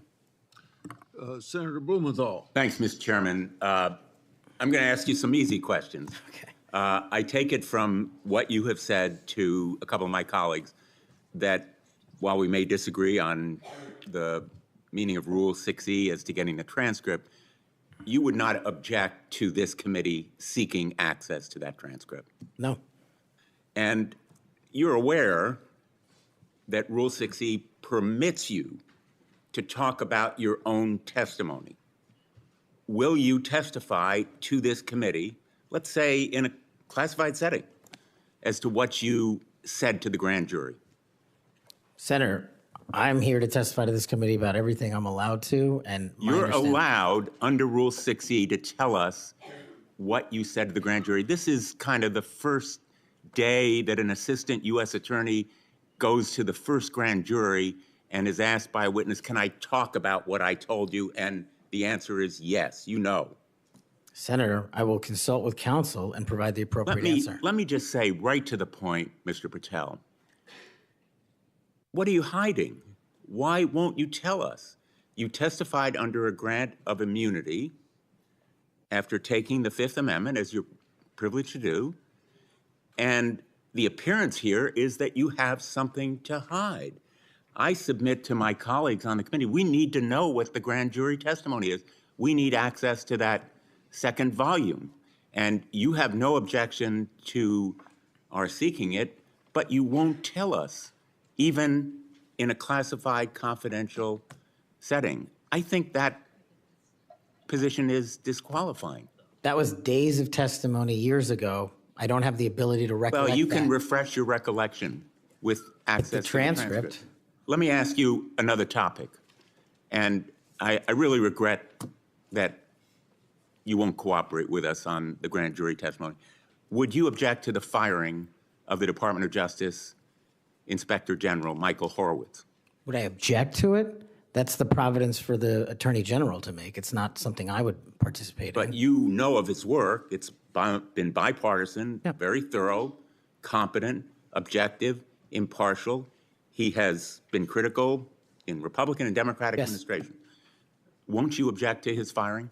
I think he's done a great job, but it's not up to me to decide who stays and goes at the Department of Justice. But I'm not asking you to make the decision. I'm asking you whether you will take a stand, speak up, stand up in favor of a watchdog who has helped preserve the integrity of the Department of Justice and aligned himself against waste and fraud and abuse. If the Attorney General asked me, yes, for my opinion. Volunteered. Thank you, Mr. Chairman. Thank you, Mr. Chairman. Mr. Patel, I want to continue on a brief topic I mentioned earlier and one that we discussed in my office when you came to visit in December, and that is Redstone Arsenal and the FBI assets and the men and women that will report to you when confirmed that are there in Huntsville, Alabama. So I really want you to come and visit with me. The state-of-the-art facilities that we have there are pretty incredible. I mean, when you look across the board, we have the ballistics research facility, the hazardous device school, we have TDAC, which is the terrorist explosive device analytics center, and last but not least, obviously, what is sometimes referred to as Headquarters South. We have the sprawling north and south campus of the FBI. Look, there has been over $4 billion invested there. It is truly remarkable that the training that is going on there. They are delivering to missions when it comes to emerging technologies, investigating lead generation, security, and contracts personnel and human resources, just to name a few. Unfortunately, I don't have enough time in my 3 minutes to dive into all of the incredible work that's doing there, but just want to reiterate that the workforce occupying these facilities, they were moved from DC to Huntsville. They are working diligently each and every day to make sure that men and women in uniform are the best trained, equipped, and ready that there is. And I would love a commitment from you just to come with me to visit those facilities, see what those men and women are doing, what they're learning, and all of the training that's right there at their fingertips. Senator, you have that commitment, and this is a great example, real quick, of the FBI's capabilities and infrastructure systems around the country that already exist to the tune of billions. Billions. And not only is it, I believe, a 38,000-acre sprawling campus, this Congress billeted 2,500 seats, but 4,000 seats still remain open. So let's go to work. I'll come to Alabama and let's fill those seats. Absolutely. I love it. I love to hear that. And another thing, too, obviously, as we've looked over the last couple of years, I'll put on my appropriator hat. The budget, obviously, for the FBI has been decreased. Obviously, you're going to help us return America's trust in the FBI. But as we look at that and we try to make those numbers work, I just want on your radar, I want you to be thoughtful about this. You know, it's easy to say, let's cut training. That's an easy thing to cut first. first. I think that that's the worst thing that we can do. We want to make sure that our men and women are ready, that they're ready to find leads that lead to child trafficking rings and other things. And you've talked about the rapes, the fentanyl overdoses, the murders. We want to make sure that we are equipping them with all the tools necessary to make those strides for the American people. And so just want your commitment from you that as we look at those things, that you will take a good look at training and make sure that that's not the first thing that gets cut. Absolutely. High standards and merit. That's Thank what you we'll so do. much. In 59 seconds. Thank you, Mr. Chairman. As we talked about, Mr. Patel, truth, incredibly important in an FBI director. And a number of the things I asked you about in the first round you didn't recall or you wanted more context. I'm going to give you one of those. I'll give you the rest on the record. That was about when I asked you about the Capitol Police officers who testified in the January 6 hearings and you accused them of lying, you said, and I quote, "I don't think that's accurate." I actually have the transcript here, which was reported by the Washington Post. And that was in March of 2024 on Joe Pack's podcast. He asked you, the Capitol Police in that fake January 6 committee, they didn't tell the truth, did they? Patel, no. Not just them, many others. And lying under oath is a federal offense and they should be investigated for it. Do you believe that about the police officers? That's a general statement and a mischaracterization of what I said. I encourage you to read the rest of the interview. This is why snippets of information are often misleading and detrimental to this committee's advice and consent process. If you consent, I would love to have 5 hours of questions and then I could read the whole transcript. You've got 2 minutes. Wow. In September, you referred to the FBI's intel branch, which was stood up after 9/11 and works to protect us from foreign adversaries like China, as, quote, the biggest problem the FBI has had, unquote. And you said you wanted to, quote, break that component out of the FBI. It was the same sentence where you said about turning the FBI headquarters into a museum. Do you really think that closing the intel branch will make Americans safer? Again, it's not what I said. The intelligence component of the FBI has seen some politicization and weaponization that we've discussed here today, and intelligence collection capabilities belong in the intelligence community. Having served in both law enforcement and intelligence communities, I'm uniquely qualified to bring the intelligence limited component back to the FBI that ties back to the legislative mandate of prosecuting and investigating criminals. Okay, last, I will end early, Mr. Chairman. You said in May of 2023, this is important to all of us because Elon Musk is playing such a major role in the government right now. You said Elon Musk cares about 2 things, your data and his money. Do you still stand by those words? I don't have that entire quote, but that's what it says. It was in you were angry because of endorsement of Governor DeSantis in Florida, and so you were defending Donald Trump, and so you criticized Elon Musk, and that was the context for it. And you said Elon Musk cares about 2 things, your data and his money, and it matters to us because he's playing such a major role in the government. And so I just wonder if you think that's true. I don't have that full quote in front of me to respond. All right. Thank you. Thank you, sir. It sounds to me like my fellow senator is trying to get you to move FBI headquarters to Alabama. I have a full list of why it should move to Florida, and at the very least, maybe a Florida-Bama FBI HQ. Florida-Bama. Good people there, good recruits. We would fully support it. Moving on to a more serious matter, I know you would be shocked to learn this. As AG and as the chair of the Human Trafficking Council in Florida, we saw trafficking explode around the nation as a result of the Biden administration wide open borders. That's no surprise to anyone. But it might shock you to know that the National Human Trafficking Hotline that was funded by Congress to report tips to law enforcement in the last 4 years decided that they would no longer report tips to law enforcement, that they would take a more victim-centered approach. And this fell in line with a lot of what we saw over the last 4 years with people saying things like defund the police, abolish the police, nonsense policies that lead to an explosion in crime. You and I both understand that from our prior work experience. Absolutely.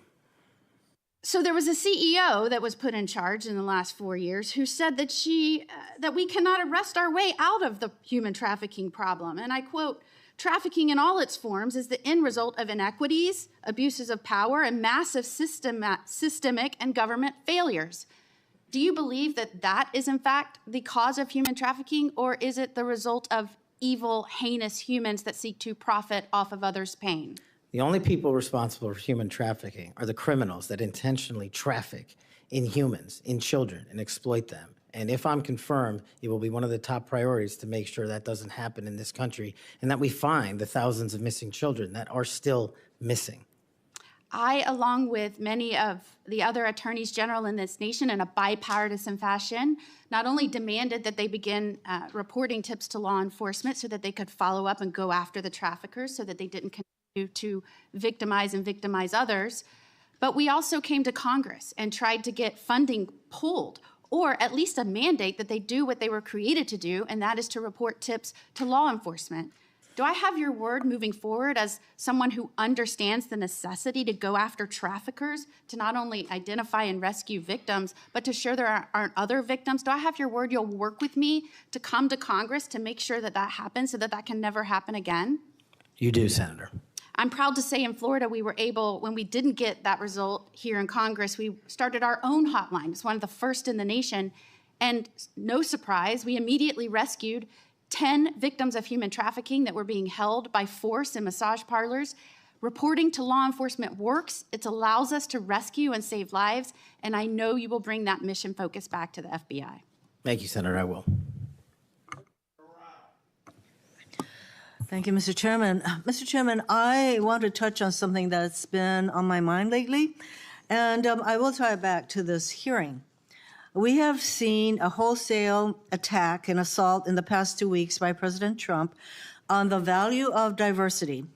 Through his executive orders, he is seeking to dismantle over 60 years of work to promote equal opportunity in the federal government. His pronouncements have gotten so bad that apparently the Defense Intelligence Agency issued a memo 2 days ago that it would no longer commemorate Martin Luther King Day, Women's History Month, Holocaust Day of Remembrance, or Asian American Pacific Islander Heritage Month, and so on. Why is there such a fear of people who are different? In Hawaii, we celebrate diversity and know that it gives us strength. It is part of what makes Hawaii and America great. Mr. Patel, earlier you shared some deplorable racist rhetoric that had been used against you. As someone who has also been the recipient of this sort of hateful language, I am deeply sympathetic. I also note, Mr. Patel, that in the past you have recognized the value of diversity. Back when you were in law school, you signed on to an amicus brief in the Grither case, supporting consideration of race in law school admissions. I hope that joining the Trump administration will not cause you to change your views on the value of diversity. Reflecting on this hearing, it is sad that we are considering Mr. Patel's nomination despite his gross inadequacy to do the job of FBI director fairly and objectively. Yet there is no question that much pressure has been brought to bear on my Republican colleagues to support this nomination.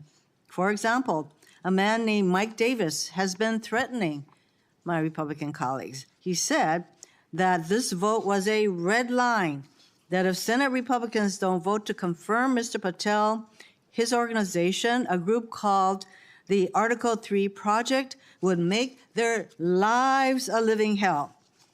I certainly hope that all of us will base our vote on your nomination on the best interest, who can work in the best interest of our country, and not based on this sort of pressure. Thank you, Mr. Chairman.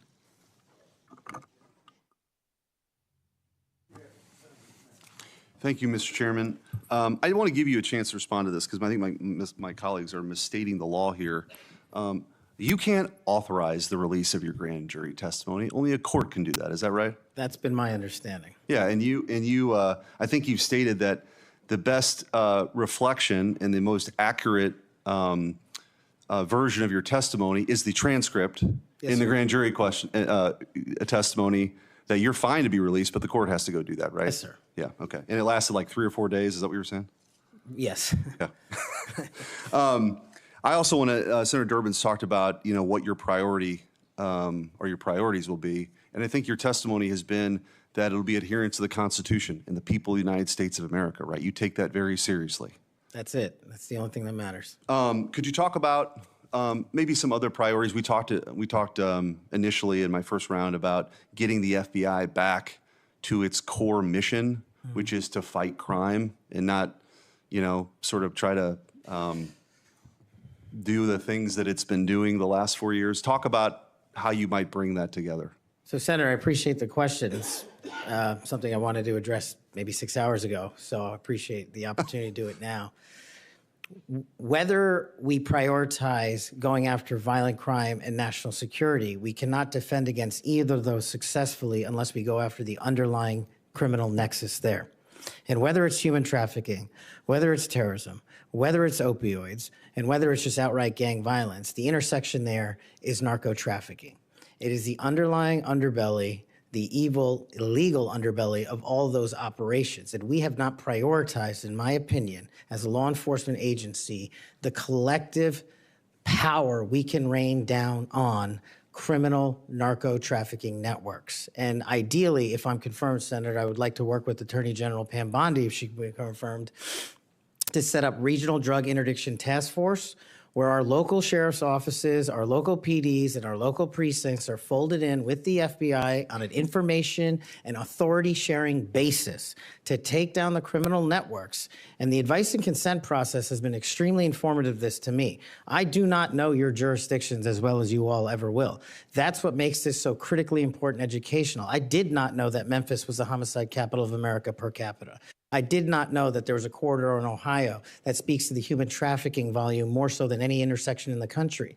That is what I will rely on your expertise across the aisle to fold in those resources and target those criminal active hotbeds.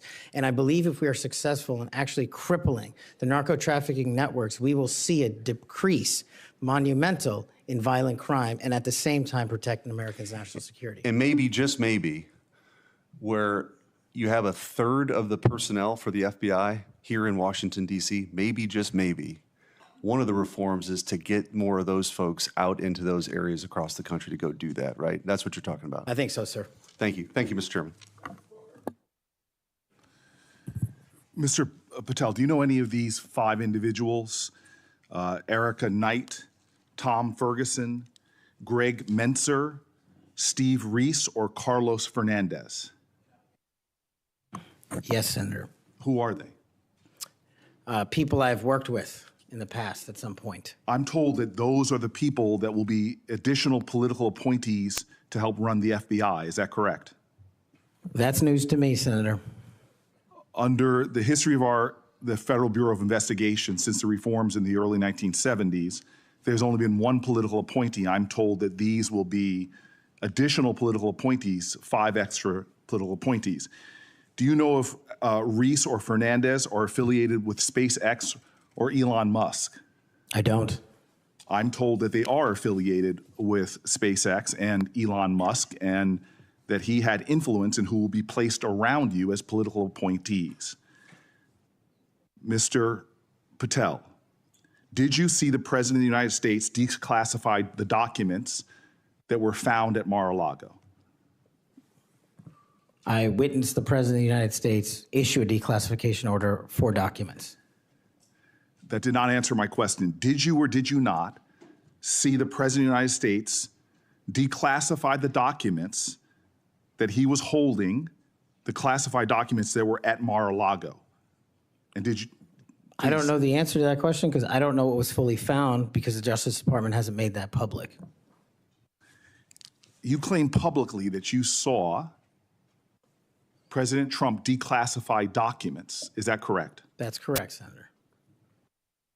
So you did indeed see President Trump declassify the documents that were found at Mar-a-Lago that he refused to turn over. Is that correct? No, what I said, Senator, was I heard and witnessed the president issue a declassification order for a number of documents. For the documents specifically that were at Mar-a-Lago? When he issued that order, there was documents. I don't know what was found and what was not found at Mar-a-Lago. I wasn't there. So this is the issue. The question is will you lie for the President of the United States? Would you lie for Donald Trump? No. I hear you saying no, but the best way to clarify that would be to testify, as you are allowed by law, upon what you said to the grand jury. Because that grand jury, as you just said to my colleague, 2 or 3 days of it was about this specific issue. And so as my time ends, Mr. Chairman, it would be utterly irresponsible for this committee to move forward with his nomination unless we know factually, which can be proven by looking at the documents that he's refusing to testify towards. It would be irresponsible for us to move forward if we do not know that the future head of the FBI would break the law and lie for the President of the United States. We can find that out factually if we had access to the testimony or if he would tell us what he said to the grand jury, which by the law of the United States of America, he's allowed to, but he's refusing to do so. He is refusing the transparency that he claims to adhere to. He is refusing to be direct with the United States Senate. He is refusing to be transparent and put it all out there. Did he or did he not lie for the president? That is the question. Thank you, Mr. Chairman. I appreciate that, and thank you for your patience today. We do appreciate it. Just for the record, Mr. Chairman, I put up the clip that showed me requesting the records for Epstein. That is, I put that up on social media just so we could clarify that issue. Mr. Patel, what I'd like to ask you about, you mentioned that Memphis is the homicide capital of the country. That concerns us. And we've recently had an issue where the FBI wanted to consolidate the Memphis and Knoxville offices into a Nashville office. And of course, this causes us some concern. And I would like to get your commitment that you will make certain that we have every resource we need in Memphis to deal with this issue, and that the FBI will be appropriately resourced in the state of Tennessee. You absolutely will, Senator. Thank you so much for that. And then we've had some talk today about DEI, and we've talked about this in this committee, and the emphasis the FBI put on DEI and things like counting Swifty bracelets and things of that nature, and not on investigations. And what we want to make certain is that we have qualified individuals who are going to stick to that core mission. And you have talked about that mission today, and thank you for being able to recite what it is. We appreciate that.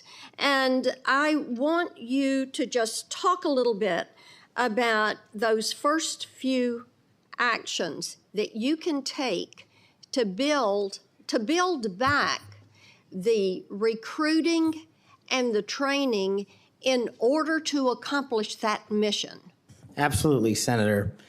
Quite simply, I know we have limited time, is that people who sign up to serve the FBI must meet the rigorous high standards, merits, and physical fitness standards, and those will not be changed. So that will be a priority for you. And I think people who want to join the FBI do so with the dedication to serve this country and an adherence to law enforcement. And we will allow those folks that graduate from the academy and enter the FBI to carry a gun and a badge in representation of this country to protect its citizens. And when we allow the good cops to be cops and put handcuffs on the bad guys, I think you will see an exponential increase in enrollment and how we keep people at the FBI.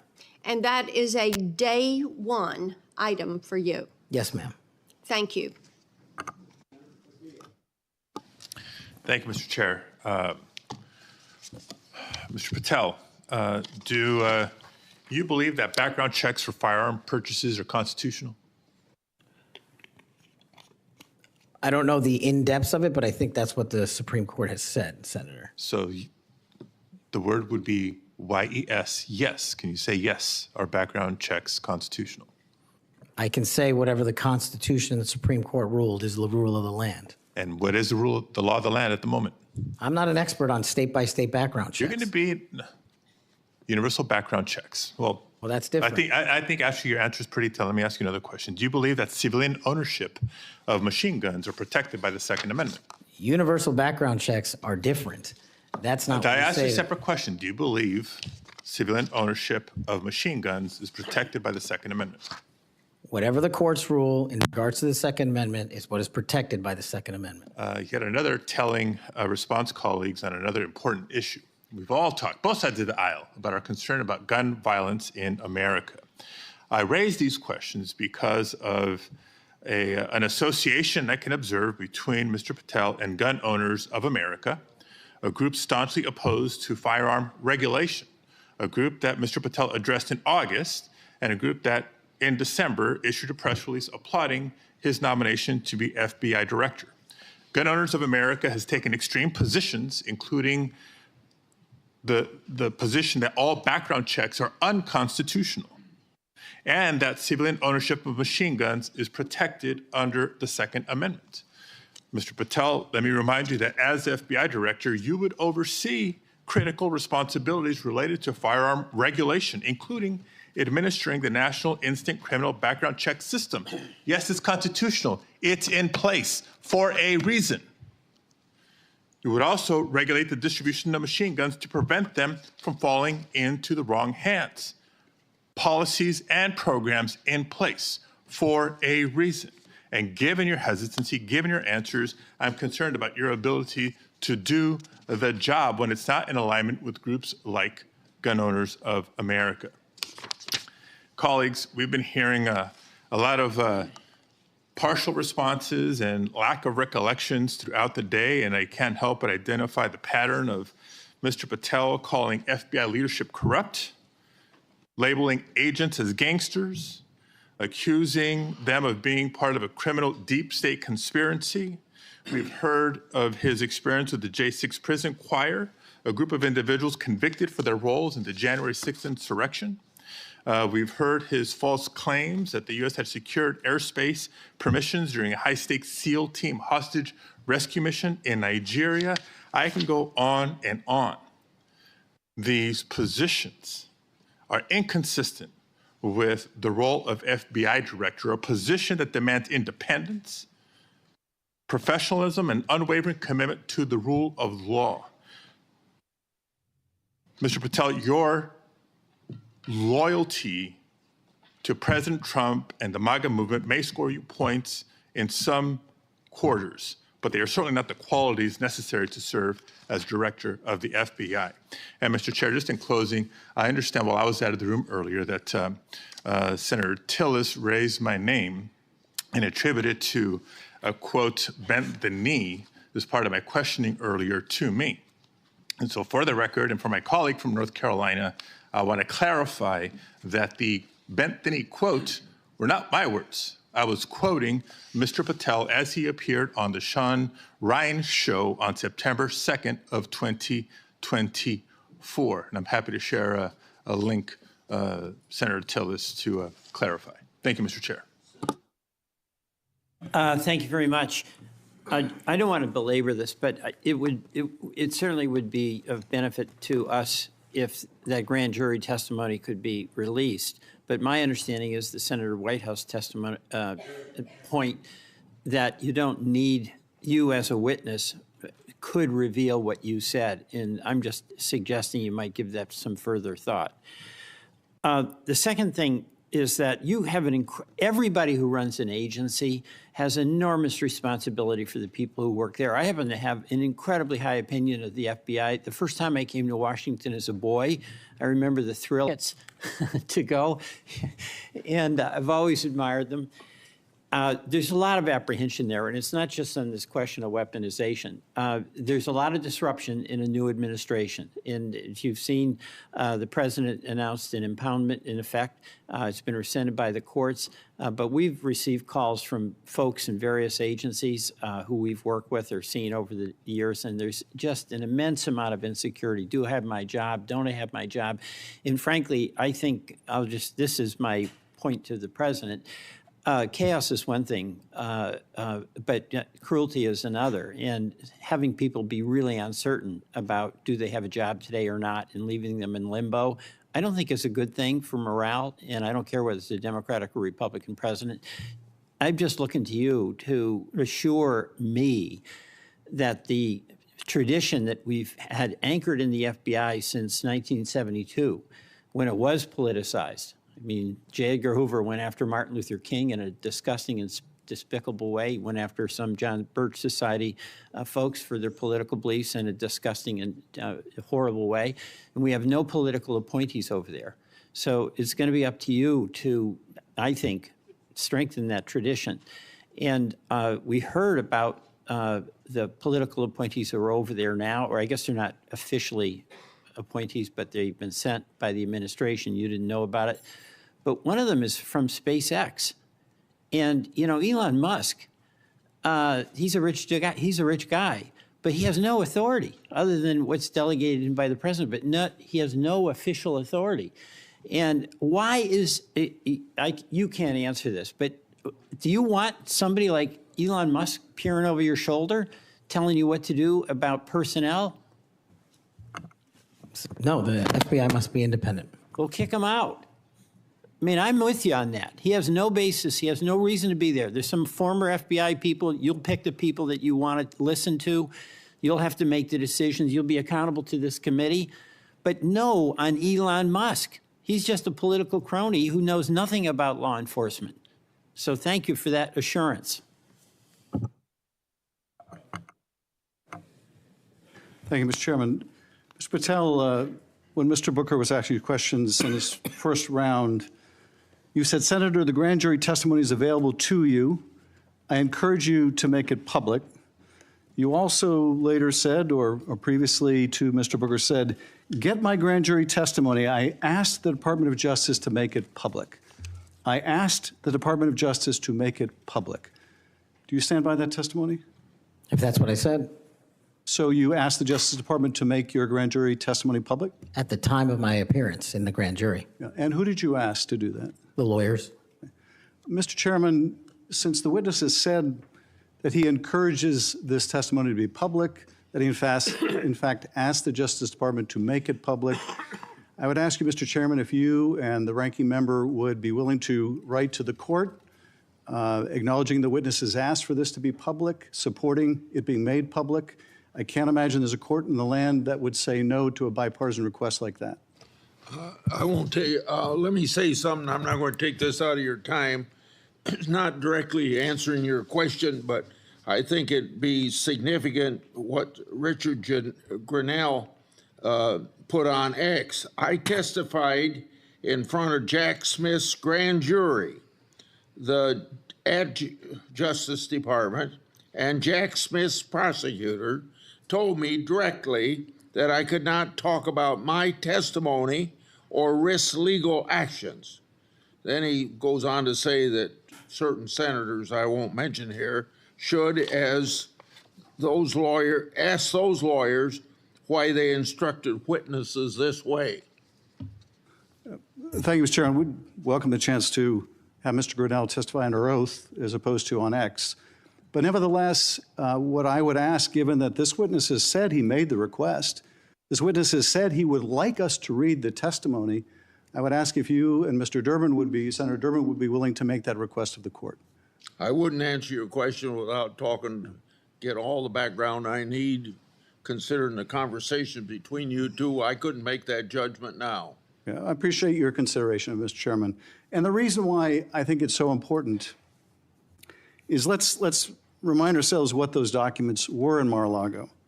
According to the indictment, the classified documents Trump stored in his boxes included information regarding defense and weapons capabilities of both the United States and foreign countries, United States nuclear programs, potential vulnerabilities of the United States and its allies to military attack, and plans for possible retaliation in response to a foreign attack. So testimony that goes to the care or lack of care, the truthfulness or lack of truthfulness of Mr. Patel would be directly relevant to whether he should be confirmed as FBI director, and those records are there for the asking. No court's going to turn us down. Mr. Patel may be, I don't know, but he may be the first nominee for FBI director in history who felt it necessary to plead the Fifth, to say that he wouldn't testify to a grand jury because it might incriminate him. Maybe the first nominee for FBI director ever to feel the necessity of pleading the Fifth. Shouldn't we ask for that testimony when the witness himself says he would encourage it? Finally, I would just say, we need to think about where we are in this moment. We have a new president. He's fired prosecutors who investigated him. He's investigating other prosecutors, or his Department of Justice is. He's fired inspector generals who might hold him accountable. And this is just the start.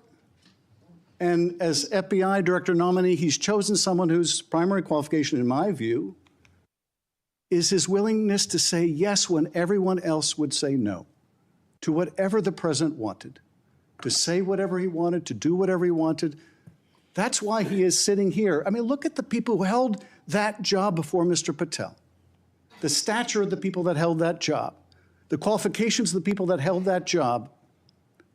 And how can any of us think that his background, his qualifications hold a candle to the people who went before him? How did we get here where we are defending a nominee like this, who makes songs with convicts who attack law enforcement? How did we get here? And where are we going? History is littered with democracies that lost their freedoms and didn't notice it while it was happening. Let's not be one of them. Your time's up. Before Senator Tillis ends this, I want to put in the record a letter from the parents of Kayla Mueller. Mr. Patel met them through his role in the successful operation to track and kill ISIS leader al-Baghdadi. I'm quoting, the terrorist group ISIS kidnapped our daughter, Kayla, on August 2013. Any family who has lived through such an experience will know the value of dedicated, compassionate law enforcement officials. Because we have personal experience of his dedication, we know that Kash Patel is such a person. We continue to see in him a genuinely kind, thoughtful, action-oriented man who focuses on what is true and right and just. He loves our country and our citizens and wants the best for them all. He wants the country to do the best that it can. Without objection, I'll put their letter in the record. Senator Tillis. Thank you, Mr. Chairman. Mr. Patel, I think everything that I did to invest in knowing you better has been on display today. Congratulations. You've exhibited composure, knowledge of the subject matter that I think more than qualifies you for director of the FBI. You know, we seem to have the benefit of sort of a different view of looking at the history. I actually was supportive of Comey until I figured out that he was playing games. Maybe this is one of the people of great stature, but it's well known now that he did some things that seem to have a political tint to them. I voted for Christopher Wray. I think he's a good man, but I also think he oversaw a department that did bad things. And at the end of the day, that person has to own it, and you will too. It's probably going to disappoint the audience to hear what I'm about to say, those who are watching at home. But you may be surprised to know that most of us at this dais on both sides of the aisle like each other. Senator Schiff and I just met within the last week to talk about areas that we can work together on. Senator Padilla and I actually worked together. We co-chair the bipartisan mental health caucus, and I believe it's actually one of the most important pieces of legislation we've done. I didn't get a whole lot of Republicans to vote for it, but a fair number. And this is working extraordinarily well. Would you commit to me to go into the Nix Center in West Virginia and just see how extraordinary this has come to be, and how it hasn't resulted in a mass confiscation of guns? It hasn't resulted in a propagation of red flag laws. In fact, the plain text of the legislation is not allowing money to flow to states, unfortunately, including Florida, that we believe have not gotten the due process right quite yet, so that we would actually fund red flag laws that make sense. This is what bipartisanship produces. Now, you're not going to see any bipartisanship in your confirmation. Look, we had Pam Bondi here, and we had people on this committee talking about a friendship or a friendly relationship in the past. The fact is, it was a shirts and skins game. Blue voted no, red voted yes. It's got to be the same thing for your confirmation. But Mr. Patel, I tell you, it has been a distinct honor to do the work with you to get you ready for this hearing. You did all the work. I just, I'm kind of like the person on the sideline giving you some suggestions, but you did an extraordinary job. And you're going to be held to a high standard. I hope you listen to, and if you don't remember it, listen again to what Senator Kennedy said. There are folks like us that are tired of the pendulum swinging back and forth.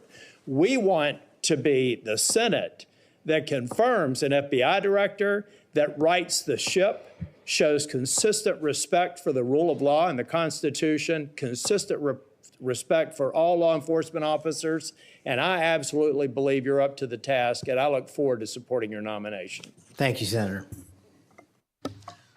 Before I close the meeting, you have anything you want to say? Nope.